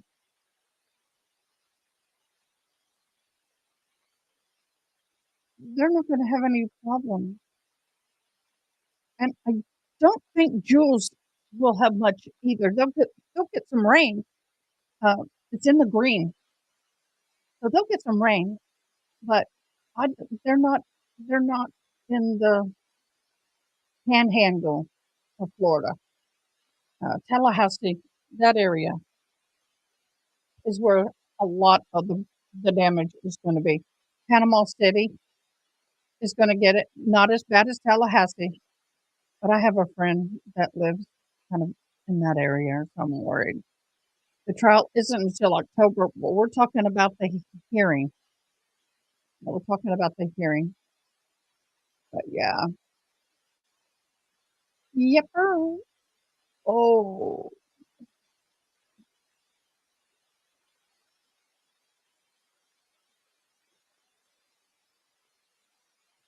You know that Ocean Gate submersible? That is really heating up. Really heating up. If they have a full blown trial, I would definitely follow it. Oh no. Mark Harmon. Oh, is not joining the NCIS season 22 as Gibbs. Have you guys watched that? Anybody's watched that? No. Oh no. No, no, no, no, no, no. That's not one of read. 13 brave Americans lost their lives alongside hundreds of Afghanians in the self-ending life bombing. Most of them were military. Oh, and here are their pictures. Oh, Lord be with them. Lord be with them. 12 of the 13 U.S. service members killed in Kabul airport, the bombing in Afghanistan on 21. Oh, that's horrible. Be with those families. That was a while back, but they're down talking about it like years later. Okay, they had some movement, so we're going to put this on stage and get ready to continue. We're going to get ready to continue. How are you guys liking the screen with now? I have to have the Tennessee versus Justin Johnson Young Dolph murder Day-2. I have to, but are y'all liking this? Does it help you guys know who's up and is it okay? Should I make changes? I'm always open for suggestions. Hmm. Excuse me.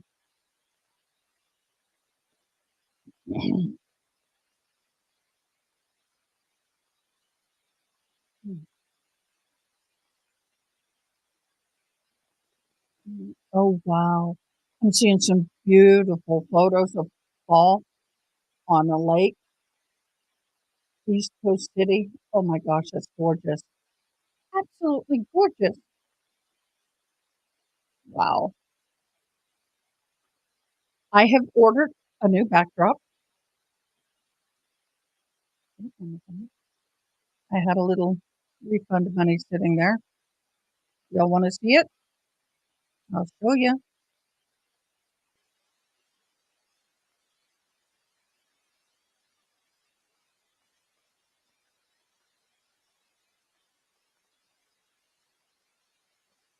Let me show you. It's this one. What do y'all think? You may not see all of it. You probably won't see, you might see the tips of the sunflowers and the pumpkins, but what about that? Does that look good for our backdrop for fall? I hope y'all like it. That's what I ordered.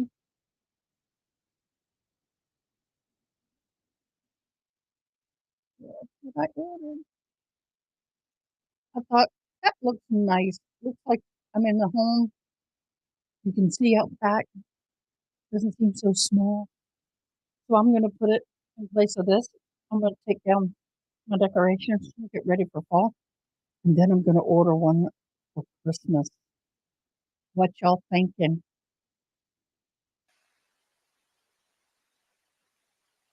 Yep. I got to find one for Christmas though. No. No.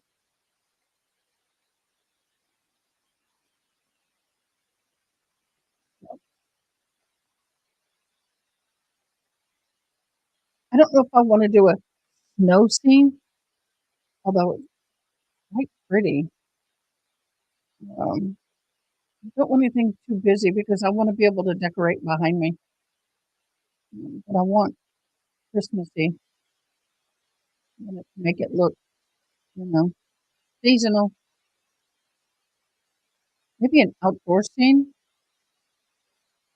Hi, Andriel. Why don't I just share this? So they have this. I could do that. I don't like this. You won't see 100% of it, but I have this case so it wouldn't look right. That might be okay. I'm trying to find something for the holidays to put behind me. This is kind of cute. What do you think about that? We're waiting for court. I could always do this. Make it look like, would probably look about like that behind me. About like that. I don't know. I'm just trying to figure out what to get. I like things that look like there's an old door in a window, so it looks like I'm in a room and you're looking out. There's so many to choose from. Oh, this is cute. That would fit, wouldn't it?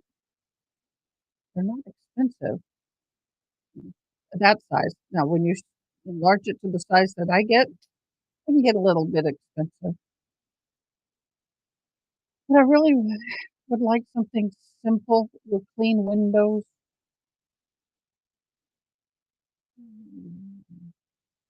Oh, maybe, how about a barn? Oh, how about barn? So you would see this a little bit behind me. You would probably wouldn't see most of this. That's kind of cute. Really like it. I don't know. So we'll be on the lookout. If you find something, oh, I gotta go grab the door. Be right back.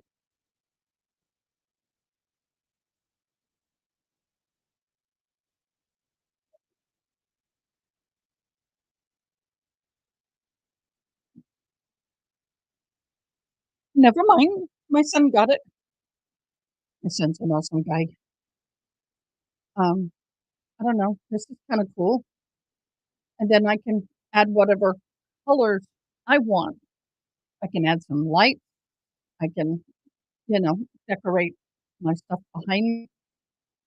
I don't know, guys. It's so hard to choose. I could always just do a curtain. I can always do something like that. Yeah, yeah. See, this is nice, but there's no window. Yes, y'all, we are looking for Christmas backdrops because I need to order it sooner than later. I'm still loving the country. But I wish it was a window, kind of like I got for fall. Oh, cute. I have my own thing to put in front of it. So I'm going to keep looking, but this is, oh my gosh, they have 200 and something pages. Let's see what that looks like. I don't like the windows thing. So what are y'all getting ready for the fall? Are y'all getting ready for holidays like Halloween? Ah, we don't really do much here for Halloween, although this is pretty. Look at that. What do y'all think about that one? I'm gonna save that one. 10 by, oh, look how much that costs. Add to this. Let's see, I'm gonna put it in.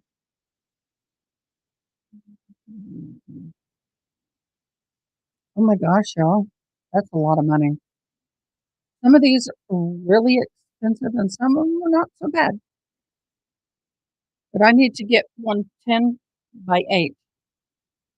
So that's where the prices go up. It was just like a 5 by 7. It's real reasonable. Yeah, I will. I'm gonna probably, there we go. Good girl, lay down.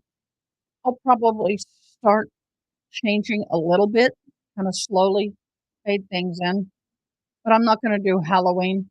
I will do fall. Um, just we don't do Halloween anymore. Kids are gone. Yeah, I've been. Oh, that is huge. But no, um, I don't know why I don't like the Grinch. I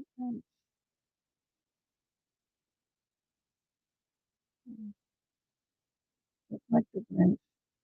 That's kind of cute. Look, and then I can just put my tree. I got a tree I can put on that side. I got a littler tree to put on that side. I just can't hang anything on it. Kind of cute. That's a better price. I'm gonna go ahead and save that one. Add it to this.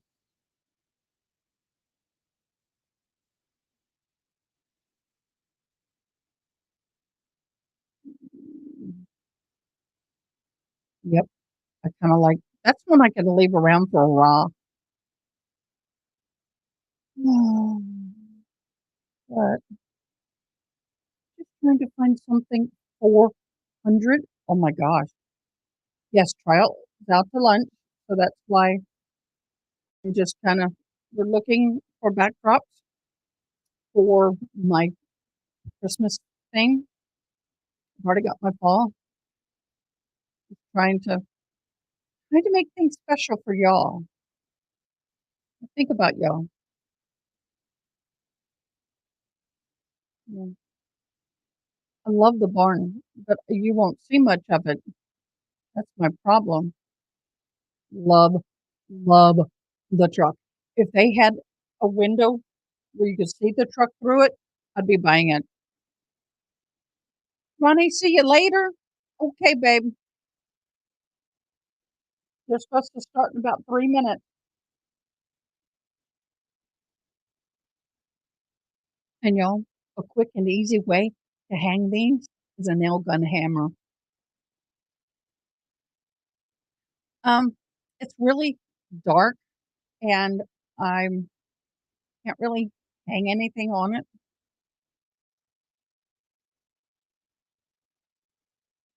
I mean, just this is cute, but it's so big, you would only see very little of it.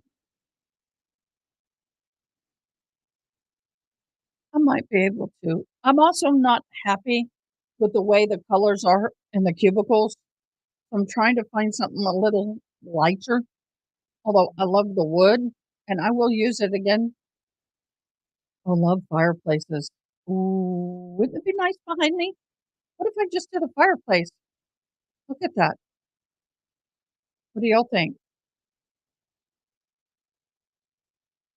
Oh, it didn't come in any other size. Sorry. But unfortunately, this it really looks good to a point, but kinda when I add color to it, the wood goes weird.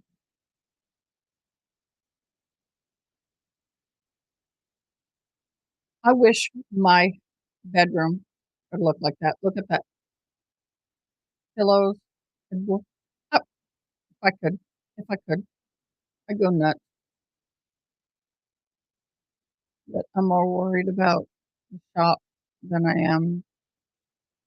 And don't need that one right now than I'm anything. See now this, it's okay.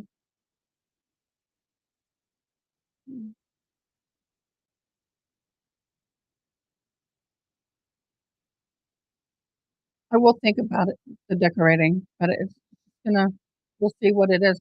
I thought about putting a green screen, but what do you have a lot of here in the fall and Christmas?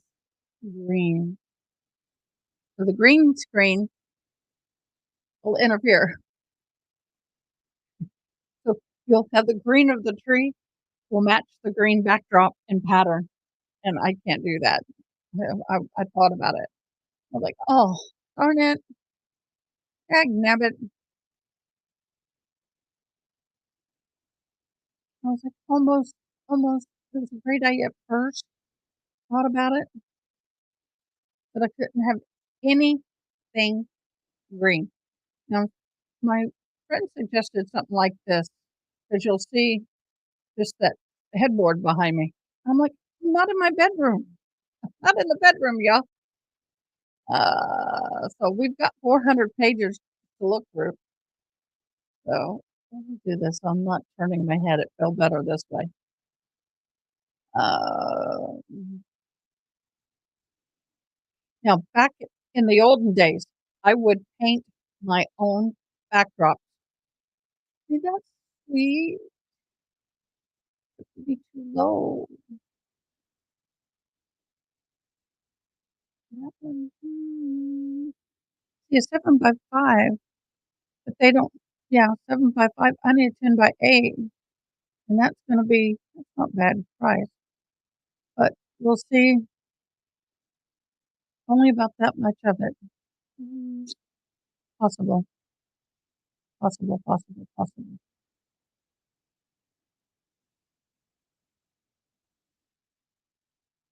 So we are waiting.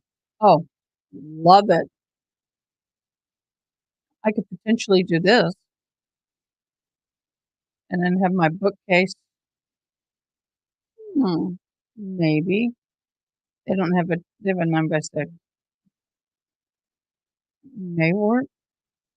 I'll add it to the list just for now. They've had the crime scene investigator up on the stand, and poor guy, he's had surgery on his shoulder, so he's had it in a sling and the immobilizer, so he's kind of not feeling his best right now. But they have been entering a lot of video, a lot of here we go, a lot of video and a lot of see, that's pretty, and I can decorate that. Put it in. See if they have it. 10x8. They do. Woo! I'll put it there, but I'm probably not going to get it. I've learned to add things in a list and then go back and edit later. Oh, how about just a plain wall? Then I can string lights. That's interesting.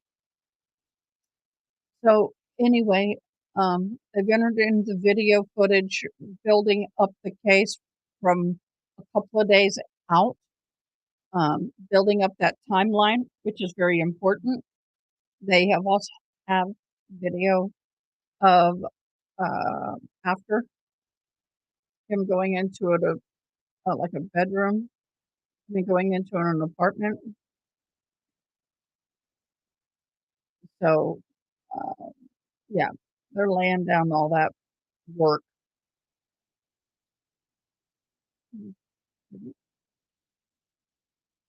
I kind of like that. I kind of like that. They have a 10x8. It's reasonable.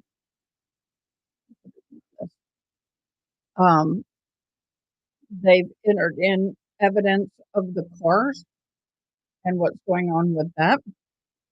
For those of you who are just joining, yes, I know we're killing time. I'm backdrop shopping for my studio for Christmas. I am getting I almost got this one. Almost got that one. But then all you would see is this behind me. With it. Need something with more pattern. But this it is moving slow. And I apologize. Nothing we can do about it. It's just a part of trial. I think I have enough to choose from. Oh, I love the truck. I want a truck outside a window. It would be mine. I don't care. I'd buy it. If they had this with the truck outside, I'd be all over it. Okay. We are waiting, patiently waiting.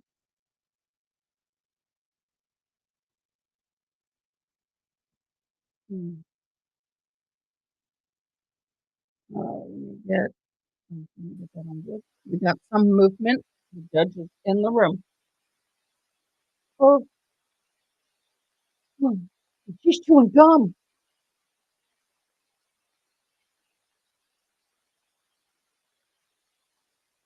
I can't believe she's chewing gum. Y'all.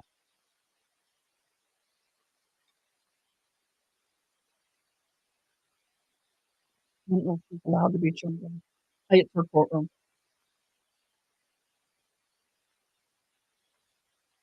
While we're here, I want to go ahead and do a my commercial. We have a fabulous sponsor. I adore her. This company is great. They're awesome people. And in the winter, if you're looking for really nice coffee sit by the fire. You want to bless somebody with coffee.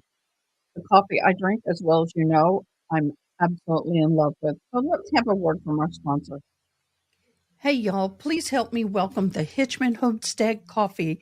They are fabulous. They have many different blends of freshly roasted, freshly ground coffee. They have a monthly club where you get 4 bags for $40 or a Keurig option. Also, they just came out with a half and half. Oh my gosh, I absolutely love it. So do me a favor. Go down to the link below at hitchmanhomestead.com. Order you some coffee and show them some love.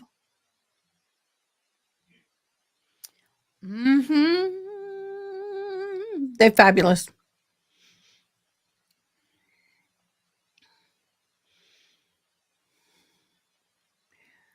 Oh, I am excited. Lord willing, I'll get to go to powwow. I'm excited to go to powwow. I'm thinking about making a new powwow ribbon skirt. It'll take me about 4 hours, maybe less. I gotta look at my material. I got some fall material last year in this last spring, and I've just been waiting to make it. Now I can. And now I can wear it.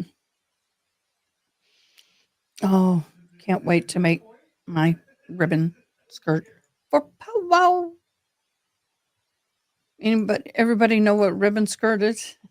I've shown y'all. I want to thank my mods and my fabulous crew. Thank you once again for all the hard work. Today, Ronnie, you're my champ. Thank you so much for modding and being here today. We've had several people in and out, but Roddy, you have hung with me. Kristen, thank you so much for your modding. I appreciate it. It's been kind of a quiet day, which is good. I like them. And we've had a lot of people here who have joined us. Thank you so very much. If you are not a subscriber, please subscribe. It is vitally important to me that you do so. It doesn't cost you anything. And also, please like. I have a lot of viewers, but I don't have as many likes.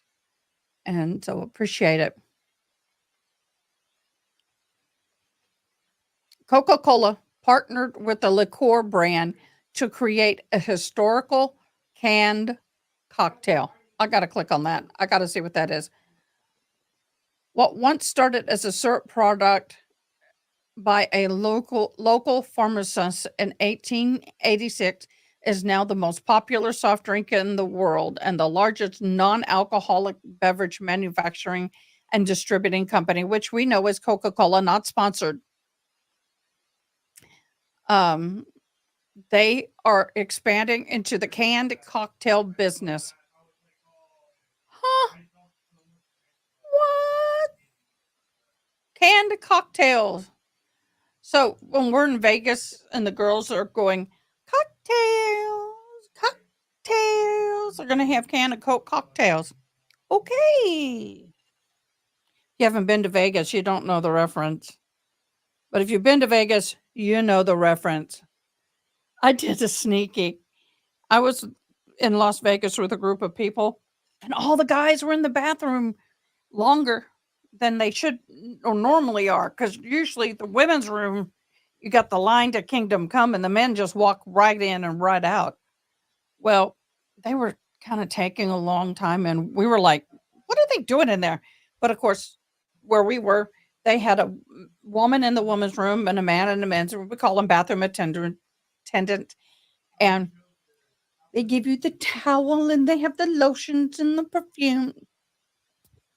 People walk out of that place. Ooh, they wear way too much of that. And it's just like, so anyway, I got tired of waiting. And now I'm 21 years old. And I walk up, and do you know how you walk into the restrooms, you split and you go around that wall? Yeah. Well, I walked up to the split on the man's and I went, cocktails, gentlemen, cocktails. Boy, you should have seen the men get out of there fast. They thought a woman was coming in the door.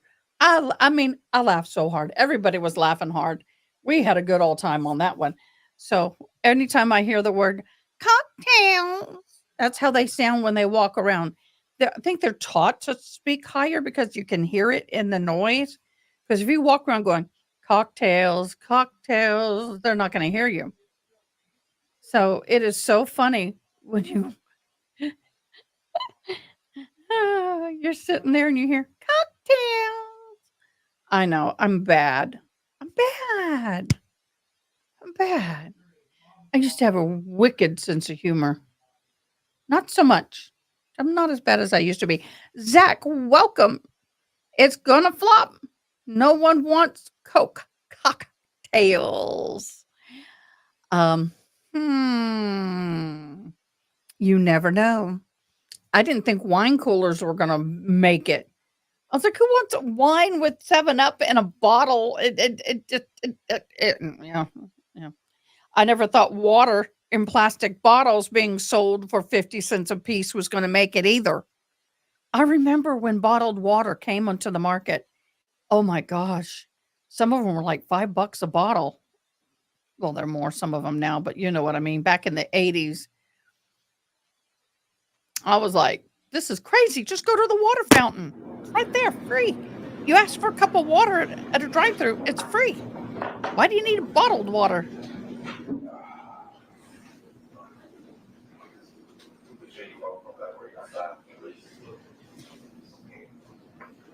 Yeah, you're right there, Zach. You are so right. How's your drive today? Are you driving? I assume you are.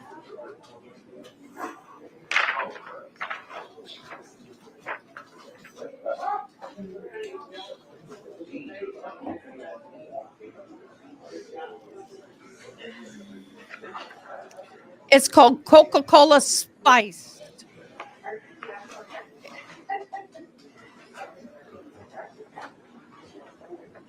Newest permanent flavor from the store shelves just 6 months after launch. Coca-Cola Spice. What does it have? Pepper? No. Can we go back on the record? Court's back in session. Yeah. Just real quick, and this is by consent. Both of the parties noticed that on the bottom of Exhibit 57, there's some notes that weren't intended for jury view. Okay. So the proposal is to wipe these notes off at the bottom of 50. Did I say 57? That might be On the wise. bottom of 57. Okay, so has that been done, or you want to? Mr. Evans is going to do that for us. Okay. He's better at the whiteout than I am.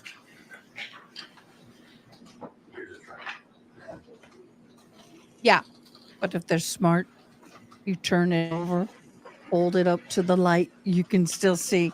Now, if he's smart, he's going to do it on both sides of that document. He's going to do it on the front, then he's going to flip it and do it on the back. Because if you don't, they can still see it. I know. That's how I found out who my adoptive parents, my birth parents were.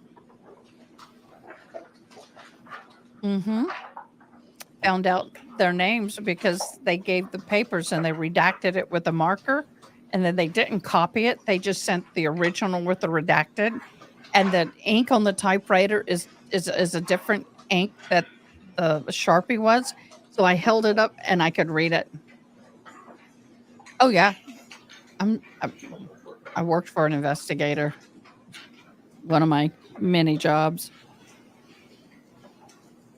That mascara did really good at blending in those gray hairs. So it didn't look like I had a big blob coming out the side of my head. Satisfactory. All good. Bring the jury in. Got a little chilled there, y'all. Sorry. Bring the jury. Here we go.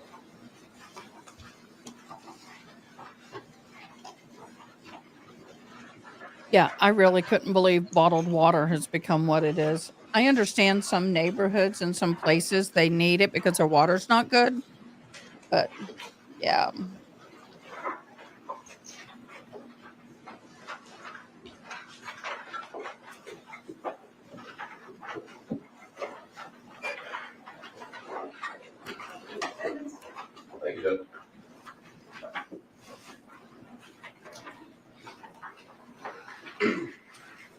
Good afternoon, Sergeant Dabney. Good afternoon. First, let me just say, I feel for you. I was in that same predicament about 2 years ago. So I hope you feel That better thing's soon. miserable. So I want to go over some of the things you testified to when you were on direct with the state, okay? A couple of things you talked about is one of the lead detectives on this case was your role anytime you approach a crime scene. All right, I think you testified that you're there to collect facts. Correct. Try to preserve evidence. Correct. Right.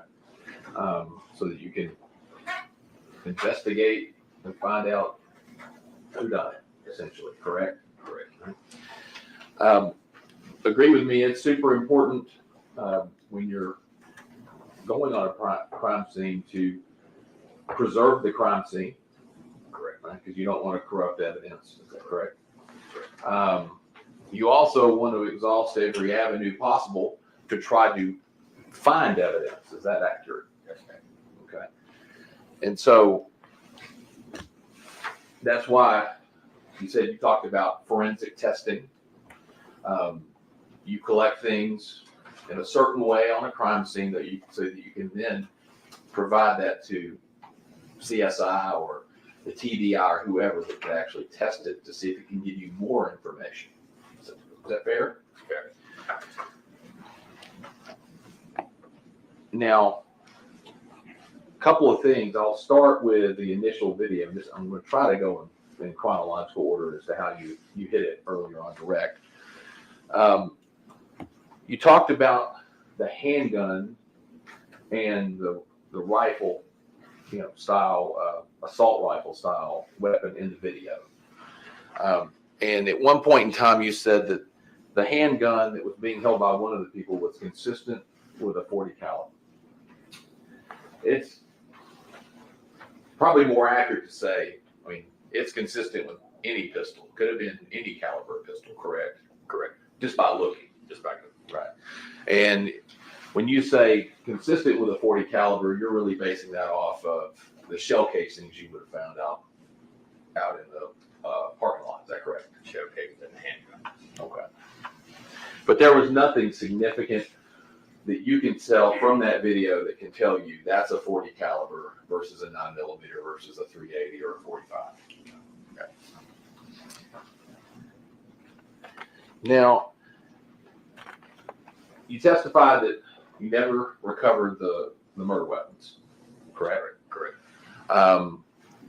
And you were asked a question of, in kind of normal course, if you recover bullets from a scene, right, and or casings from a scene, and you have a weapon you can test it against, that you can take the ballistics and they can run testing to see if it matches. Is that correct? That's correct. Now, even if you don't recover the weapon, is it possible to determine a caliber, what potential caliber a fired bullet would have been? So, you pull a fired bullet from the wall at Makita Cookie or from some other place where those bullets went. Is there a way to test that and go, is this a .40 caliber? Is this a 7.62?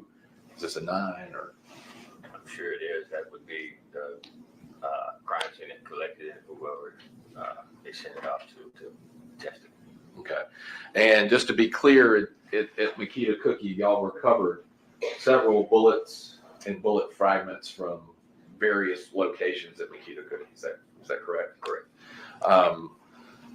As far as you know, was any testing done of those bullets and or bullet fragments to determine whether they were .40 caliber or 7.62 rounds? Are you saying the bullets or the casing? The bullets. No, I'm not. Okay. And you also received back into evidence from the medical examiner several bullets and bullet fragments. Is that correct? That's correct. And to your knowledge, at any point in time, did anyone try to test those, not to put them to a firearm because you didn't have the particular firearm, but to determine what caliber of bullets were recovered from Mr. Thornton? Should possibly, yes. The crime scene or whoever took custody of those bullets. Okay. You're saying it's possible, but are you aware of any testimony? Okay.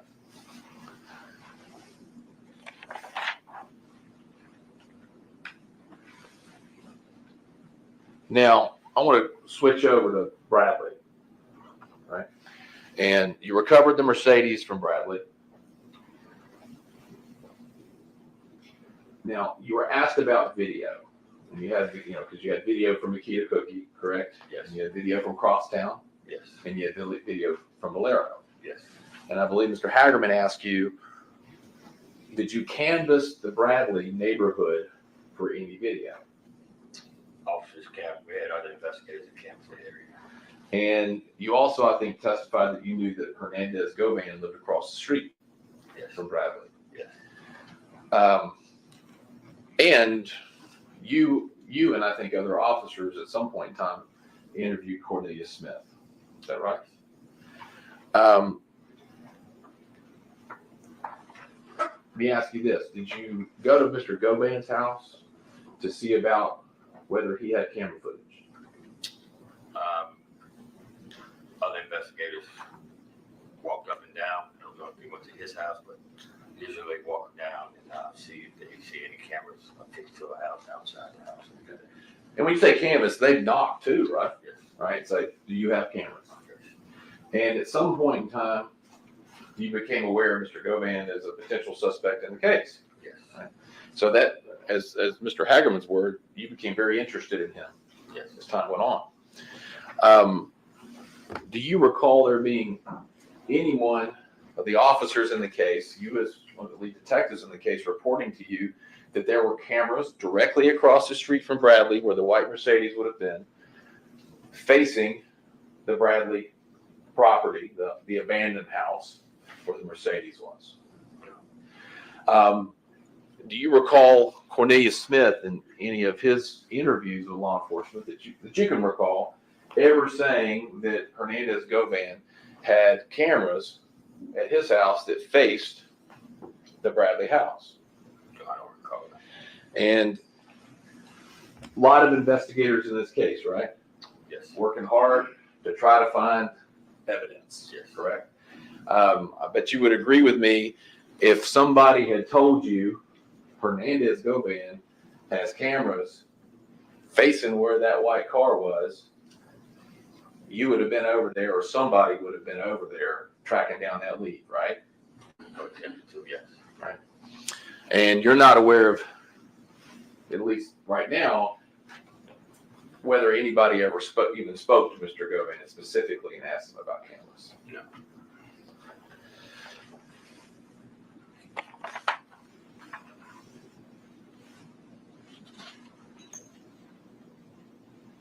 So you said you processed the Mercedes. So there's or others, it was processed. And there's a level of processing that occurs while the car's still on Bradley. Is that correct? Or do y'all just hook it up and tow it? Hook it up and tow it. Okay. Process it at another location. Okay. Now, when you saw the vehicle on Bradley, do you remember there being any bullet holes in the car? I think it were. I'm not sure. May have been the window broken out or something to that effect. Okay. And to be clear, the window that was broken out, and I can pass you the exhibits, some of these exhibits that were previously marked. One is Exhibit 53, Exhibit 49, and Exhibit 43 of the white Mercedes. They'll kind of give you something to look at, refresh your recollection.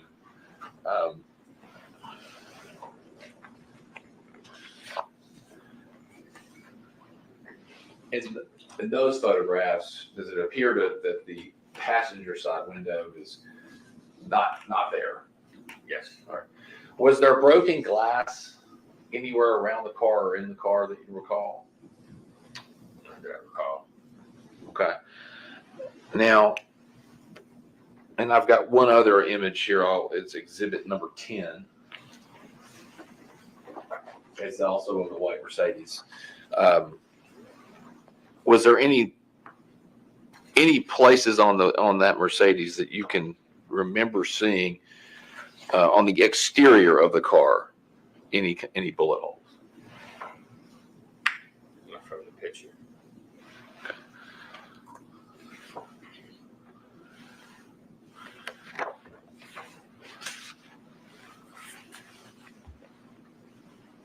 Now, some of those photographs where the vehicle is being processed, the outside of the car has like black powder all over it. Yes. Is that done for fingerprint purposes? Yes. Okay. And I believe That's you've already very testified typical. to this. But Black powder there for were several fingerprint. prints recovered from the vehicle. Is that right? That's correct. Mr. Smith, Cornelius Smith, Correct. Trayon Ingram, Yes. and Kristen Garner.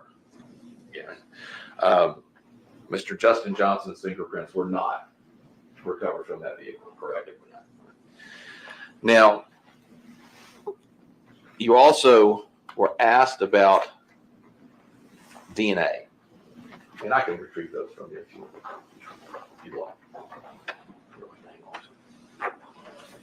You're also asked about DNA, and I believe the question was, there was no DNA evidence or evidence of blood in the car. Okay. Now, That is perplexing, considering you clear, had one shot in the through and through there was actually DNA testing and two done, grays. touch DNA testing done on at least 8 places inside the car, right? And they did swabs. Is that correct? And that's where tech goes in, and they're swiping different parts of the vehicle to see if there's any DNA that can be detected. Yes. Are you aware of what the technician looks for when they decide like what areas they're going to swab for DNA? No, I'm not. Okay. But as far as you know, were there any reports generated about whether DNA existed? I heard reports that they didn't have a match to anything that was All right. So your recollection is that there are reports, or was a report, that there was not a DNA match to the touch DNA, but there was DNA recovered. Correct. Yes, I guess so. Okay. And I'm asking you. I'm not telling you. I'm asking you what you recall. Now, when you get DNA results, do they typically, from TBI, or when you send them to TBI, they typically come back on kind of a letterhead from TBI. Is that correct? And that you know? All right. And in fact, one of the items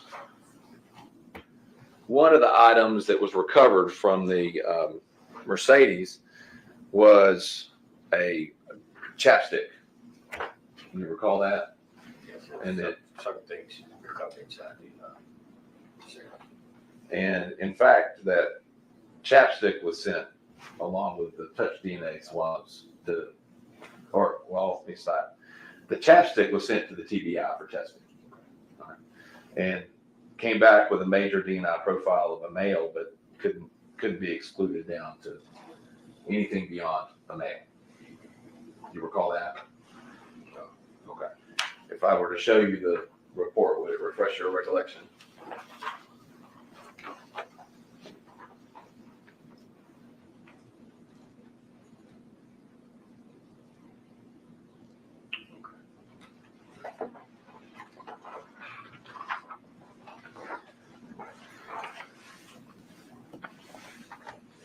Now, do you have any specific knowledge of the touch DNA swabs being sent to the Tennessee Bureau of Investigation? All right, so you can't say whether those were actually ever sent, right? Because if they had been sent, the report that I just showed you, you would have had something back from them saying either there's no identifiable DNA or there was, and then they would analyze it further, correct? Correct. If that wasn't sent, if the touch DNA samples weren't sent to the for further testing, you would agree with me that would be a problem for your investigation. Could be. Right? I mean, because touch DNA, if they recovered something that could point you directly to a person, right? With scientific fact, right? Going, this is the person that touched that part of the car. Yes. And you don't know until you try, right? So you don't know unless you test it. Okay. Right. And if you didn't test it, that's an avenue of investigation for establishing facts and evidence that was kind of left unattended. Fair? Okay.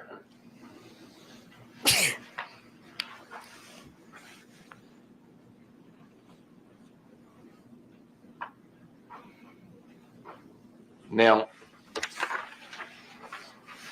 you told Mr. Hagerman, and we talked about this, you said, and no evidence of blood in the car. Now, somebody who works in the department with you, Sergeant Coburn, he did a lot of the processing of this vehicle, correct? Yeah, all the process. And at some point, he even used something called Blue Star. You know what Blue Star is? Yes. What's Blue Star? It's an agent that they use to spray for location of blood inside on things. Right.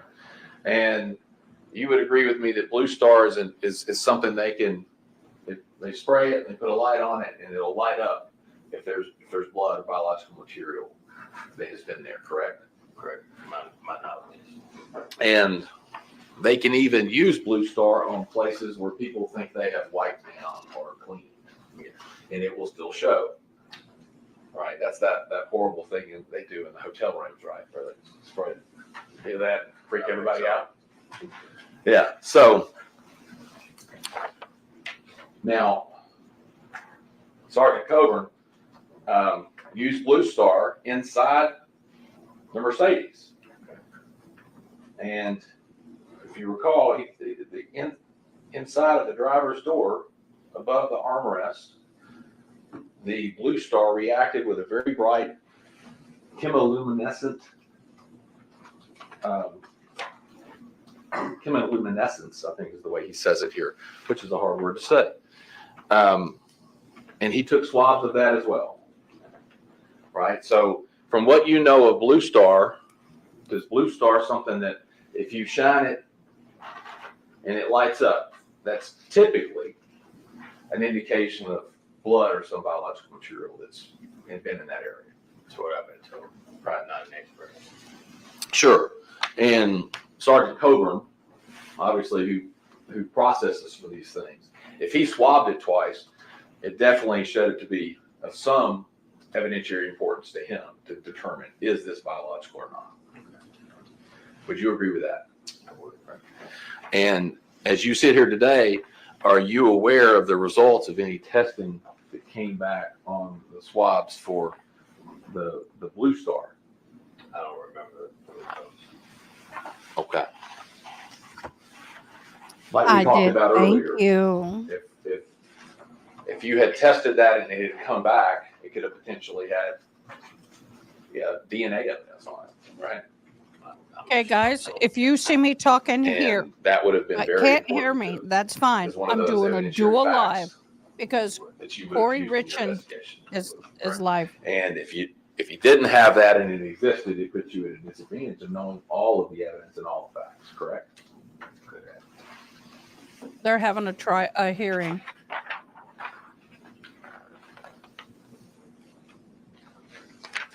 So let's go to the Bolero video. So the Valero video, you see several different vehicles arrive at Valero. Person I think you identified as Kristen Gardner is pumping gas for the white Mercedes. Correct, right? And then he drives that white Mercedes off up to the top of the screen. And then I think you said you see somebody, you can't tell who it is, but you see an individual get out of another vehicle, Kristen Gardner get out of the white Mercedes, and someone gets inside the white Mercedes. Correct. That you said was not wearing the same clothes that Kristen Gardner was wearing just moments earlier. Correct. Or maybe even seconds earlier. Very quick. Right. But right after that exchange is made, doesn't another car pull up in front of the white Mercedes and sit for some period of time? It does. Right? And to be fair, you would agree with me, you can't see what's going on with the white Mercedes, who's in the white Mercedes, whether someone got out of and back into the white Mercedes, correct? Correct. And that's definitely something that could have happened. We don't know, but you couldn't see. Could have.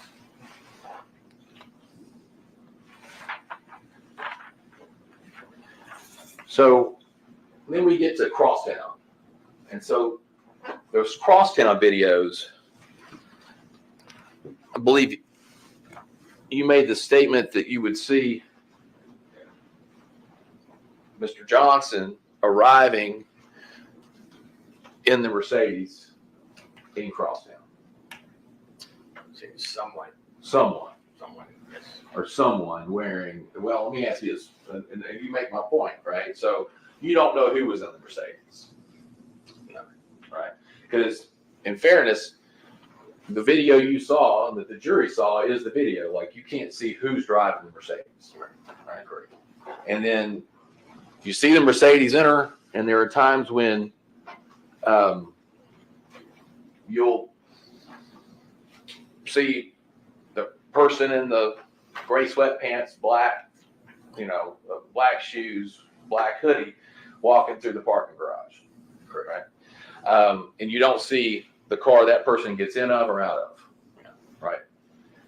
Now,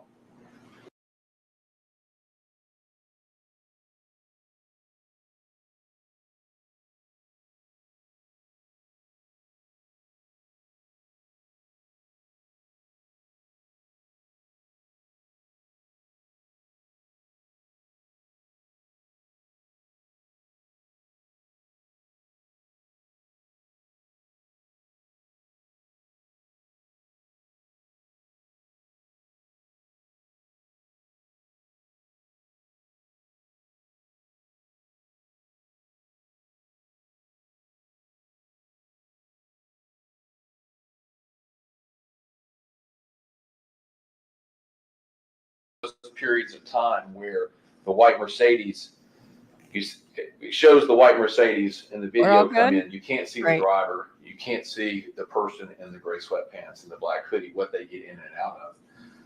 You can't say that that person was ever in that white Mercedes, correct?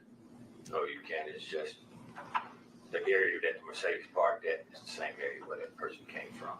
Well, but can you even see in the video that was shown where the Mercedes parks? Just the general area. Which is the parking garage, which is around hundreds and potentially more other vehicles, correct? Correct. Okay.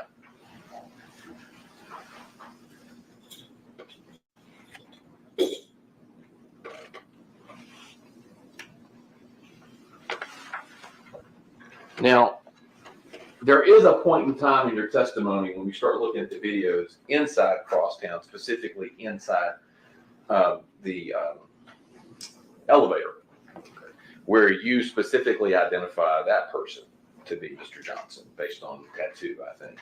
Other characteristics too that you mentioned of tattoo. Yes. And in those videos, some of those correspond with times at which you showed the white Mercedes roll in, and then the person in the gray sweatpants, black hoodie walk in, right? One of those times having a little girl in tow. Yes. Now, you would agree with me that during those times, when you see Mr. Johnson, the one you've identified as Mr. Johnson with the little girl in the elevator, and other times, he's not wearing gloves. No. Right. And has a little girl with him that obviously if what the state says is correct and he was in the Mercedes, would have also been in that Mercedes, correct? Yes.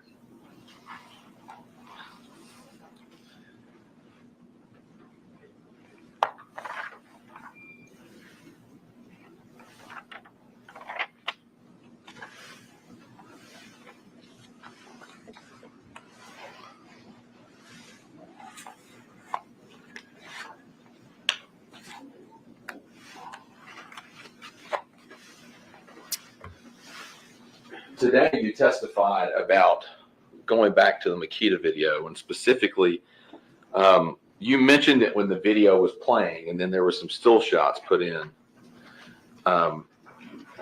You mentioned something about underwear you thought that matched between the video that was taken at Tulane Apartments and that the person that was portrayed in that Underwear video, and was the said. person portrayed He said in it. the Makita video.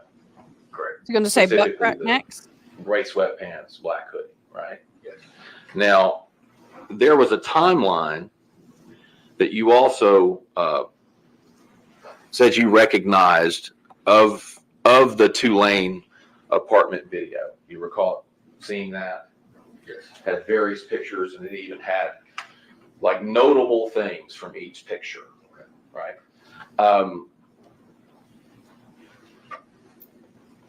Would you agree with me that nowhere in that timeline is it noted that these underwear are the same color as the underwear in the Makita Coca video? No. Is there a reason for that? Why that wouldn't be in there? Seems like Just something that I mentally put in my head when I saw the video there and I saw the video there. Okay. Same clothing, just like the clothing they had on, And this, what was marked as, I mean, and again, you saw this, you're pulling that from the same video that the jury saw in evidence, correct? Yes. Correct. And the still shots, which were marked as,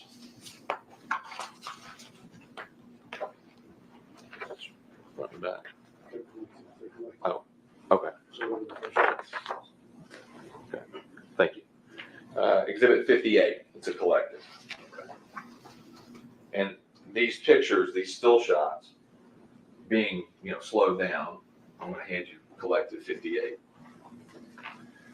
And I just want to be sure that your perspective that you think those are, you say those are blue, number one, and that you think those are, similar to the ones in the Tulane video, is based off exactly what the jury is seeing. It's based off the video that we saw today and those still images. Yes.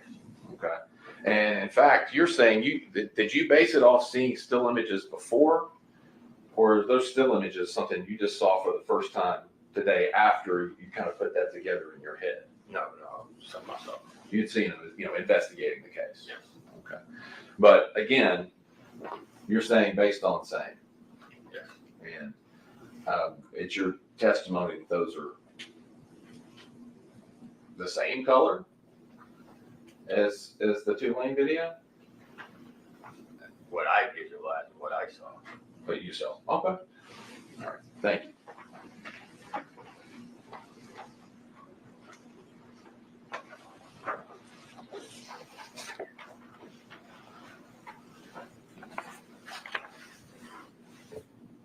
One moment, you're up.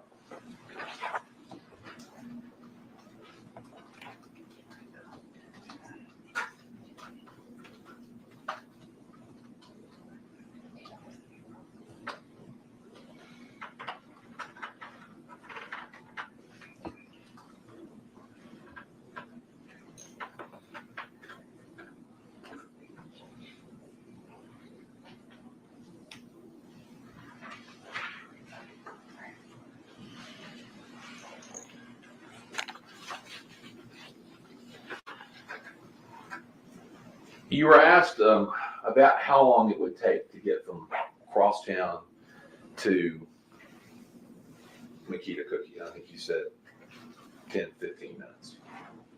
And obviously possible. And that's something too that, you know, depending on time of day, traffic and everything else could be longer. Could be closer to 10 or around, could be 20. Correct. Thereabouts. How far away from Makita Cookie is the Bradley Street address where the car was recovered from? I would say about 2 miles.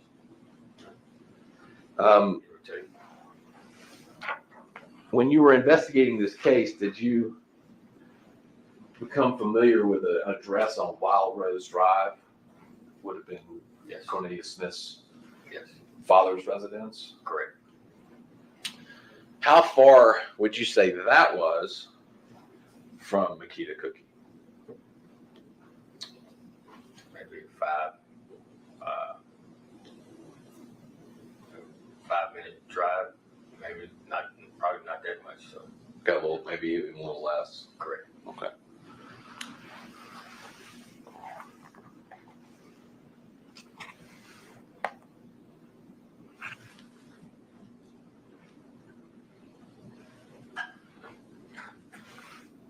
And during your investigation, did you also learn information oh,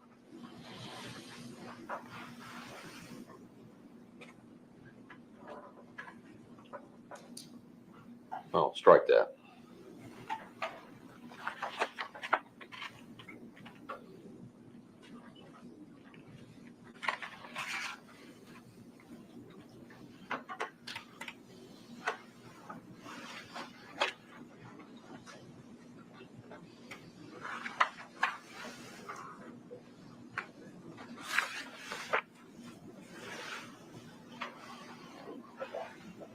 Did you ever come across any information about where Mr. Johnson's, the mother of Mr. Johnson's daughter, lived? Yeah, we got an address, possible location.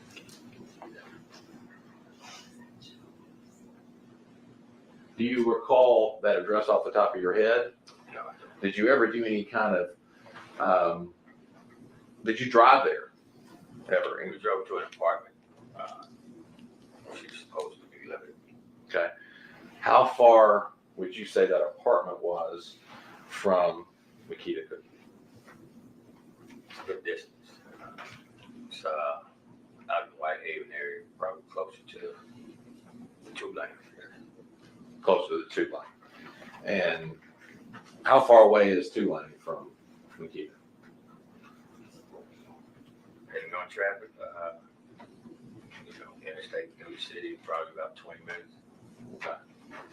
And so, Mr. Johnson's, the mother of his daughter, the one in the video, and presumably in the video in the elevator, was 20 minutes from Makita Cookie. How, you know, and if you don't know the answer to this, but how far would you say that would be from Crosstown, to get from Crosstown to that apartment address out of Whitehaven? Maybe 15, 20 minutes from this. Okay. One moment. That's my questions. Thank you, sir.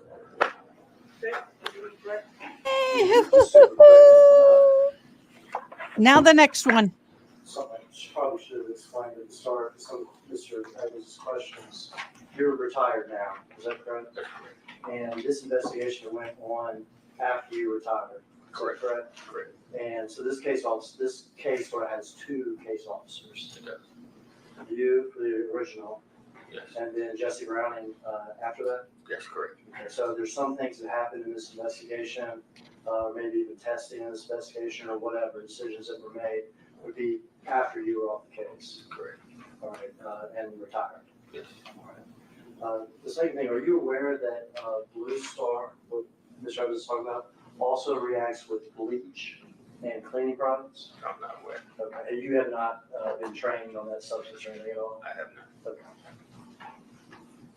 That's all my questions. Mr. Shredder. Any recalls? No. Thank you, officer. Thank you. Yay, he's done. And he's happy for it. Kiston Gardner is in custody.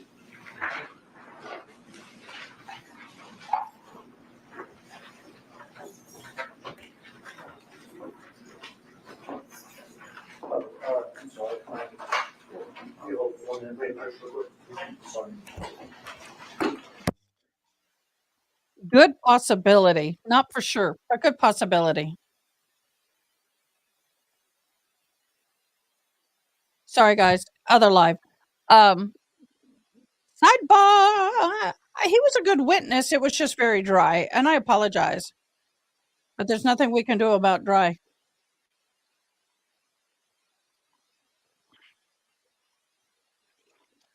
I think these videos are pretty condemning.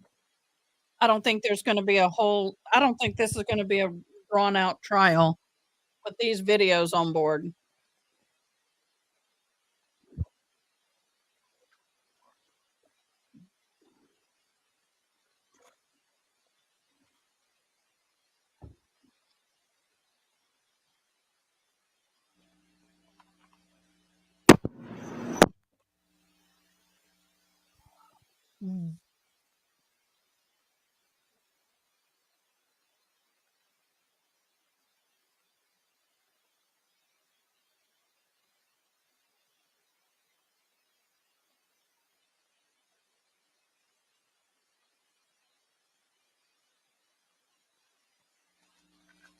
Gardner in custody.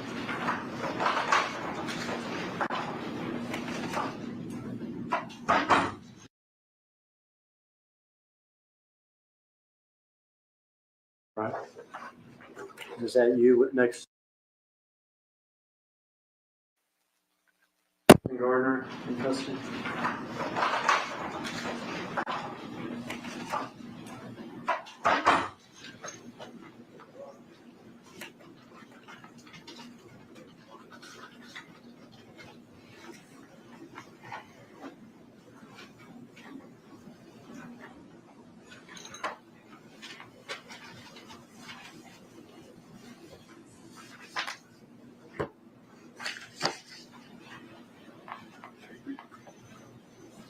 Hello, Miss Andrielle. Step up here, sir. Face the judge, raise your right hand, sir. Do you swear or affirm to tell the truth? Yes, ma'am. Have a seat. We may take the next.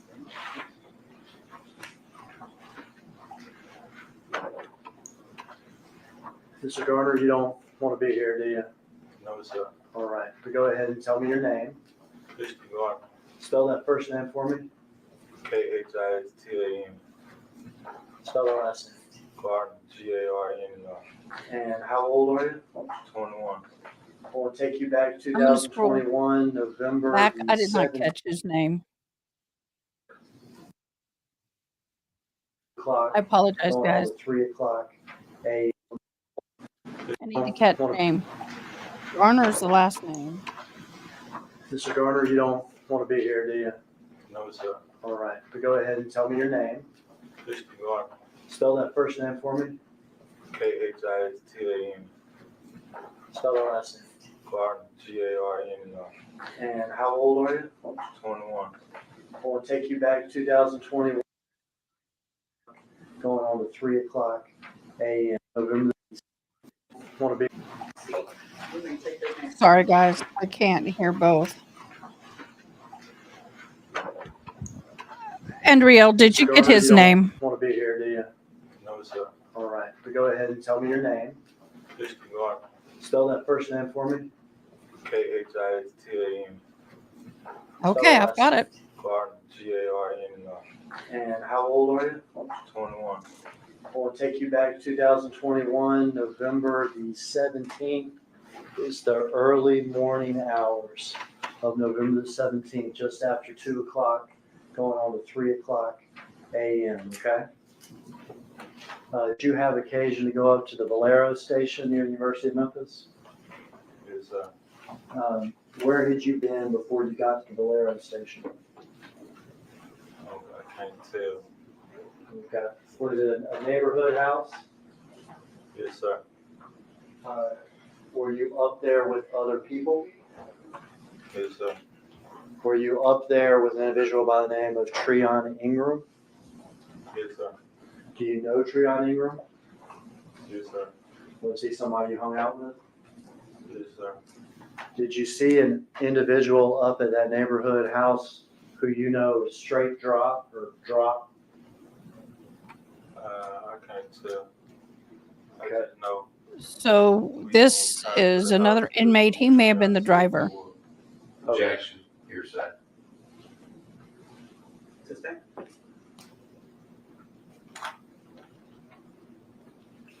You came to the neighborhood house, correct? Yes, sir. And you saw the individual in there. My approach, we approach with regard to objection.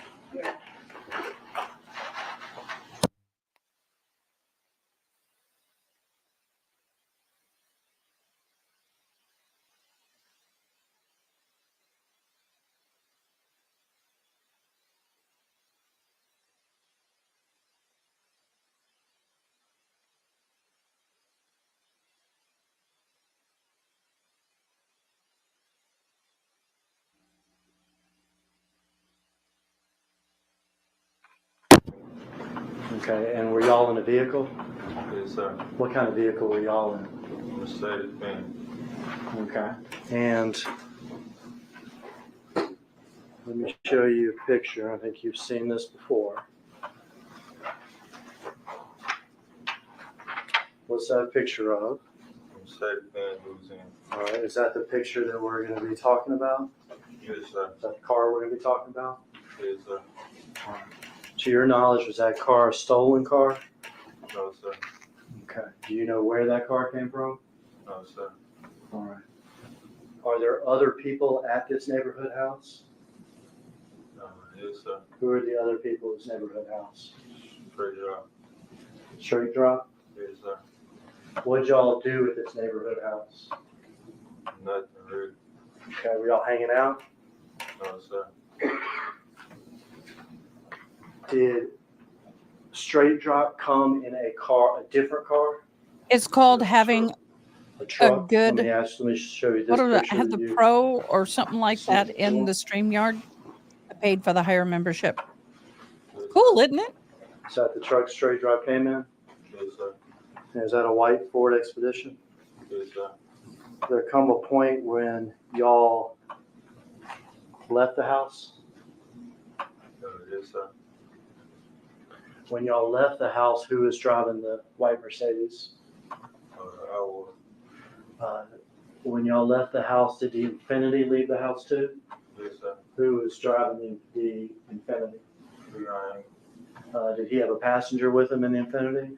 Yeah, straight drop. Straight drop? When y'all got to the gas I'm that station, good, what happened? Zach. They got some gas. They talked for a minute, then we pulled off. They pulled back around, and straight drop got in the Benz we was in. And I got in the Infiniti. Straight drop got in the white Benz, Yes, sir. and did you leave in the Infiniti? Yes, sir. Got a picture from the gas station. See if you recognize this picture. Yes, sir. Who's in that picture? Yeah, that's me. All right. Is that you next to the white Mercedes at the gas station that night? Yeah. And then let me get you a final picture. Is this another picture you've seen before? Yes, sir. What's that a picture of? Then we got The Benz you gave her. straight drop. Okay. Did you know what Straight Drop was going to do in that Benz? No, sir. Did you have any idea at all? No, sir. Were you part of this conspiracy at all? No, sir. Had you ever talked with anybody about killing Dolph or these other PRE artists? I want to do that. Why wouldn't you do that? I want to do that one. That's my family. You say that's your family, what you mean? This party. That's my family. I want to do that. Yeah, when you say it's not your family, though, what do you mean? You talking about family, who are you talking about? Young Dolph. Young Dolph? Yes, sir. Okay, so you did not see Young Dolph as some sort of rival or anything like that? No, sir. You wouldn't have been involved in anything like that? No, sir.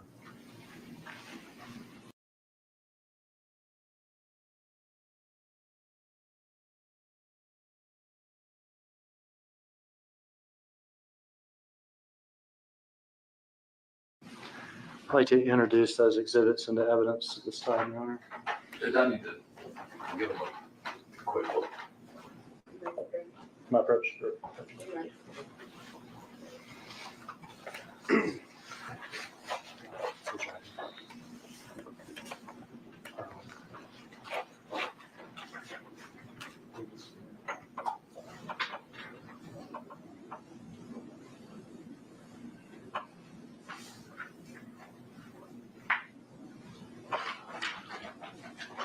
No objection.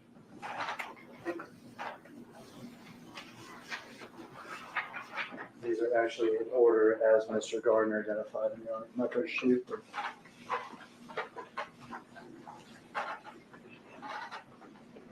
first picture is a picture of a white Mercedes with the back end damage.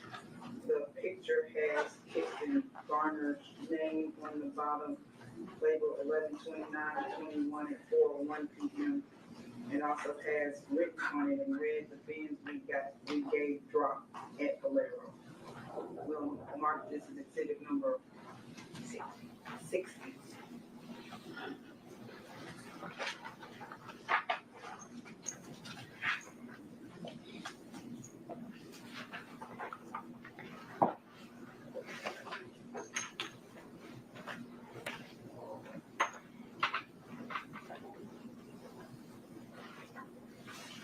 The next picture is a frontal view of a white Expedition. Written on the bottom, the truck hopped out of before Trayon gave him the bins. At the house, police found bins. Kirsten Garner's name, November 29, 2021, at 3:24 p.m. We'll label this as exhibit number 61.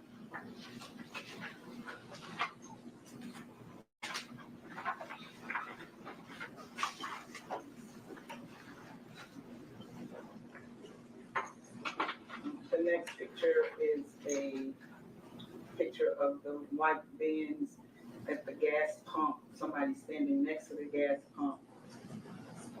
The statement under the picture is, "This is me pumping the gas. Drove to store following Trayon KT." The initials under the bottom, Trayon and KT. Christian Garner at the bottom, November 29, 2021, 3:27 p.m. We'll mark that as exhibit number 62.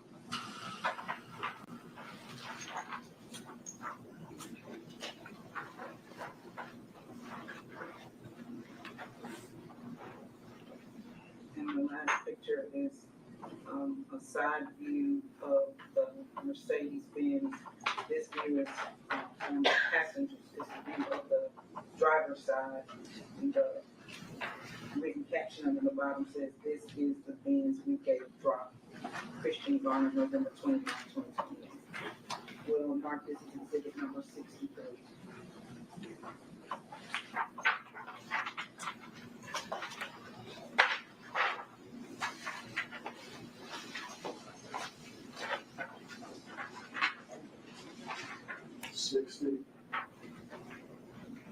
The bins we get dropped at Valero, 11/29.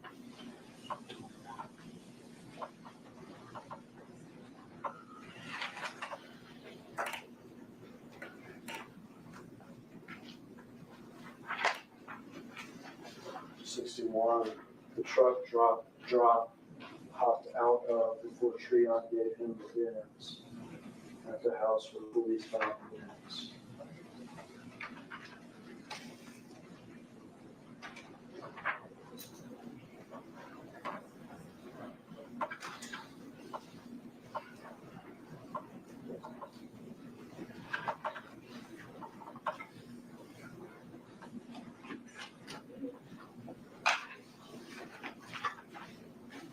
This is me pumping, next exhibit, this is me pumping the gas, drove to store following Treon.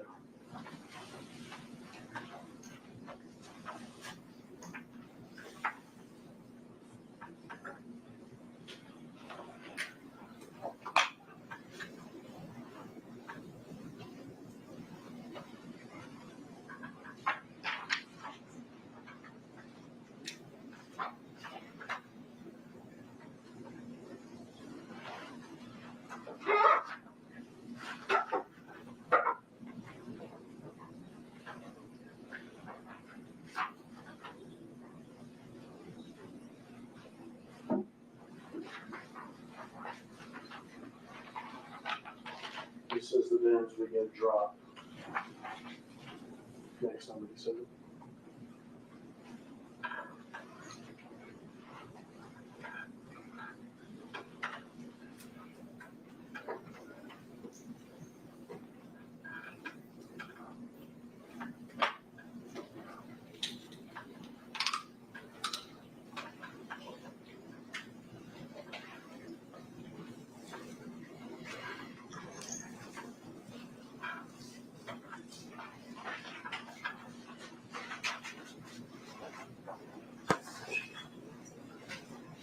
That's all the questions, Judge.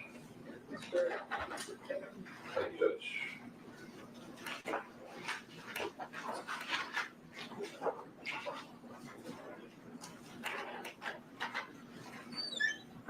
Good afternoon, Mr. Garner. Good afternoon. Right. My name's Luke Evans. I represent Justin Johnson. I've got a few questions for you, okay? Yes, sir. All right.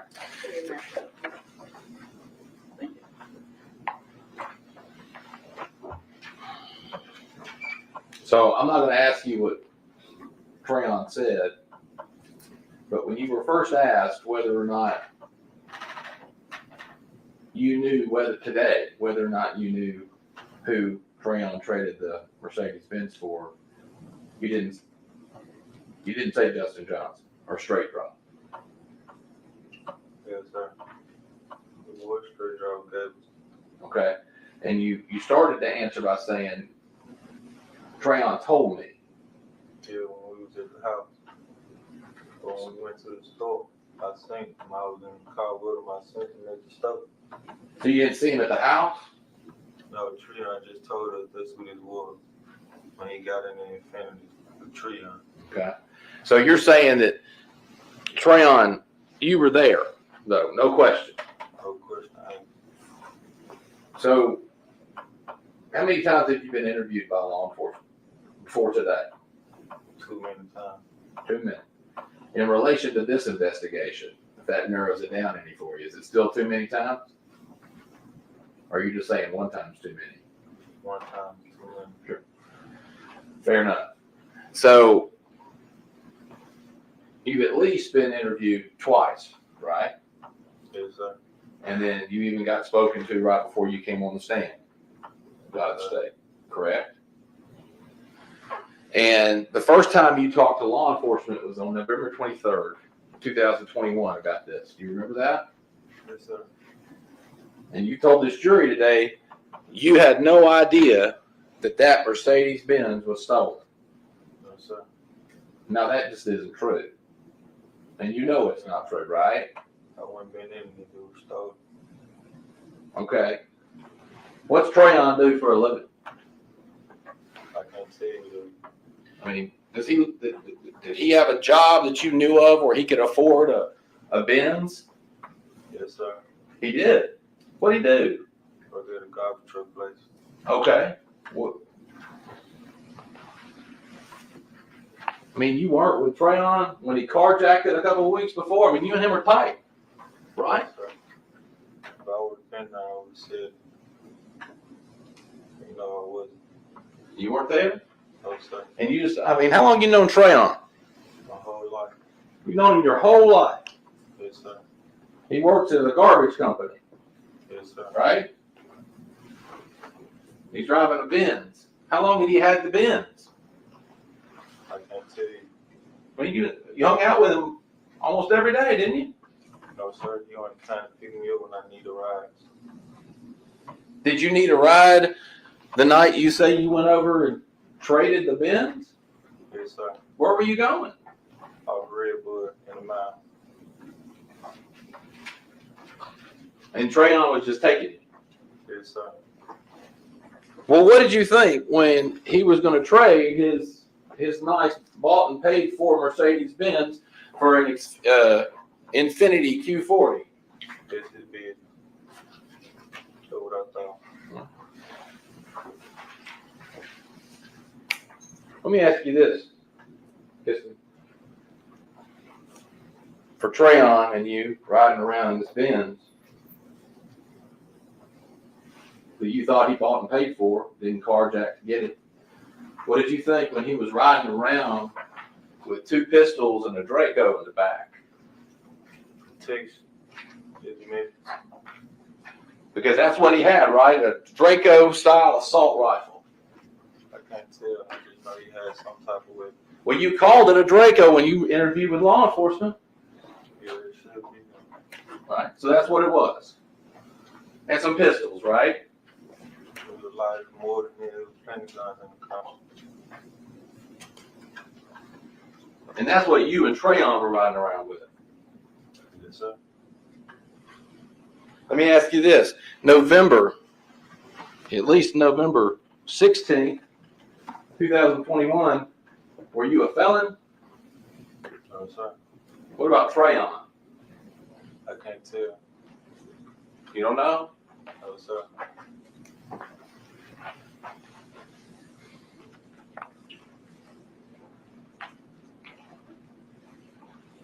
Well, when you get to Bradley that night, why do you have to go drive the Mercedes? They were Treon told me do pump gas, drive it around. And I didn't even know we was going to give it to the truck.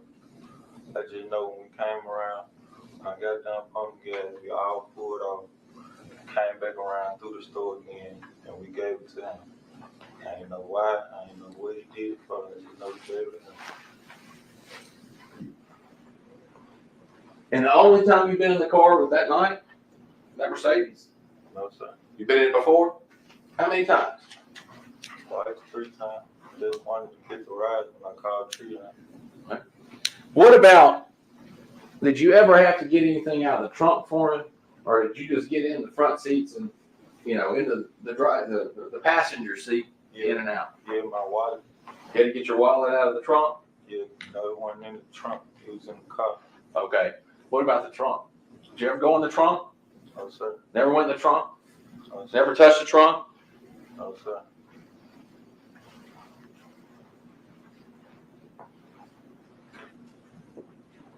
Do you know, you knew there was tags from multiple states in that trunk of that car, right? No, sir. You got any change of tags that night? No, sir. Okay. I have no idea what the tag was trying. I didn't even know nothing about this. One thing I did was get in the car and go places that I wanted him to take me.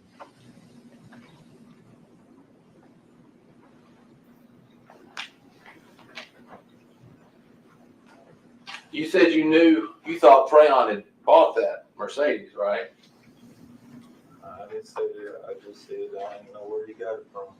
I think earlier you said you thought he bought it. He had a job. Yeah, I just said he got a job. I didn't say he bought it. Okay. I said I didn't know where he got it from. Because you knew him to steal cars too, didn't you? No, sir. You didn't tell police that you knew Trayon took a stolen Infiniti and a Challenger? No, sir. One thing I can say is I told him we had it finished. We ain't have no Challenger. Look at how nervous this Okay. guy is. This rocking is a self-soothing sensation, so he's very uncomfortable. If the police have a report from your interview that says that, they just got it wrong. Yeah, it seems like. Okay. Now, when you first got interviewed by the cops in this case, you told them you'd never been in that Mercedes, right? One time I told them I'd never been in the Mercedes when Dolph died. I didn't have no idea what happened. I told them I was in the Mercedes, but just wanted to get a ride. That's all I told them.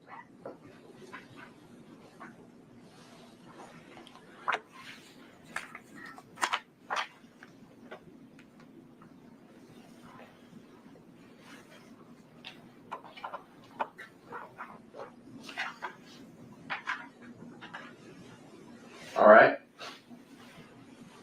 You didn't tell them. What about Valero? They asked you if you'd ever been to Valero. They showed me the pictures of me at Valero. That's when I told them this were when the day we gave it the trial. Right. But before they showed you that picture, you said you had never been at the gas station, Valero gas station at Highland. I didn't even want to tell them nothing really, because I didn't have no dealing with it.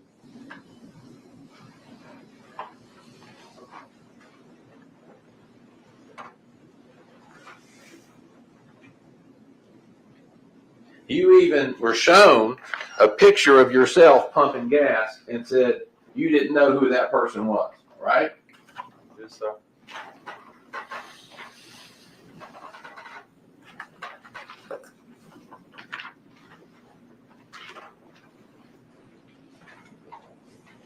You were asked earlier if you knew, you say that it's Justin Johnson got that Mercedes. You said, did you ever know why Justin Johnson was getting the Mercedes or Straight Drop was getting? You said no, right?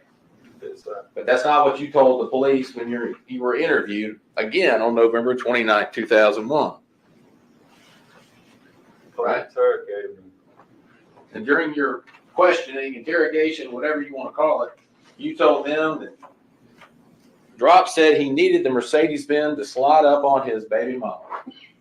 That's what the comment was when he got it for sure. All right. So earlier you said you were asked directly, did he ever tell you why he needed it, why he wanted it, what he was going to do with it? That was the comment he made. Okay. So he, according to you, he did tell you. He tell me that it's the comment that was made. I wasn't in none of their business. I don't know now one of them, so I wasn't in their business. I was just sitting in the car doing what I was doing. And this person you're saying Straight Drop during this interaction, what did you see him do at Valero? Get in the car. When we got there, we got some gas. After we got some gas, we were trailed in the Audi and the Infiniti and the Benz.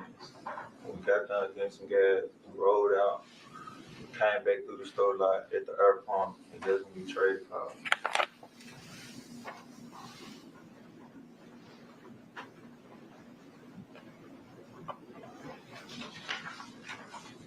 Now, after you heard Dolph got killed, you called Trayon, right? No, sir. You didn't? I was with Trayon the day Dolph got killed. He dropped me off, and we asked him, did he have anything to do with Dolph being dead? Because if he did, we're not going to be around him. It's simple. Well, you told detectives that you had a conversation with Trayon after the homicide and stated that you called him. No, sir. That's not true?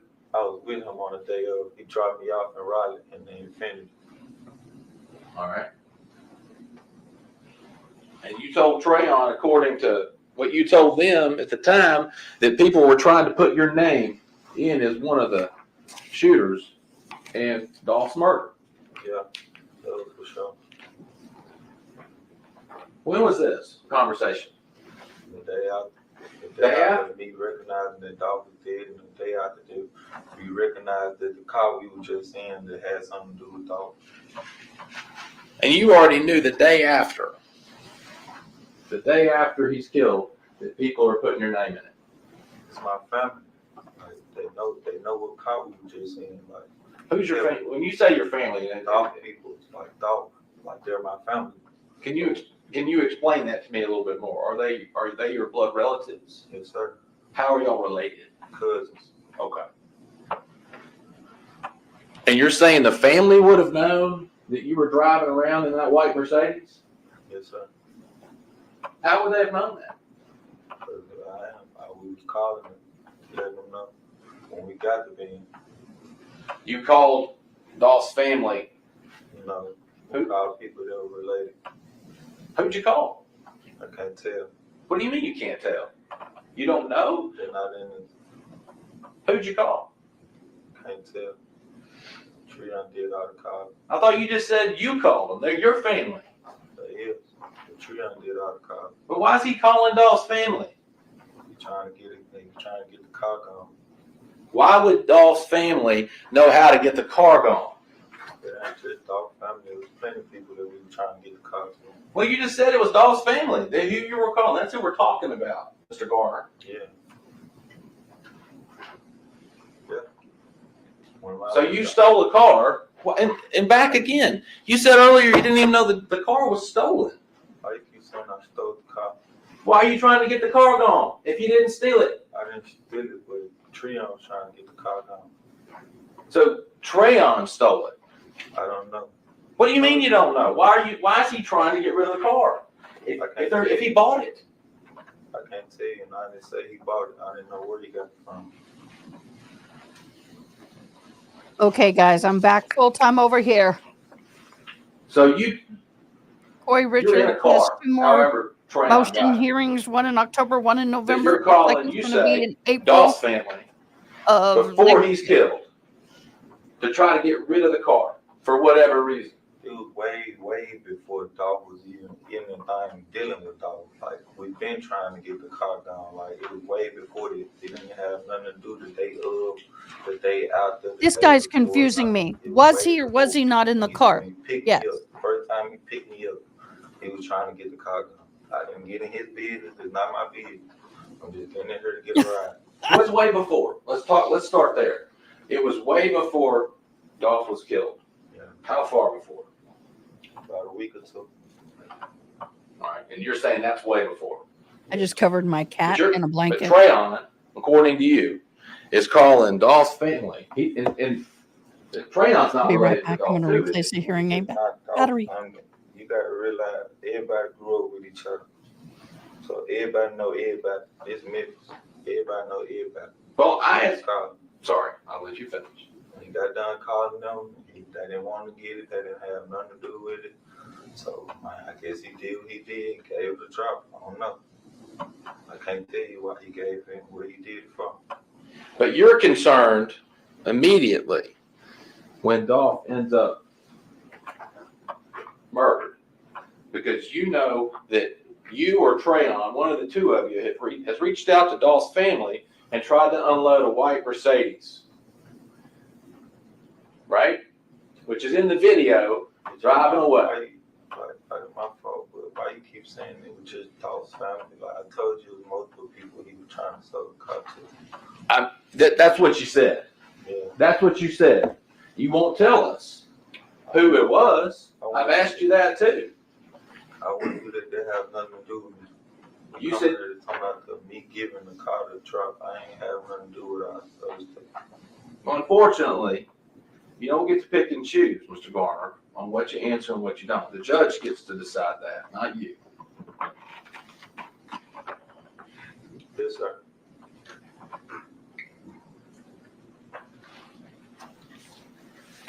And you're concerned, and the day after, because maybe not the only people, but you've interacted, as you said, a lot of people, some of which were your family, which you've identified as Dolph's family, with that car, and your name is in it, right?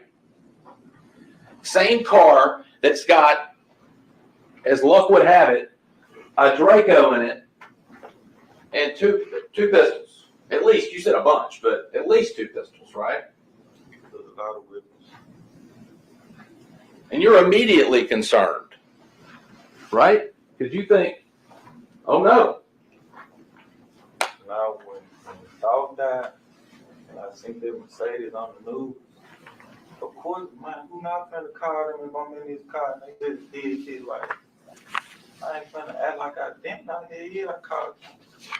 Well, you called them because somebody said you were involved. It's multiple people I call, like, bro, like, what's going on? Like, and me not knowing about it, like, why I'm in this car, like, y'all put me in something that I don't even supposed to be in, really. And this was the day after. Yes. This is before you ever even come on the scene. Like you're not picked up by law enforcement yet. You're not talking to the cops. That doesn't happen to you. Came, man, right after dog died, like, it came a couple days after, like, so it was nothing. I already knew that I was gonna get picked up regardless.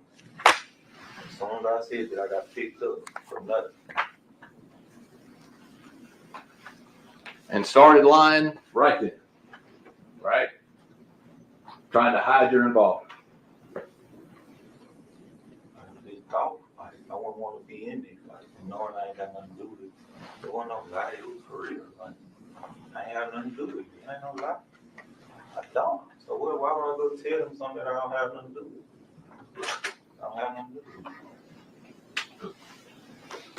Cigar, we learned today, you've had quite a bit to do. How did it? That's all the questions I've got. All right. Redirect. I've got no further questions. Thank you, Mr. Ross.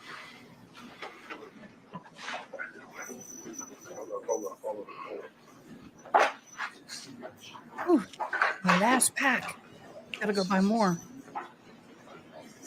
So, what did you gather from his testimony?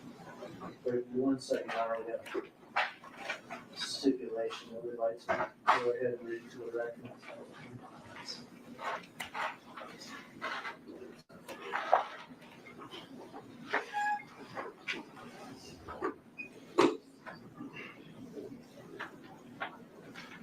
We're going to get this stipulation read to the record, Your Honor, and then you can get. Dang it.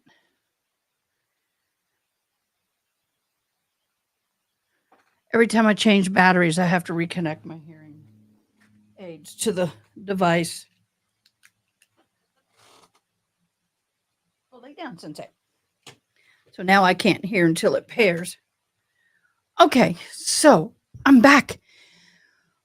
Wow. I kind of sort of not believe him. I don't know how to put that any nicer. Kind of sort of not believe him. I don't. I just realized I may have thrown away something I shouldn't have. Oh my gosh, I'll be right back. Oh my gosh, I'll be right back.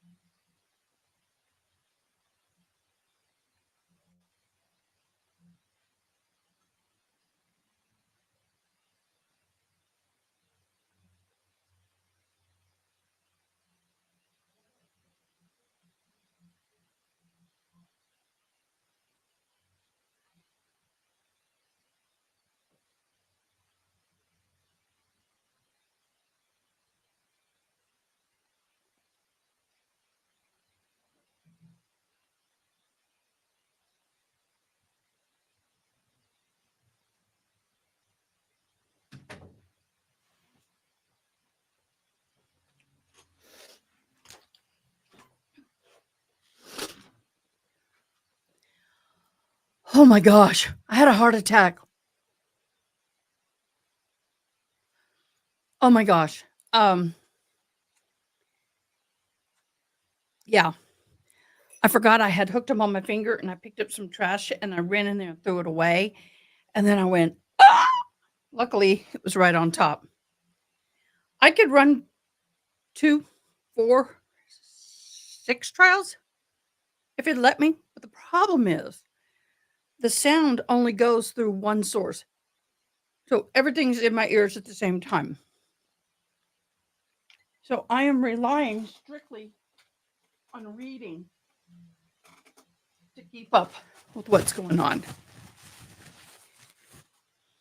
I'm not wall-to-wall screens. You want to see wall-to-wall screens, you ought to see Braxton, which I miss Braxton. And I miss my Sneaky. Gosh, we're missing a lot of good people lately. Oh, miss you, Braxton. We really do. And Miss Sneaky. We see a little bit of you. It's with us. I'm eating a little mozzarella cheese. Being healthy. So we are on a break, am I understanding? Court is on a short break.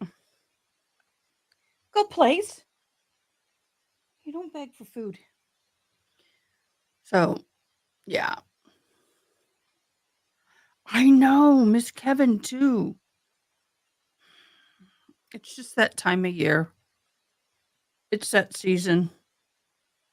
Unfortunately. Miss Karen? Haven't heard from her in a while. I might see if I can call Mr. Kevin Mr. Braxton and touch base with him a little. Reach out to him.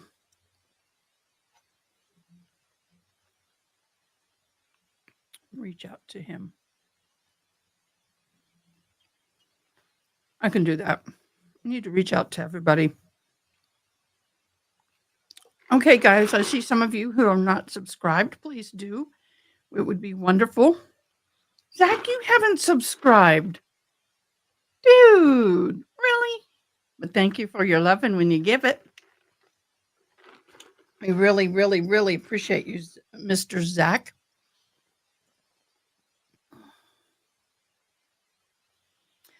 She's been busy. Yep. She's got a lot going on. So we just let people, this is not a job. And you come and go. We are small but mighty. That's what I say. Okay, just so catch up on Corey Richens. I couldn't hear every word, so Ronnie may have to fill in because I had both sounds at the same time. We have 2 motion hearings. Sit down. Lay down. Down. Down. Kennel. We have, she's real busy right now. We have October 28th, 3:30, I believe. And then we have November 12th at 9:30, a motion hearing. There are multiple motions they were talking about. I couldn't understand all of them. Now, I take it this was the first time that these attorneys actually were in court on her behalf? Because she's fired another attorney. How many attorneys total has she had, Miss Ronnie?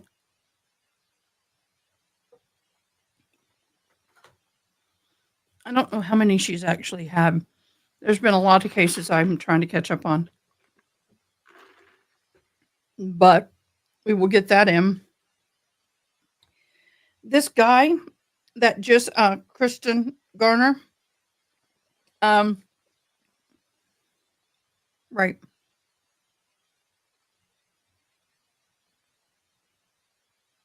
The second set of attorneys. Okay. So it's not too bad. I mean, it's not like she's on attorney 5 or 6.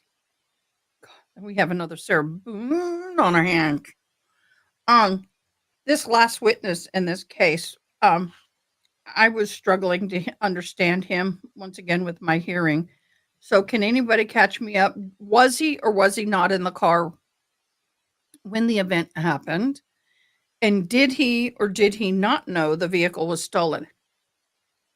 or is he lying? Because notice his body language. He really started swaying and swinging at one point, which really concerned. That right there was showing me he was real nervous.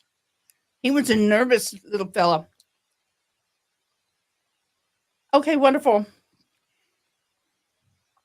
I'm going there now. Ronnie, I couldn't do this without you. Okay.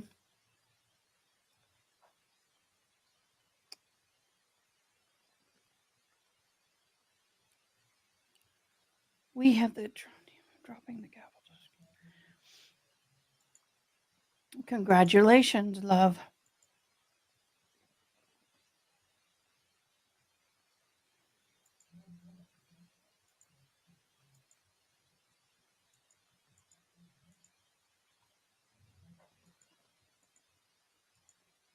Got all of these alerts, man. It's like, okay, we also had a live news coverage for the P. Diddy.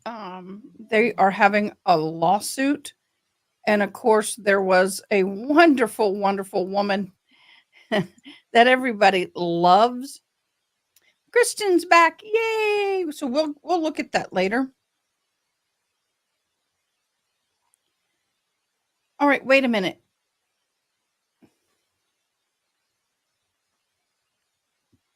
Ronnie.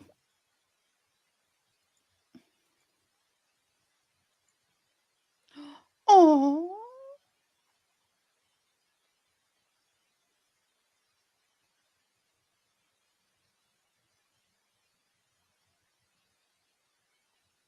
Oh, y'all talking about snakes. We have some new video links for the Sandra Birchmore. Okay, thank you for posting the hearing dates. Thank you so much. So we'll go through all that more at a later date.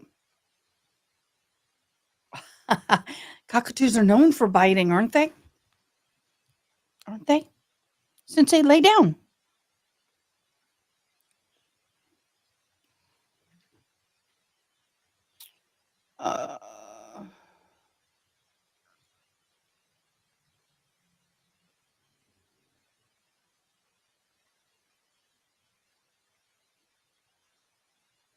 I'm looking at documents here, y'all.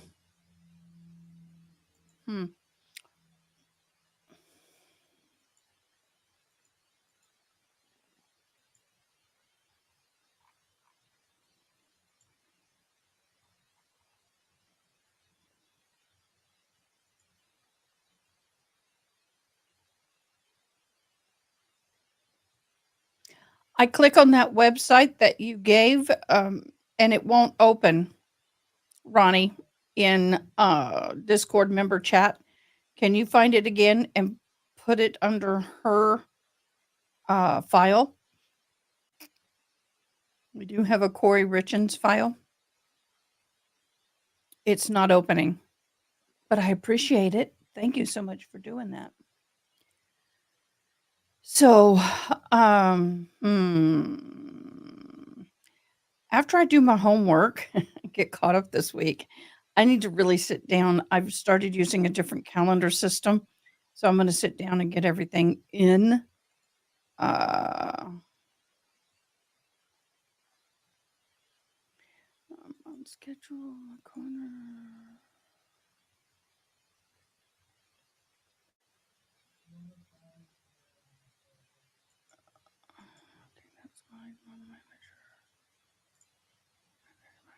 Okay.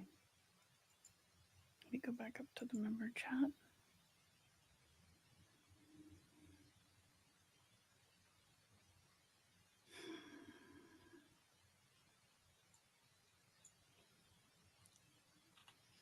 Sorry, we're looking at documents.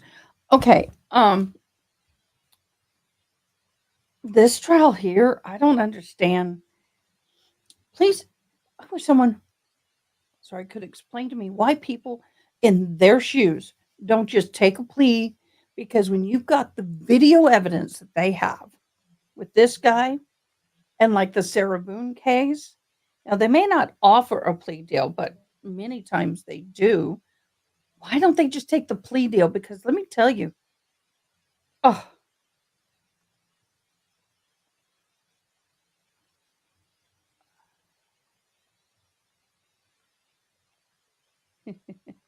I was reading a note from Miss Kevin. Miss Kevin, we love you, and you were just fine. Let's see. Not as much as most other parents. They are human friendly as all parents, but cockatoos have. They don't. They do, and I don't. I don't like these. I don't get me wrong. I like big birds, and I ain't gonna lie. But what I don't like is I know exactly how much pounds of pressure they have in their bite, and that concerns me. That really does. I rather deal with a chihuahua with blind and deaf and vicious as hell than to deal with a bird. It's not letting me open it, love. You can't get there from here. This happens when external blog hosts DNS. If you're trying to migrate away from WordPress, yeah, it's not letting us open it. Sorry, Veronica. I mean, Ronnie. We're trying, but it's not letting us have it. We're trying, but it ain't working.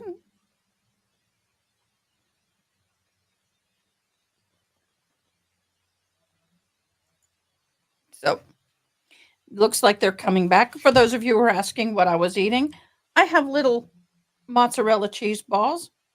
I'm trying to be healthy, and I've taken all of the 99% of the candy out of here. If I have candy, it's going to be dark chocolate. And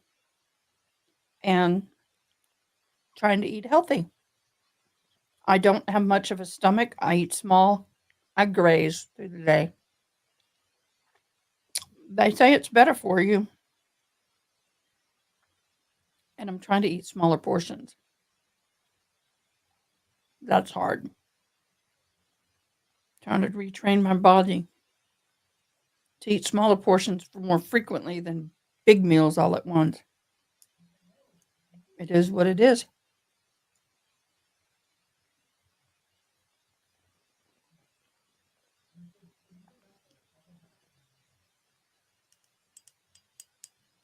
I'll have to go back and listen to that man's testimony tonight while I'm doing my homework.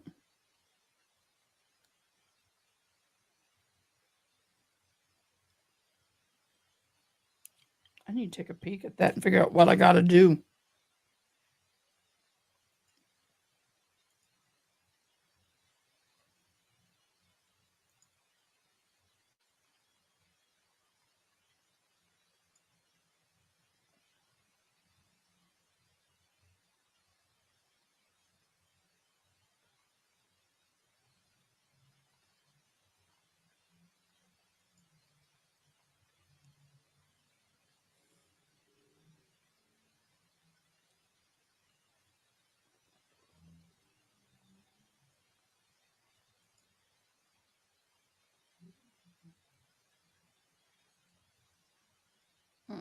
Okay, that's going to be easy to do.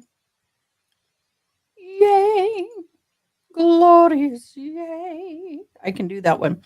Y'all, this is not easy going to college and doing this and all this other stuff at the same time.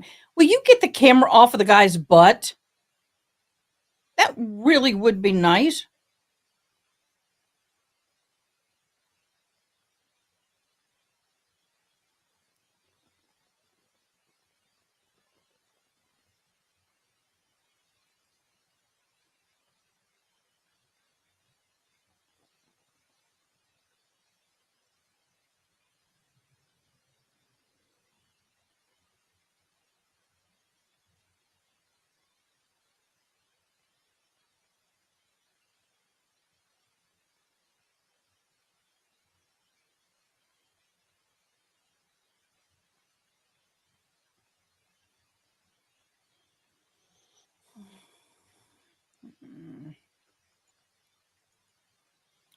Oh, gosh.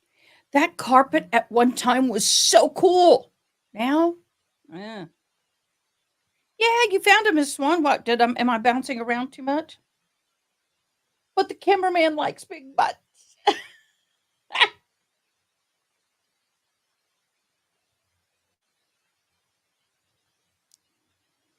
I guess he likes the butts and legs too.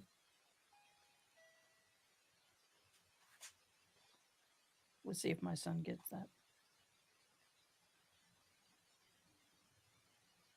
Guess he's not. I'll be right back.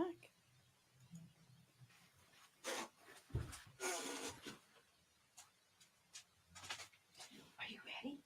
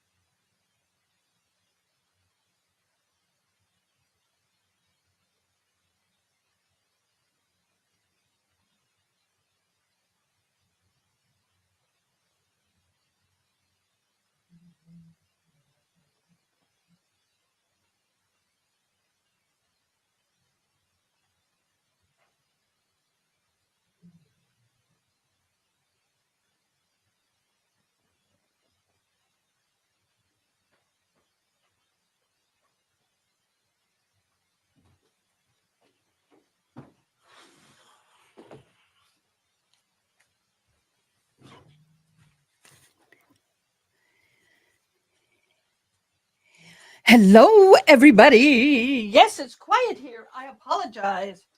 Oh gosh, y'all. I'm my son's shop today, and he's not feeling well, so I'm helping him out.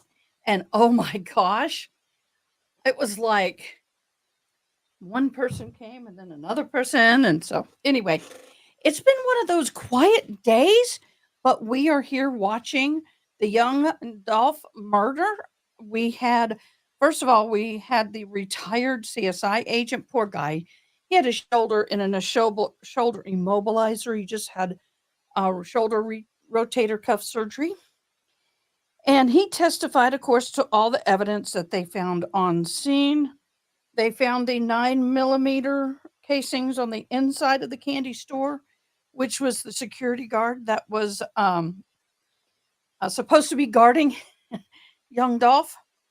Then they found 40 caliber casings outside, 7.62 caliber casings outside the store, and 22.3 caliber casings outside the store. And he also testified, of course, to the clothing, the car, and everything else. Baker, hi, Becca. How are you? Welcome, Broken Baker, if you're still on. Appreciate you so much. Then we had this other person testify, and it was really difficult to understand him. But he says first he was in the car with them when this happened. And then they said they were not in the car with them when it happened. So we have a bunch of cross, he said, she said, all that kind of stuff going on. Thank you. I'm a Jedi. Thank you. Thank you, Jess, so much. We're shoe shopping. We are on they'll be right back. They're on a break right now. So if you'd like to stick around, we'd love to have you. Make a party. My audience almost fell asleep. I know, right? I know. Well, you want me to wake everybody up? I'll wake everybody up. Y'all ready?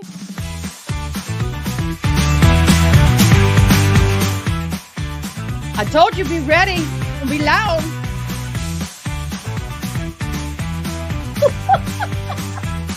Hey, anything to entertain. Well, almost anything to entertain you guys.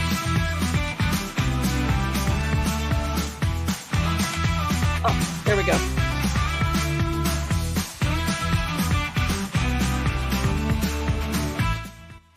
Okay, we're coming back. I'm trying.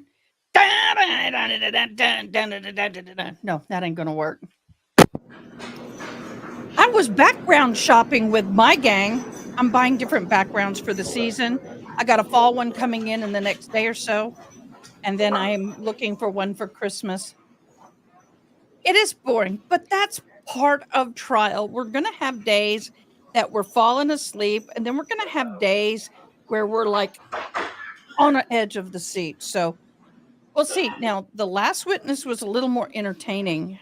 He was an inmate, and you could tell when he started getting uncomfortable because they're not getting their faces because of the fact that this is, GANG related. Oh, no, you don't. Get out of here. Sorry, my kitten was playing with something. I was going to beat her butt. But, what was I saying? Boring. It was. But this last guy, I struggled hearing.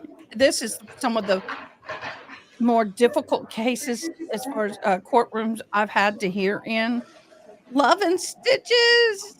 Yay. We love the snitches. The snitches are good but it's so hard to hear in here. I don't understand why, but that air conditioning womp, womp, womp, in and out is a little bit too much, but we're doing the best we can. I still need someone to help me connect my ATEM. I think I'll reach out to RA soon. I'm just trying to get him time to get his stuff connected and his fun things all done so he can help me on mine. I need to get everything up and running. All rise, bring the jury. The courtroom is so small that he has to sit behind his attorneys instead of with his attorneys. Oh, I know. Auntie Bev would like off with the AC. Oh, no, you don't, Kat. Kat does not get to play with hand-beaded moccasins. It is snitch row on this trial. But see, here's the thing. Why do you care if they're showing your face when you've already been seen in the video and you're giving your name? Stand right here. Raise your right hand facing Young. They're going to know who you are. We're on witness number 3 today. Thanks for the Can you tell me, raid, guys. can you tell me your name, please? All right, I'm gonna have you look out toward me and speak up so I can hear you, okay? And, can you spell the first and last name for the record? J-E-R-M-A-R-C-U-S. And then Johnson. J-O-H-N-S-O-N. What is his first name, y'all? Please, if anybody got it. Now, Mr. Johnson, you, Was it are Lamar actually or Mark? charged in this case, is that correct? Yes, sir.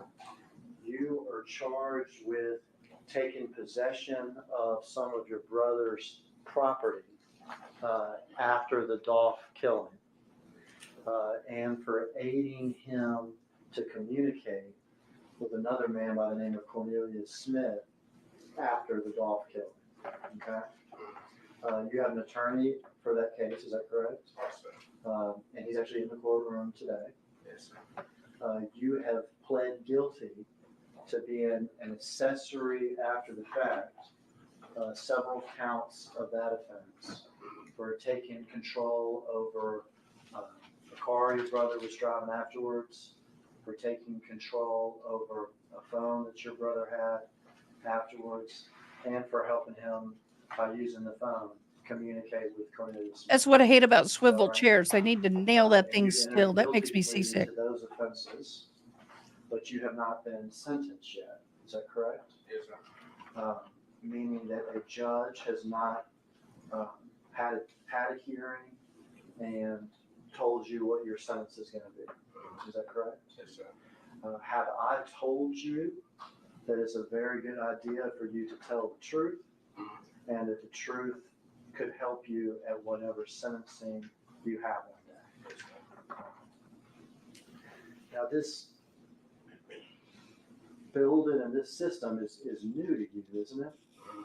Had you ever, I need you to say yes or no. Yes, ma'am. She's recording. Okay. Thank you. had you ever been arrested before this case? No, sir. Ever been to 201 pilot for court cases and stuff like this before this case? This was the first time, Yes, sir. and it's the only time. All right. Yes, sir. I want to ask you about your brother, Justin Johnson, okay? Do you see him in the courtroom? Yes, sir. Can you point him out and tell me what he's wearing? Wearing a gray suit. Okay, is he seated here behind these two attorneys? Could the record reflect he's identified as brother Justin Johnson? Record so reflects he's identified the defendant in court today. Now, how old are you, Jamarcus? 27. And how old is your brother? I think 25. 25? Okay. Is he your full brother? We got the same dad, different mom. Okay. Same dad, different mother, so half brother or whatever. As y'all grew up, did y'all actually grow up together in the same house every day? No, sir. You described sort of how often you would see your brother Justin. I liken it to something like me and my cousins or something. Does that sound about right? Yes, sir. So you grew up in a different household than your brother. Yes, sir. Is that correct? Yes, sir. But you would see your brother from time to time? Is that, Yes, sir. would you see him at family stuff? Or Younger, yeah. when you were younger? Okay. like cousins or something. Okay. I want to take you back to 2021, okay? November of 2021. Now, did you even know who Dolph was? A rapper. Okay. So you knew Dolph was a rapper. Yes, sir. Okay. Did you have anything to do with some sort of plan on the front end to kill Dolph? No, sir. Is that anything that you would ever be involved in? No, sir. Any sort of plan to kill other PRE, even though that you know what PRE is? Yes, sir. Okay. Any plan to kill the other PRE artists or anything like that? No, sir. Okay. In 2021, about how often would you talk or communicate with your brother, Justin? Like every other week? Yes, sir. In 2021, about how many times do you think you saw him that whole year? Like 2 or 3 times. Okay. So in all of 2021, you would have seen him 2 or 3 times. Does that sound about right? Cute You would dog. talk to him maybe once a week or every 2 weeks. Is that correct? All right. And again, just because a court reporter, like when you nod your head, I know I know it, but we got a court reporter, okay? All right. So it'd be fair to say that y'all were not close.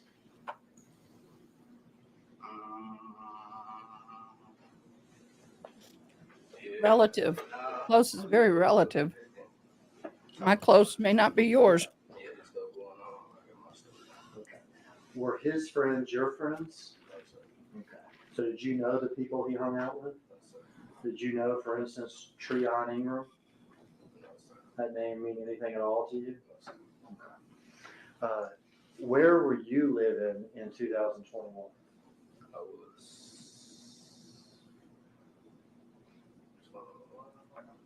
When this happened? when the murder happened. For this time period that we're talking about, when Dolph got murdered, and when we're here later that Justin gives you his time. The Auburn apartment. The Harvest Park. Now, what area of Memphis? East Memphis. So you were living in East Memphis. Yes, sir. Okay.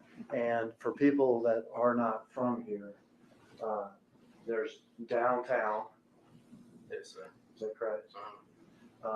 There's Midtown that is next to downtown that includes Crosstown. Yes, sir. Okay. There's South Memphis, there's North Memphis, Yes, sir. and then there's East Memphis. Yes, sir. And you were living out in East Memphis. Yes, sir. Who are you living with? I live with my mom and 2 sisters. Okay. And my did you son. Yeah. you have a son? Is that correct? And you have custody of your son. 4 custody. How old is your son now? 4. And were you working back in 2021? Yes, sir. Where were you working? I was working at Disney warehouse. Okay, at the Disney warehouse. All right.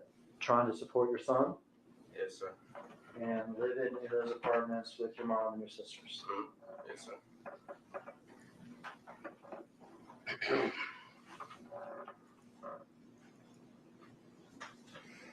I'm going to try and make these subtitles Did a there little bigger. come a time after Dolph was killed that your brother Justin got in contact with you? Mo better. What was it about? About bringing me a rental car. About bringing you a rental car. Now, had you asked him for a car or anything? No.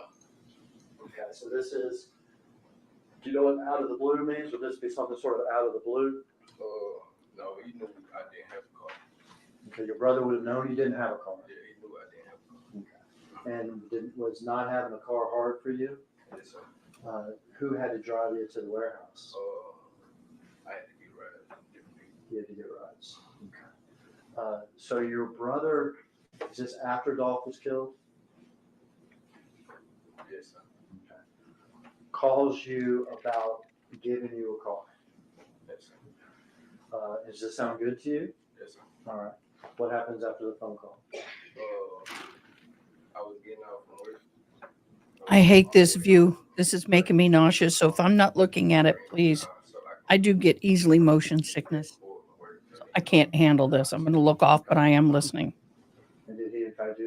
Yes, sir. Where did he, And like an hour later, to the office. like an hour later? At your apartment complex?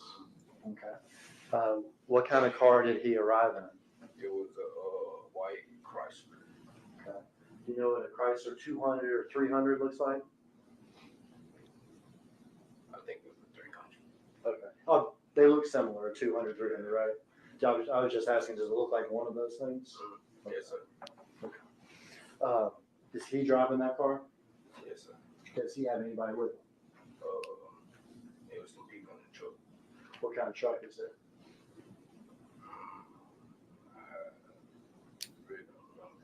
What color is the truck? It was white. A white truck? You say truck, you mean like a pickup truck, or do you mean like a big SUV? It was a big SUV. Big SUV? Okay. Do you know who the people were in the white SUV with him were? No, sir. Okay, what happens when he gets there? Tell me you outside. Okay. Go outside, get in the car. You get in the car with him? All right. Quiet.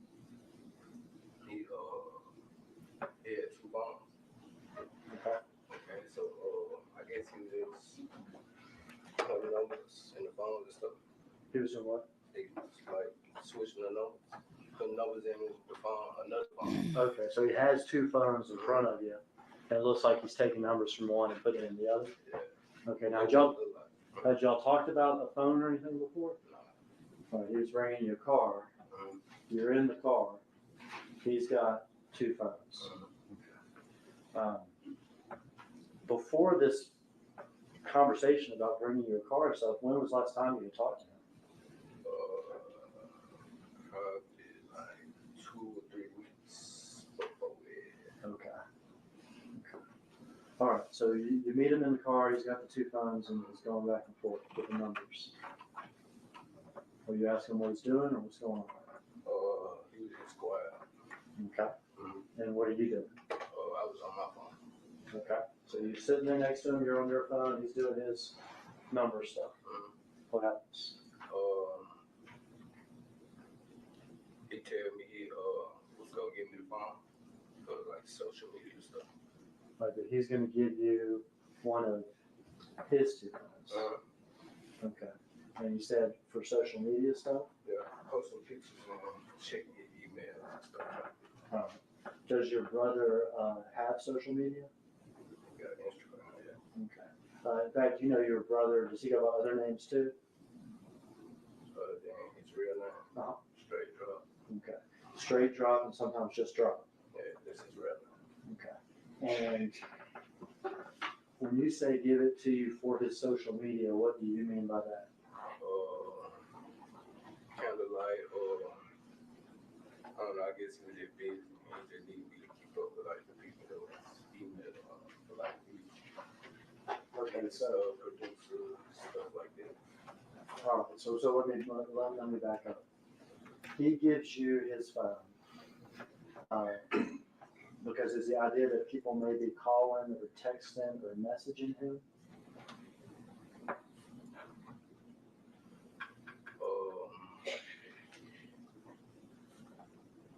You can say that, but it was just mainly he just told me that he needed me like to post some stuff. Okay, so he told you the time that he needed you to use his phone to maybe post some stuff to his social media. Is that like videos, all this stuff? okay? Did you ask him why he couldn't do this himself with his phone? No. Okay, but he has this phone in his hand. And he's going to give it to you, and you already have a phone. You don't need a phone. No. The car sounds good. And he wants you to have his phone and maybe post stuff to social media. Yes, sir. Okay. You don't ask him why. Does he provide any explanation? Other than just for the social media stuff. Okay. He doesn't say why he needs you to do this rather than him. No, sir. Does he tell you that he's getting out of town? No, sir. Does he tell you that he's got to lay low? No, sir. What happens after he gives you the phone? somebody was holding him and stuff, like rushing him to come on. In the car there? So he's getting a phone call from while he's in there? Yeah. On one phone or the other, do you remember? I don't know which one. Okay. And so does that end y'all's little meeting? Nah. Okay, what happens? He's still sitting in the car. Okay. Yeah, he's still doing the same thing with the phone. Still putting numbers back and forth? I mean, he just had both the phone. I wasn't looking to see what he's doing. That's what it looked like he was doing. Okay. Looking at both phones. Once got done putting numbers or whatever he was doing with both phones at the same time, what happened? Nah, I asked him, was he straight? And he said, yeah. Then they called again. Whoever it was, called him again. And he was like, here he comes. So he got out the car. Then he did. I went in the house. Okay, so he gets out of the car. Did he get in that white SUV with those other people? Yeah. Okay, and you go into the house. And now you have a car that he's given you. All right. Yes, sir. And you have a telephone that was his. Yes, sir.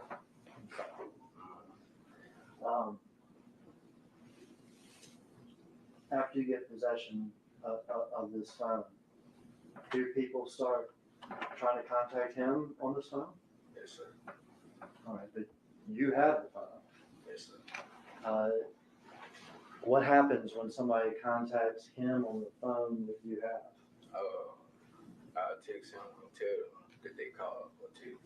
Okay, so if somebody calls him or texts him and you then text him or call him and say, so-and-so just texted or called you, is that right? Yes, sir. Were there ever times that somebody would call that phone and then you and your phone would call another phone and put them together so that they could talk? Yes, sir. Okay, so you could aid in those sort of, sometimes we call it three-way or whatever, conversations between him and other people? Yes, sir. Among those sort of three-way conversations, did he ever talk to somebody identified as C? The name in the phone was C. Earl. Okay. And the voice, was it a male or a woman?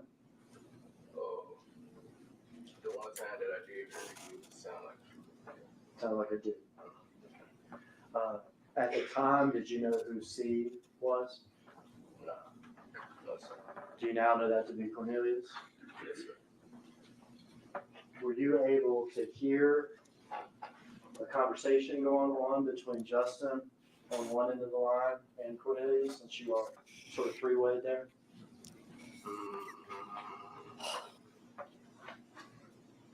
Not like full conversation. Not the full conversation. Were you able to hear some of the conversation? Just a little bit. I wasn't really just listening. Okay. You've been asked before whether or not you heard some of the conversation, correct? And have you described part of the conversation having to do with money? Yes, sir. Sorry, having guys. to do with getting money to C. The text message. The text messages? Yeah. And what was it about? It was like, he just kept saying like, what's up, bro? What's up, bro? And stuff like that. And I was texting my brother, and I was telling him somebody texted me, and he was like, who he is and what he wants. And then when I told him, he kept saying like he loved him and stuff like that. And then he said, have you talked to Uncle? Okay. Did you know who Uncle was at that time? No, sir. He said, talk to him.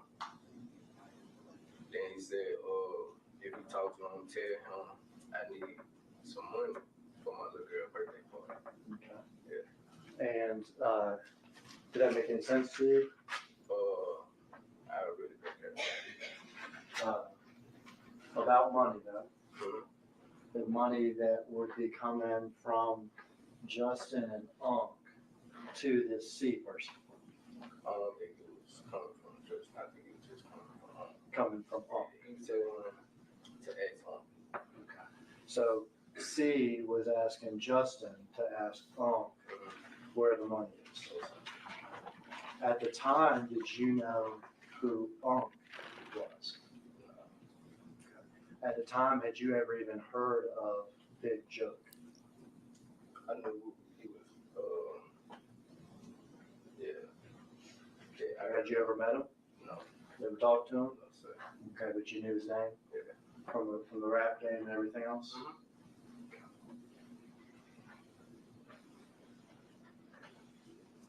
Did you use that phone like that? I mean, would various people text and call, and then you tell your brother, "Hey, so and so text and call"? It was only it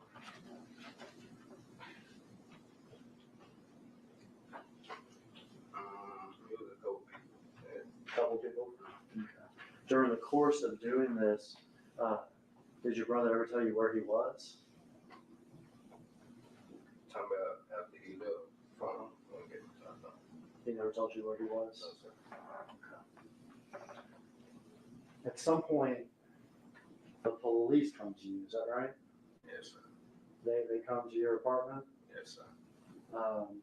and they want something you got. Is that right? Yes, sir. They want that phone. Oh, that's making me nauseated. Your brother's son.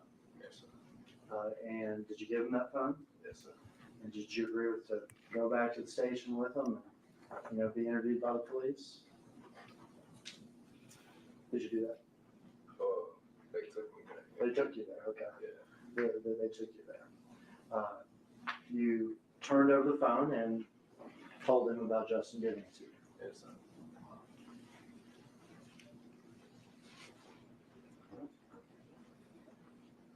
Now, the original reason that he gave you for this phone was so you could do postings on social media and stuff. Yes, sir. Did you do postings on social media for him while he was gone?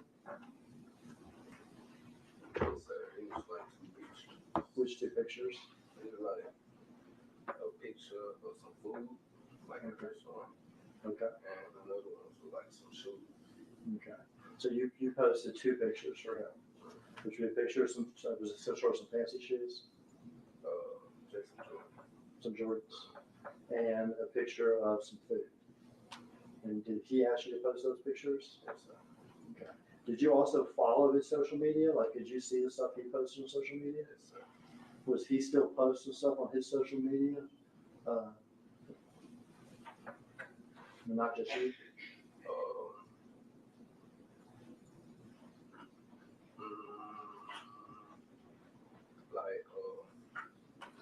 Like a picture of him in a Rolls Royce, or a picture of him holding tens and tens of thousands of dollars? Like, not like around the time I posted those pictures. I understand. Further on down the line, yeah. Further on down the line. Okay. Before he got arrested. So did he or did he not receive the large sum of money? I thought we heard he only got 800 of the 50,000. Or was that the witness that testified? He only got the 800 of the 50.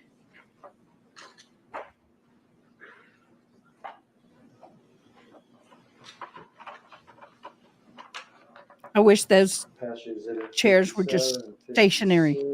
Thank you, kid. Tell me who's in this picture, if you would. I think you've seen those before, Marcus, is that right? Yeah. Who's in those pictures? Justin. Your brother, Justin?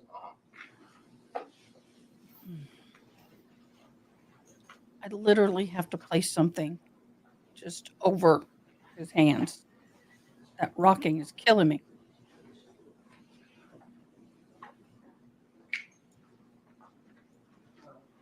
Have those exhibits returned? I'm done asking you questions, Marcus. One moment. One moment, Your Honor, equaled one love girl. Captioning, you got to get this right. one moment, Your Honor, and one love girl are two different things. Really, y'all? Oh. Well, and ADHD, they are doing what they're told. None of these witnesses can be shown because they've all been arrested. They're all gang affiliated, and retribution is a concern. But like I said, how is that a concern when these their names are being given Marcus. and they're in the You don't mind, system? I'll call you Marcus since we have more than one Mr. Johnson in the class. All right. You know what I'm saying? My name's Luke Evans. I just got maybe just one question for you, or a couple of questions for you. So you knew You lied. Justin to be an aspiring rapper. Yes, sir. Correct. He was trying to get signed. Yes, sir. Okay. Had you ever, prior to that, So the cameraman's doing what the judge told him. social media or YouTube before? Yes, sir. All right. So that wasn't something. That wasn't a new thing for him to ask you to do. No, sir. Okay. I would like to see the lawyers. Yes, sir. Yes, sir. Step out.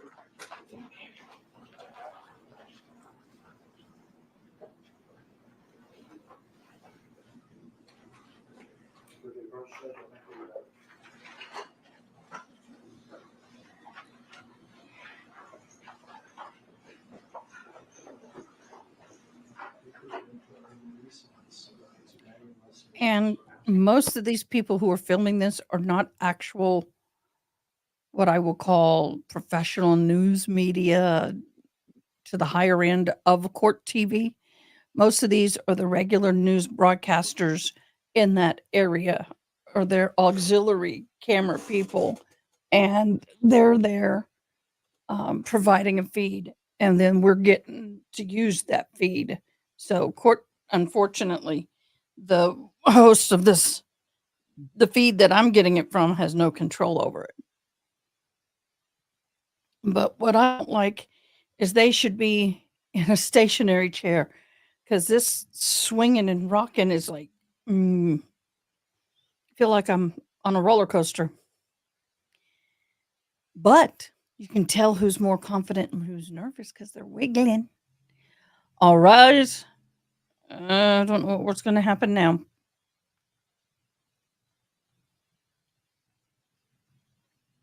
We just had a break.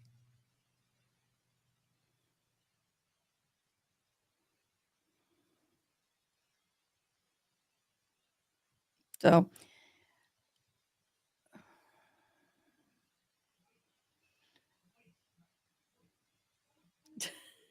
I wish y'all could hear my son.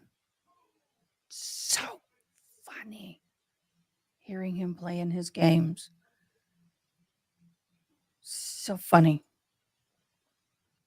Okay. So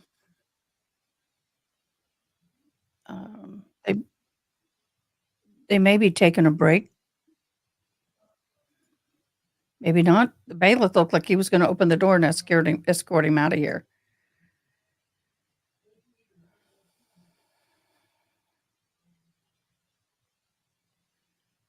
So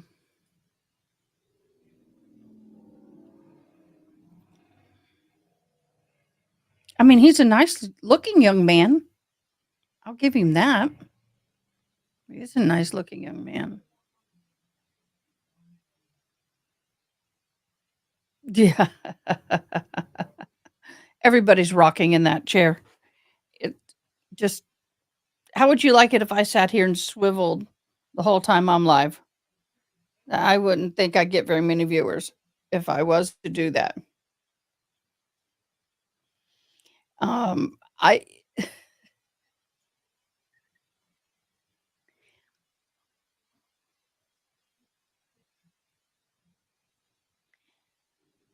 the I don't know what's going on, but it looks like they're going to probably take him out. I guess they're going to have a break. You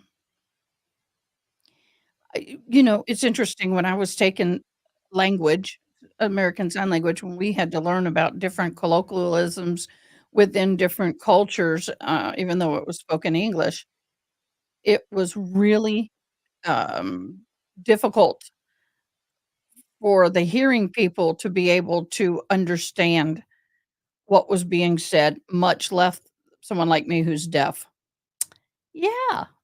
So, I really struggle with hearing everybody, so, some of these witnesses, I'm having to depend on you guys to help me fill in a little bit. I apologize. Thank you all for hopping over from Broken Baker. Please, if you haven't, subscribe, hit that like button. I love Broken Baker. He's an amazing man. I really appreciate him so very much. And I also love and appreciate Mr. Art A, even though he doesn't know I'm talking about him. Let me go say hi to him.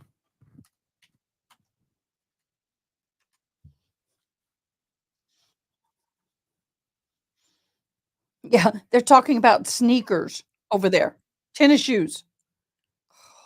It's a nervous swivel. I get it. It is very difficult. I guess they're done for the day. What the heck? It really? Seriously, you're done. You didn't say goodbye. You didn't say the court was done. You just left. What? Okay. We're done.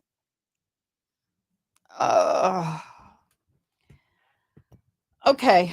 So, some of you've been asking about some of my mods. Miss Kevin has got a very young daughter who has disabilities, and then she's got an 8-month-old, almost 9, or is he 9, almost 10, who's been teething and going through some sleep stuff. So she's still around. She's just taking a little breather. It's very hard. And we have several mods that are At busy that point, just that time of year. I texted her and to check up on her and see how everything was going. Okay, that's another trial. We're not gonna go there. Okay, so we're done for the day. My mods do say hello. I thank everybody for all your love and kindness and your support.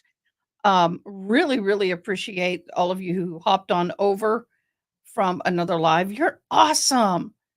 I didn't mean to do that. You're awesome. Appreciate you so much. Yeah, yes. We will be here again tomorrow morning at 9:30 with bells on. I hope we've gotten a lot of the boring entering of evidence done. I hope we're just gonna be witness, witness, witness, witness. They've had to really get in a lot of evidence today, so hopefully it's gonna move along. I don't know how much more they're gonna have as far as, what's the word I'm looking for? Witnesses on this trial. We'll see. We'll see. We do have a hearing on the 26th for Sarah Boone. We'll be there for that. So we've got a lot coming up. A lot coming up. Hola, hello. I hope you are all well. We are. Hello, Brit. Goodbye, everybody. Haley Mouse, being mummy takes priority, and it does. And I tell all my mods, that's why I want a lot of mods, that yes, this is volunteer. This is, you guys are doing it because you love doing it, and but family comes first. And I always will say that. If you haven't, please subscribe and like. I vitally important to me. I greatly would appreciate it. And I think what we're going to do is head out because I've got a ton of homework to do and 2 tests to get prepared for. So, yes, we got a lot going down. A lot going down. Going on down, down. I can never say that without having that song in my head. So, thank you everybody for joining us. Um, please, please be careful. Have a great evening. Take care of yourself and your families. And remember, you run into somebody that needs a little loving, be kind, be nice. We all have bad days and we all need a little TLC. I will see you tomorrow, 9:30 Central Time. My time. Finally, a case on my time. Not having to get up early. So we'll see you then. In the meantime, thanks for joining me. Bye bye.